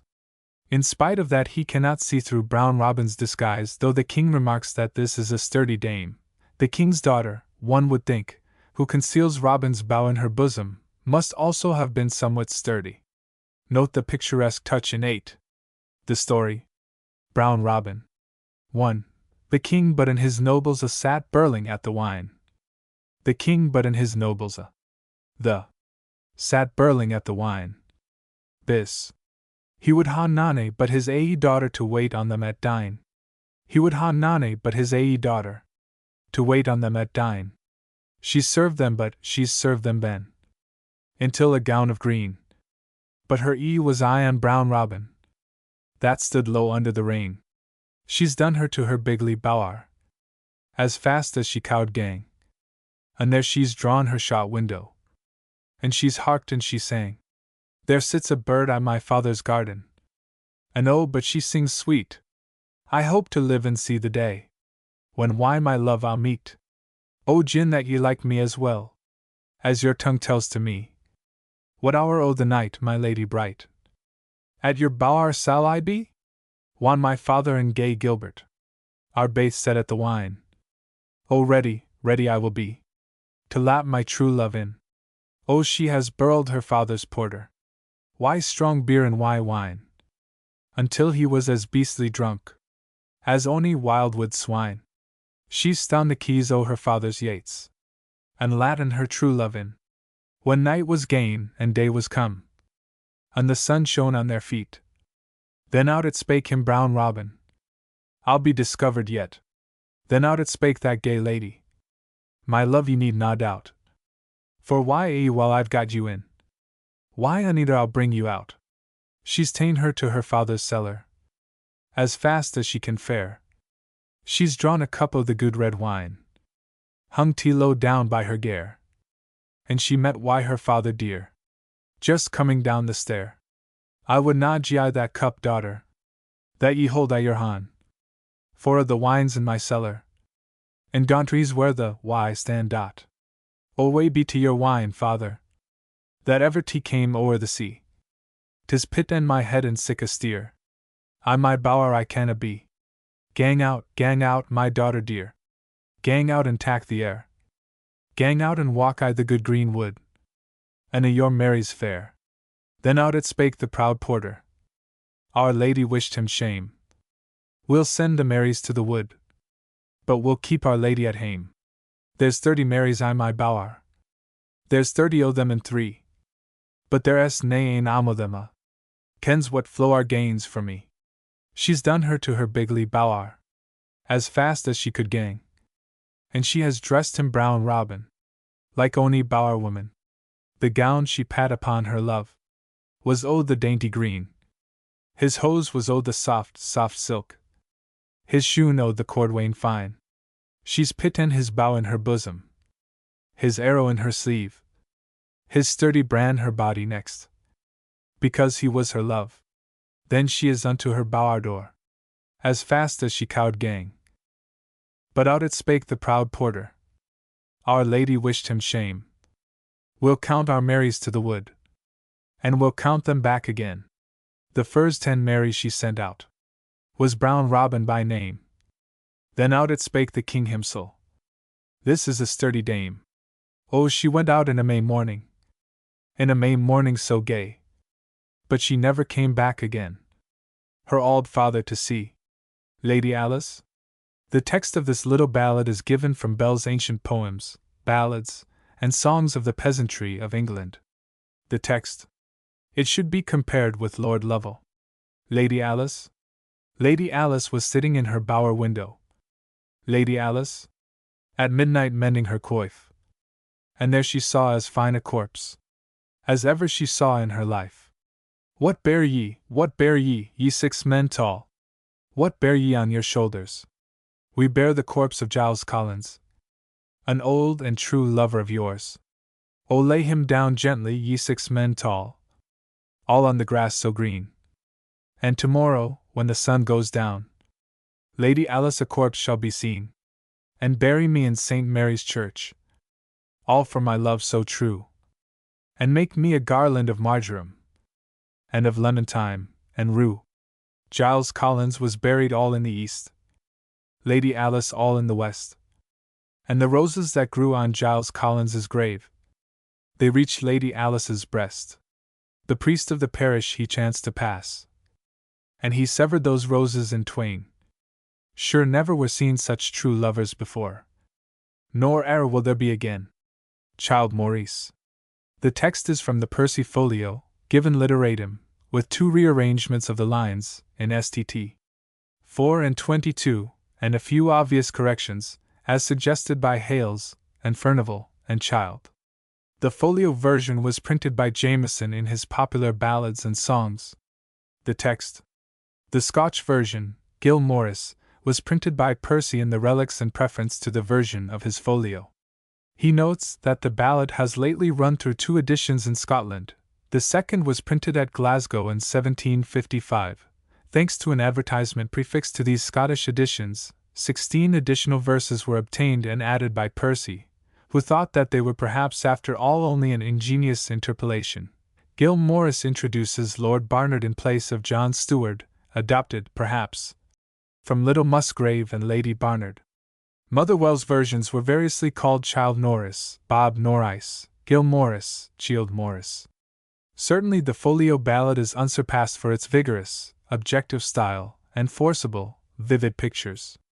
The story of this ballad gave rise to Holmes Douglas, a tragedy, produced in the Concert Hall, Canongate, Edinburgh, 1756, on which occasion the heroine's name was given as Lady Barnard, and transferred to Covent Garden Theatre, in London, in 1757, the heroine's name being altered to Lady Randolph. The story. Perhaps in the same year in which the play was produced in London, the poet Gray wrote from Cambridge, I have got the old Scotch ballad on which Douglas was founded. It is divine, and as long as from hence to Aston.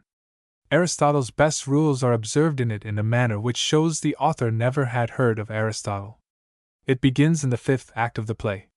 You may read it 2/3 through without guessing what it is about, and yet, when you come to the end, it is impossible not to understand the whole story. Childe Maurice. Childe Maurice hunted at Silure Wood. Childe Maurice. He hunted it round about, and nobody that he found therein, nor none there was without.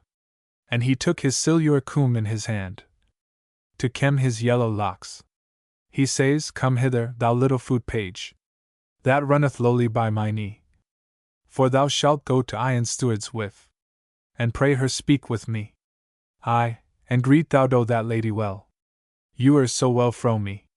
And, as it falls, as many times as knots been knit on a kell, or marchant men gone to London, either to buy ware or sell. And, as it falls, as many times as any heart can think, or schoolmasters are in any schoolhouse, writing with pen and ink.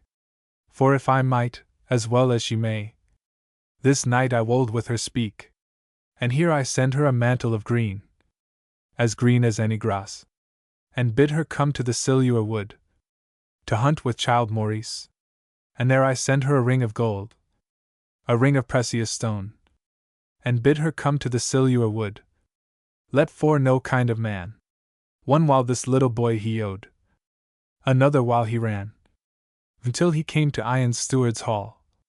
I wis he never blan, and of nurture the child had good. He ran VP hall and bower free, and when he came to this lady fair, says, God you saw and see, I am come from Childe Maurice, a message to thee. And Childe Maurice he greets you well, and you are so well from me. And, as it falls, as oftentimes, as knots being knit on a kell, or marchant men gone to London, either for to buy ware or sell, and as oftentimes he greets you well, as any heart can think, or schoolmasters are in any school, writing with pen and ink, and here he sends a mantle of green, as green as any grass, and he bids you come to the Silure wood, to hunt with Childe Maurice, and here he sends you a ring of gold, a ring of the precious stone. He prays you to come to the Silure wood, let for no kind of man.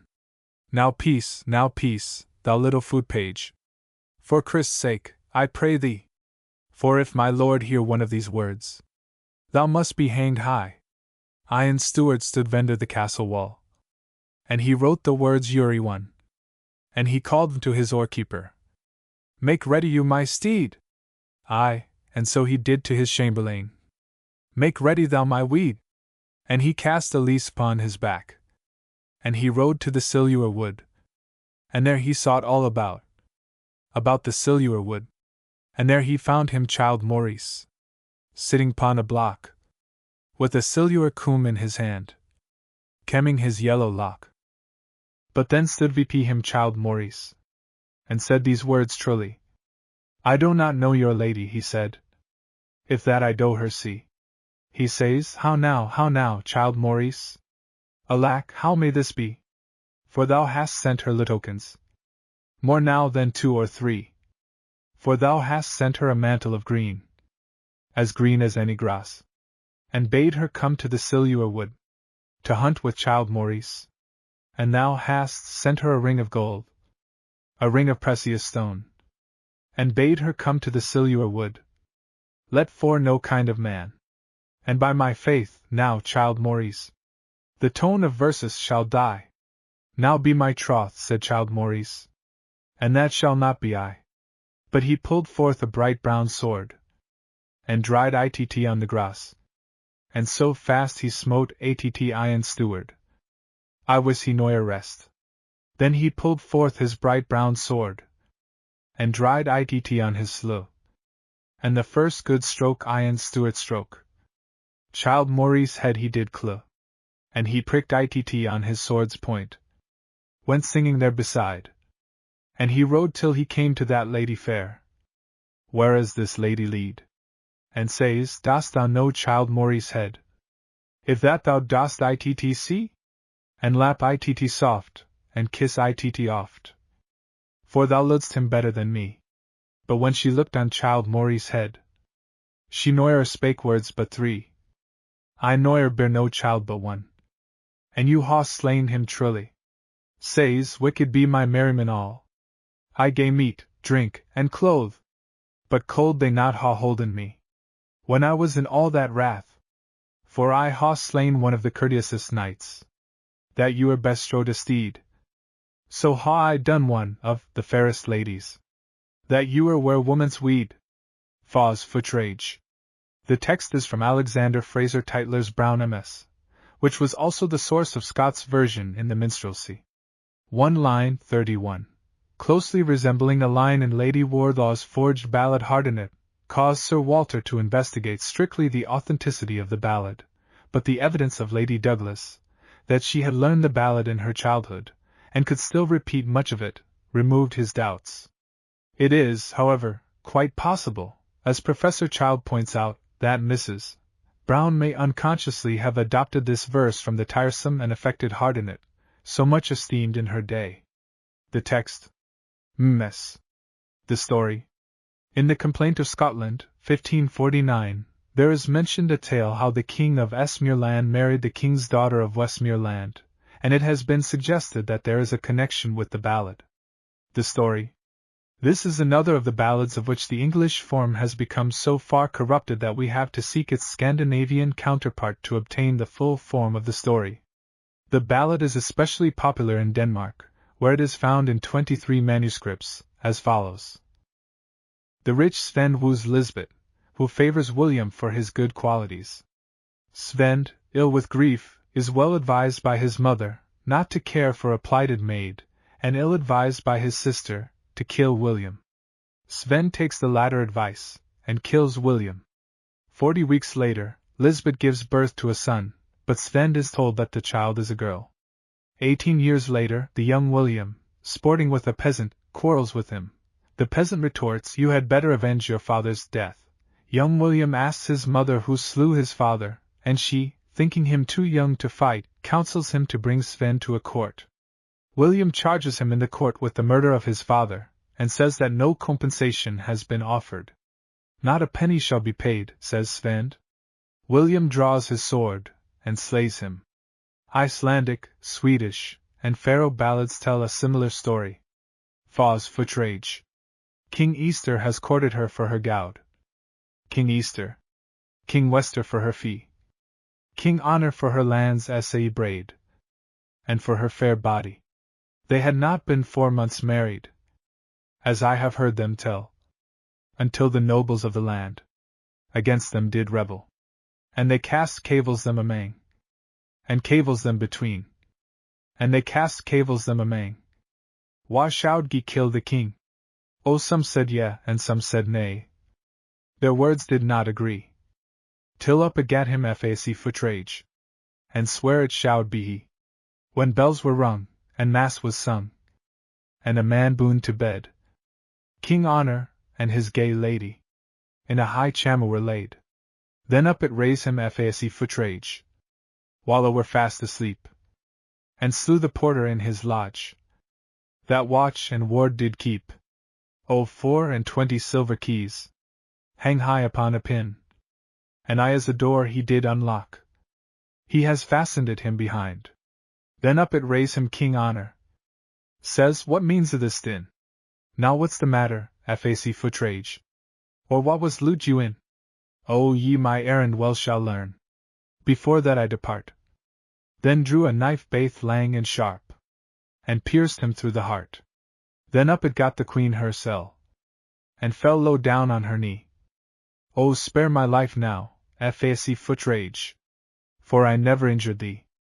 Oh, spare my life now, fac footrage, until I lighter be, and see gin it be lad or lass. King Honor has left me why dot. Oh, gin it be a lass, he says. Will nurse she shall be. But gin it be a lad bairn, he shall be hanged high. I winna spare his tender age, nor yet his high kin. But as soon as e'er he born is, he shall mount the gallows pin. Oh, 24 valiant knights were set the queen to guard, and 4 stood I at her bower door, to keep baith watch and ward. But when the time drew till an end, that she should lighter be, she cast about to find a while, to set her body free. Oh, she has burled these merry young men, why strong beer and why wine, until she made them as drunk as any Walwood swine. Oh, narrow, narrow is this window, and big, big am I grown, yet through the might of Our Lady, out at it she has won. She wandered up, she wandered down, she wandered out and in, and at last into the very swine's sty. The queen brought forth a son. Then they cast cavils them amang. Why should ye seek the queen?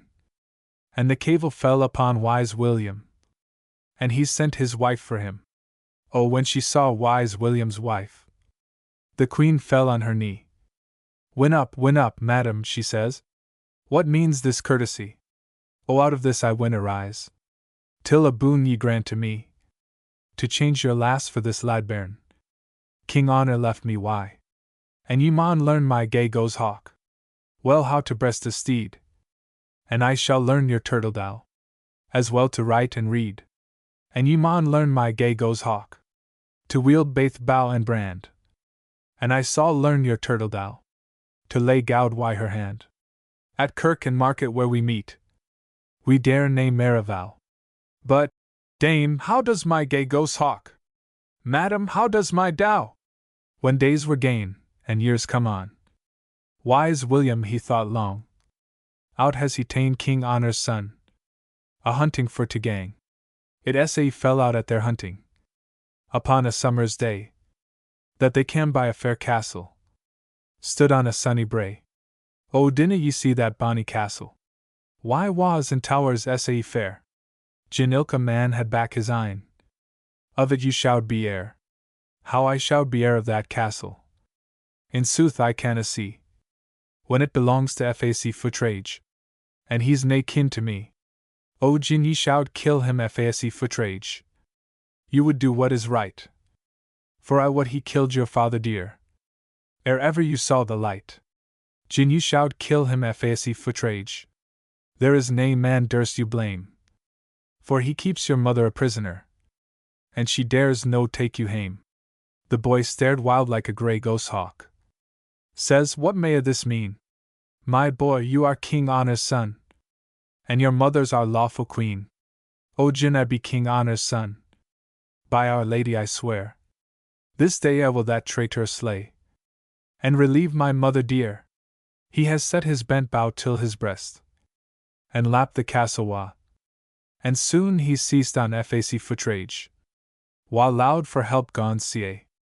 O haud your tongue now, fac footrage, frae me ye shanno flee. Sign pierced him through the foul fac heart, and set his mother free. And he has rewarded wise William, why the best half of his land, and sa has he the turtle dow, why the truth o' his right hand. Fair Annie of Rough Royal, over a top port, German, c'est moi tuus ton mari. Donnez-moi de index de la première nuit. Et par la je croirai que vous etes mon mari. Germain. The text is Fraser Tytler's, taken down from the recitation of Mrs. Brown in 1800, who had previously, 1783, recited a similar version to Jameson. The later recitation, which was used by Scott, with others, seems to contain certain improvisations of Mrs. Brown's which do not appear in the earlier form. The text. The story. A mother, who feigns to be her own son and demands tokens of the girl outside the gate, turns her son's love away, and is cursed by him. Similar ballads exist in France, Germany, and Greece. The story. There is an early 18th century Ms. Elizabeth Cochrane's songbook of this ballad, which gives a preliminary history. Isabel of Rockrell dreams of her love Gregory. She rises up, calls for a swift steed, and rides forth till she meets a company. They ask her who she is, and are told that she is fair Isabel of Rockrowell, seeking her true love Gregory. They direct her to yon castle, and thenceforth the tale proceeds much as in the other versions. Ms. Lochrayan, says Scott, lies in Galloway, Rock, or Rough, Royal, I have not found, but there is a rough castle in Stirlingshire, child. Fair Annie of Rough Royal. O wha will shoe my foo fair foot? O wha? And wha will glove my hand? And wha will lace my middle jimp? Why the new made London band? And wha will came my yellow hair? Why the new made silver came? And wha will father my young son? Till love Gregor come hame? Your father will shoe your foo fair foot. Your mother will glove your hand. Your sister will lace your middle jimp. Why the new made London band? Your brother will came your yellow hair. Why the new made silver came? And the King of Heaven will father your bairn. Till love Gregor come hame. But I will get a bonny boat, and I will sail the sea, for I maun gang to love Gregor, since he canno come hame to me. Oh, she has gotten a bonny boat, and sailed the Sea fame. She lang to see her ain true love, since he could no come hame. O row your boat, my mariners, and bring me to the land. For yonder I see my love's castle, close by the sea strand. She has ta'en her young son in her arms, and to the door she's gone. And lang she's knocked and sair she seed, but answer got she none. O open the door, love Gregor, she says. O open, and let me in. For the wind blaws through my yellow hair, and the rain draps o'er my chin. Awa, awa, ye a woman, you are nae come here for good. You are but some witch, or wild warlock, or mermaid of the flood. I am neither a witch nor a wild warlock, nor mermaid of the sea. I am fair Annie of Rough Royal. O open the door to me. Gin ye be Annie of Rough Royal, and I trust ye are not she. Now tell me some of the love tokens that passed between you and me. O dinna you mind now, love Gregor, when we sat at the wine, how we changed the rings frae our fingers? And I can show thee thine. O yours was good, and good enough, but I the best was mine. For yours was o the good red gowd, but mine o the diamonds fine. But open the door now, love Gregor. O open the door, I pray, for your young son that is in my arms will be dead ere it be day. Awa, awa, ye a woman, for here ye shanna win in. Gie drown ye in the raging sea, or hang on the gallows pin. When the cock had crawn, and day did dawn, and the sun began to peep, then it raised him, love Gregor, and sair did he weep. Oh, I dreamed a dream, my mother dear. The thought so it gars me greet, that fair Annie of Rough Royal lay called dead at my feet.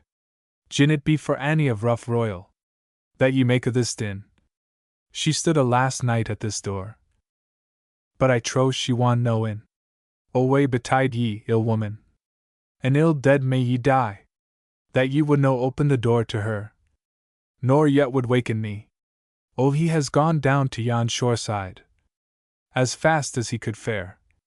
He saw fair Annie in her boat, but the wind it tossed her sair. And hey, Annie, and how, Annie? O Annie, winna ye bide? But I the mair that he cried Annie, the braider grew the tide. And hey, Annie, and how, Annie? Dear Annie, speak to me. But I the louder he cried Annie, the louder roared the sea. The wind blew loud, the sea grew rough, and dashed the boat on shore. Fair Annie floats on the raging sea, but her young son raised no more. Love Gregor tare his yellow hair, and made a heavy moan. Fair Annie's corpse lay at his feet, but his bonny young son was gone.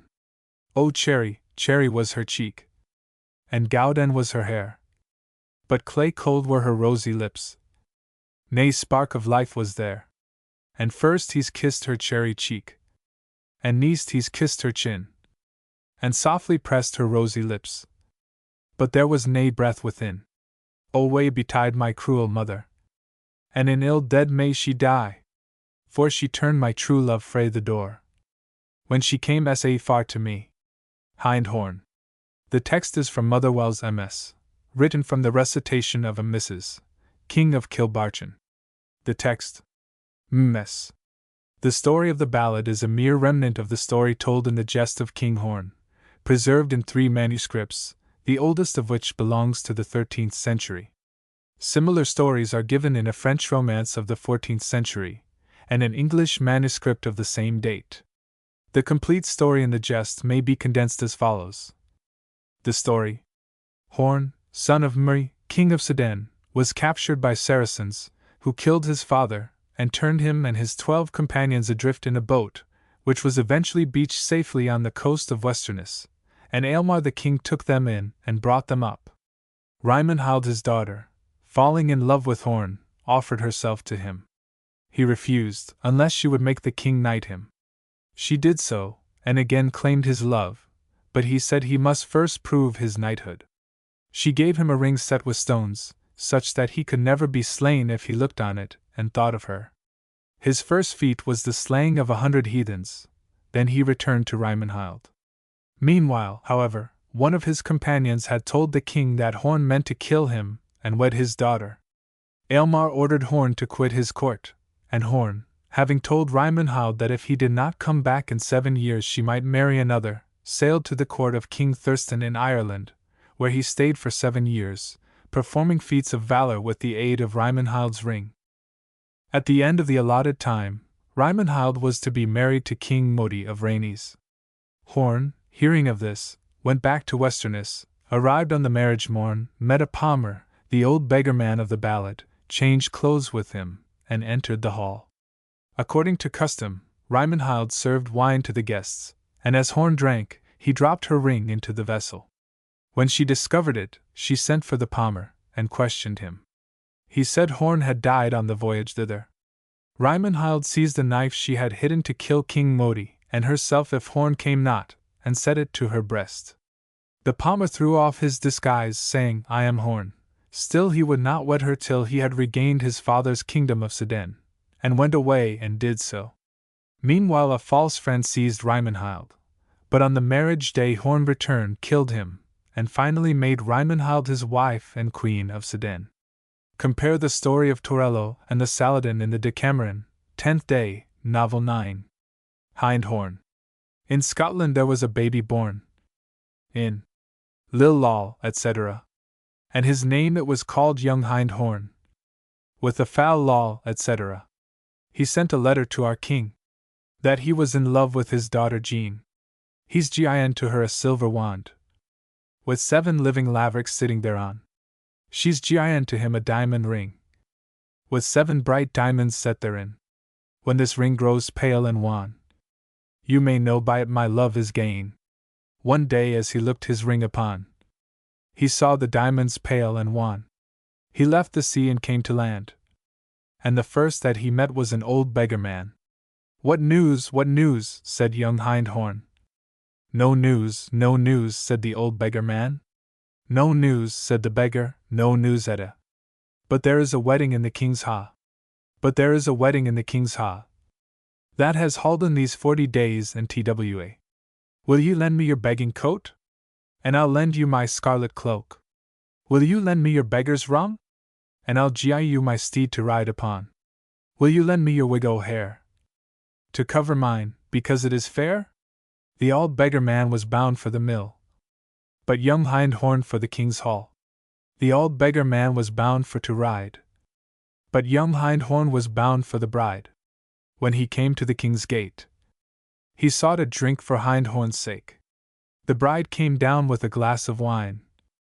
When he drank out the glass, and dropped in the ring, Oh, got ye this by sea or land? Or got ye it off a dead man's hand? I got not it by sea, I got it by land. And I got it, madam, out of your own hand.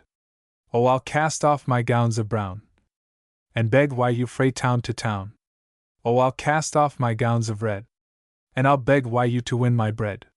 Ye needna cast off your gowns of brown, for I'll make you lady o' many a town. Ye needna cast off your gowns of red.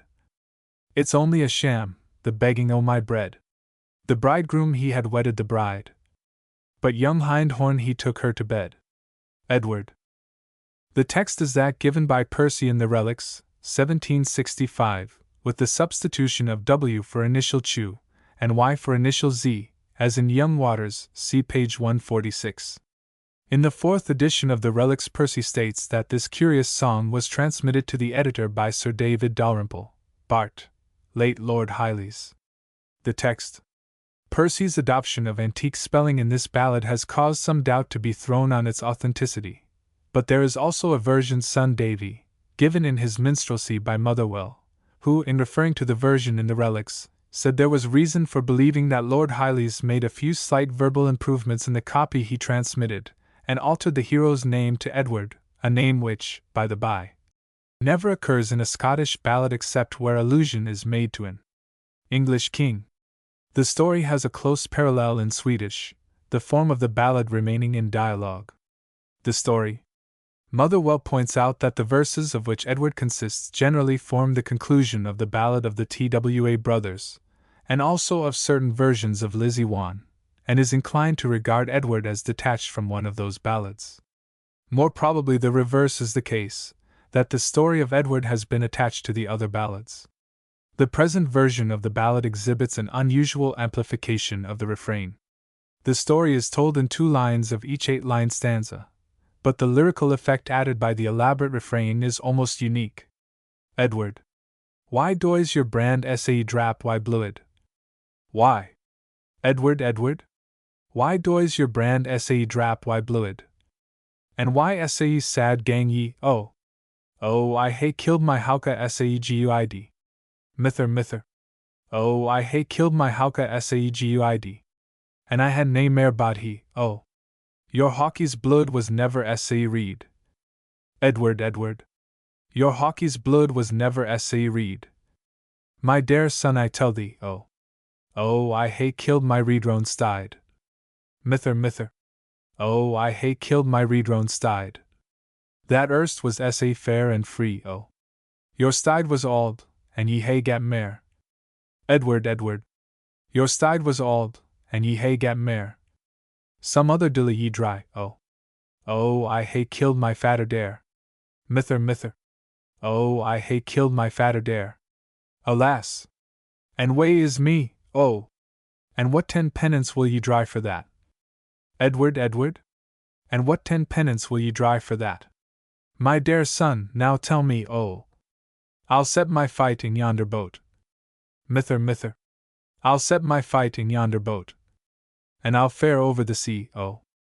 And what will ye do while your tours and your ha? Edward? And what will ye do while your tours and your ha? That were sae fair to see, oh! I'll let them stand till they down fa. Mither. I'll let them stand till they down fa. For here never mair maun I be, oh! And what will ye live to your bairns and your wife? Edward? And what will ye live to your bairns and your wife? Whan ye gang over the sea, oh? The worldie's room, let them beg thray life. Mither. The worldie's room, let them beg thray life. For thame never mair will I see, oh. And what will ye live to your ein mither dare? Edward? And what will ye live to your ein mither dare? My dear son, now tell me, oh. The curse of hell frae me saul ye byre. Mither. The curse of hell frae me saul ye byre. Sick counsels ye gave to me, oh. Lord Randall. The text is from Scott's Minstrelsy of the Scottish Border, 1803. Other forms give the name as Lord Ronald, but Scott retains Randall on the supposition that the ballad originated in the death of Thomas Randolph, or Randall, Earl of Murray, nephew to Robert Bruce, and Governor of Scotland, who died at Musselburgh in 1332. The text. The story of the ballad is found in Italian tradition nearly 300 years ago, and also occurs in Dutch, German, Swedish, Danish, Magyar, Wendish, etc. The story. Certain variants of the ballad bear the title of the Crudland Dew, and the handsome young man is changed for a child, and the poisoner is the child's stepmother. Scott suggests that this change was made to excite greater interest in the nursery. In nearly all forms of the ballad, the poisoning is done by the substitution of snakes, eels, for fish, a common method amongst the ancients of administering poison. Child gives a collation of 7 versions secured in America of late years, in each of which the name of Lord Randall has become corrupted to Taranti. The antiphonetic form of the ballad is popular, as being dramatic and suitable for singing. Compare Edward, also a dialogue between mother and son. Lord Randall. Oh, where hae ye been, Lord Randall, my son? Oh, where hae ye been, my handsome young man? I hae been to the wildwood, mother, make my bed soon. For I'm weary wi' hunting, and fain wald lie down. Where gat ye your dinner, Lord Randall, my son? Where gat ye your dinner, my handsome young man? I didn't wi' my true love, mother, make my bed soon. For I'm weary wi' hunting, and fain wald lie down. What gat ye to your dinner, Lord Randall, my son? What gat ye to your dinner, my handsome young man? I gat eels boiled in brew, mother, make my bed soon. For I'm weary wi' hunting, and fain wald lie down. What became of your bloodhounds, Lord Randall, my son? What became of your bloodhounds, my handsome young man? Oh, they swelled and they died, mother, make my bed soon. For I'm weary wi' hunting, and fain wald lie down. Oh, I fear ye are poisoned, Lord Randall, my son! Oh, I fear ye are poisoned, my handsome young man. Oh, yes, I am poisoned. Mother, make my bed soon. For I'm sick at the heart, and I fain wold lie down. Lambkin. The text is from Jameson's Popular Ballads. He obtained it from Mrs. Brown. It is by far the best version of a score or so in existence. The name of the hero varies from Lambkin, Lankin, Lonkin, etc., to Rankin and Balcanquil. I have been informed by Andrew McDowell, Esq., of an incomplete version in which Lambkin's name has become Boldhang M. The text. Finlay, Scottish Ballads, remarks, all reciters agree that Lambikin, or Lambkin, is not the name of the hero, but merely an epithet. The story varies little throughout all the versions, though in some, as in one known to Percy, it lacks much of the detail here given. The story. Lambkin. Lambkin was a mason good. It. As ever built Stane. He built Lord Weary's castle. But payment got he none. Oh, pay me, Lord Weary. Come, pay me my fee. I canna pay you, Lambkin. For I maun gang o'er the sea. Oh, pay me now, Lord Weary. Come, pay me out o' hand. I canna pay you, Lambkin. Unless I sell my land. Oh, gin ye winna pay me. I hear sail mak a vow. Before that ye come hame again. Ye saul hae cause to rue.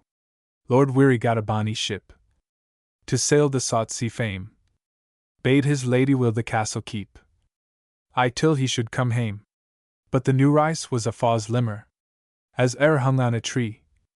She laid a plot why Lambkin. Wan her lord was o'er the sea. She laid a plot why Lambkin. When the servants were awa. Lewed him in at a little shot window. And brought him to the ha. Oh, where's the men o' this house? That's ye me Lambkin? They're at the barnwell thrashing. 'Twill be lang ere they come in. And where's the women o' this house? That's ye me Lambkin? They're at the far well washing. 'Twill be lang ere they come in. And where's the bairns o' this house? That's ye me Lambkin? They're at the school reading. 'Twill be night or they come hame. Oh, where's the lady o' this house? That's ye's me Lambkin? She's up in her bower sewing. But we soon can bring her down. Then Lambkin's ta'en a sharp knife. That hung down by his gare. And he has gi'en the bonny babe. A deep wound and a sair. Then Lambkin he rocked. And the faw's new rice sang. Till frae ilky bore o' the cradle. The red blood out sprang. Then out it spak the lady. As she stood on the stair. What ails my bairn, new rice? That he's greeting essays, sir? Oh, still my bairn, new rice? Oh, still him why the pap? He winna still, lady. For this nor for that. Oh, still my bairn, new rice? Oh, still him why the wand? He winna still, lady. For his father's land. Oh, still my bairn, new rice? Oh, still him why the bell? He winna still, lady. Till ye come down yoursel dot. Oh, the first 10 steps she step it. She step it on a stain. But the nicen step she step it. She met him Lambkin. Oh, mercy, mercy, Lambkin. Hey, mercy upon me. Though you've ta'en my young son's life.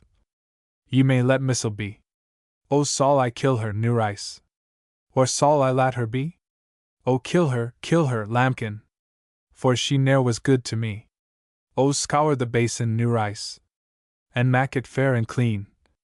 For to keep this lady's heart's blood. For she's come o' noble kin. There need nae basin, Lambkin. Let it run through the floor. What better is the heart's blood? O the rich than o the poor? But ere 3 months were at an end, Lord Weary came again. But dowie was his heart. When first he came hame. O wha's blood is this, he says? That lies in the chamber? It is your lady's heart's blood. 'T is as clear as the lamer. And wha's blood is this, he says? That lies in my ha? It is your young son's heart's blood. 'Tis the clearest Ava. Oh, sweetly sang the blackbird. That sat upon the tree. But Saragrat Lambkin, when he was condemned to die. And bonny sang the mavis. Out o' the thorny brake. but Sarah grat the new rice. When she was tied to the stake. Fair Mary of Wallington. The text is from lovely Jenny's Garland, as given with emendations by Professor Child. There is also a curiously perverted version in Hurd's manuscript, in which the verses require rearrangement before becoming intelligible. The text. The story can be gathered from the version here given without much difficulty. It turns on the marriage of Fair Mary, who is one of 7 sisters fated to die of their first child. Fair Mary seems to be a fatalist, and, after vowing never to marry, accepts as her destiny the hand of Sir William Fenwick of Wallington. 3/4 of a year later she sends to Fair Pudlington for her mother. Her mother is much affected at the news, St. 22, and goes to Wallington. Her daughter, in travail, lays the blame on her, cuts open her side to give birth to an heir, and dies. The story. In a Breton ballad, Pontplancourt thrice marries a Marguerite, and each of his 3 sons costs his mother her life. In the Scottish ballad, a scope is put in Mary's mouth when the operation takes place. In the Breton ballad it is a silver spoon, or a silver ball. Scope, or scobs as it appears in Hurd, means a gag, and was apparently used to prevent her from crying out. But the silver spoon and ball in the Breton ballad would appear to have been used for Marguerite to bite on in her anguish, just as sailors chewed bullets while being flogged. Fair Mary of Wallington. When we were silly sisters 7. When sisters were so fair. 5 of us were brave knights' wives, and died in childbed lair. Up then spake Fair Mary. Mary would she none, if ever she came in man's bed. The same gate wad she gang. Make no vows, Fair Mary, for fear they broken be. Here's been the Knight of Wallington, asking goodwill of thee. If here's been the Knight, mother, asking goodwill of me, within 3/4 of a year, you may come bury me. When she came to Wallington, and into Wallington Hall, there she spied her mother dear, walking about the wall. You're welcome, daughter dear, to thy castle and thy bowers. I thank you kindly, mother. I hope they'll soon be yours. She had not been in Wallington 3/4 and a day, till upon the ground she could not walk. She was a weary prey. She had not been in Wallington 3/4 and a night, till on the ground she could not walk. She was a weary wight. Is there ne'er a boy in this town who'll win hose and shun, that will run to Fair Pudlington, and bid my mother come? Up then spake a little boy, near unto Aiken. Full oft I have your errands gone, but now I will it run. Then she called her waiting maid, to bring up bread and wine. Eat and drink, my bonny boy, thou'll ne'er eat more of mine. Give my respects to my mother, she sits in her chair of stone, and ask her how she likes the news of 7 to have but 1. Give my respects to my mother, as she sits in her chair of oak, and bid her come to my sickening, or my merry lake wake. Give my love to my brother, William, Ralph, and John, and to my sister Betty fair, and to her white as bone, and bid her keep her maidenhead. Be sure make much on tea, for if e'er she come in man's bed, the same gate will she gang. Away this little boy is gone, as fast as he could run. When he came where brigs were broke, he lay down and swum. When he saw the lady, he said, Lord, may your keeper be. What news, my pretty boy, hast thou to tell to me? Your daughter Mary orders me, as you sit in a chair of stone, to ask you how you like the news of 7 to have but 1. Your daughter gives commands, as you sit in a chair of oak, and bids you come to her sickening, or her merry lake wake. She gives command to her brother, William, Ralph, and John, and to her white as bone, she bids her keep her maidenhead. Be sure make much on tea, for if e'er she came in man's bed, the same gate would she gang.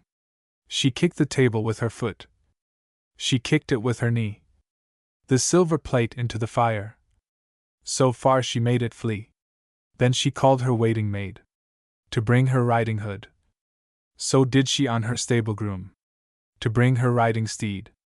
Go saddle to me the black, the black. Go saddle to me the brown. Go saddle to me the swiftest steed that e'er rid to Wallington. When they came to Wallington, and into Wallington Hall, there she spied her son Fenwick, walking about the wall. God save you, dear son. Lord may your keeper be. Where is my daughter fair, that used to walk with thee? He turned his head round about. The tears did fill his ee. 'Tis a month, he said, since she took her chambers from me. She went on, and there were in the hall 24 ladies, letting the tears down fall. Her daughter had a scope into her cheek and into her chin, all to keep her life, till her dear mother came. Come take the rings off my fingers, the skin it is so white, and give them to my mother dear, for she was all the white. Come take the rings off my fingers, the veins they are so red. Give them to Sir William Fenwick, I'm sure his heart will bleed. She took out a razor that was both sharp and fine, and out of her left side has taken the air of Wallington. There is a race in Wallington, and that I rue full sere, though the cradle it be full spread up, the bride bed is left bare. End of the first series. Index of titles. Index of titles. Index of first lines. Index of first lines. Printed by T. N. A. Constable, Printers to His Majesty at the Edinburgh University Press. Constable.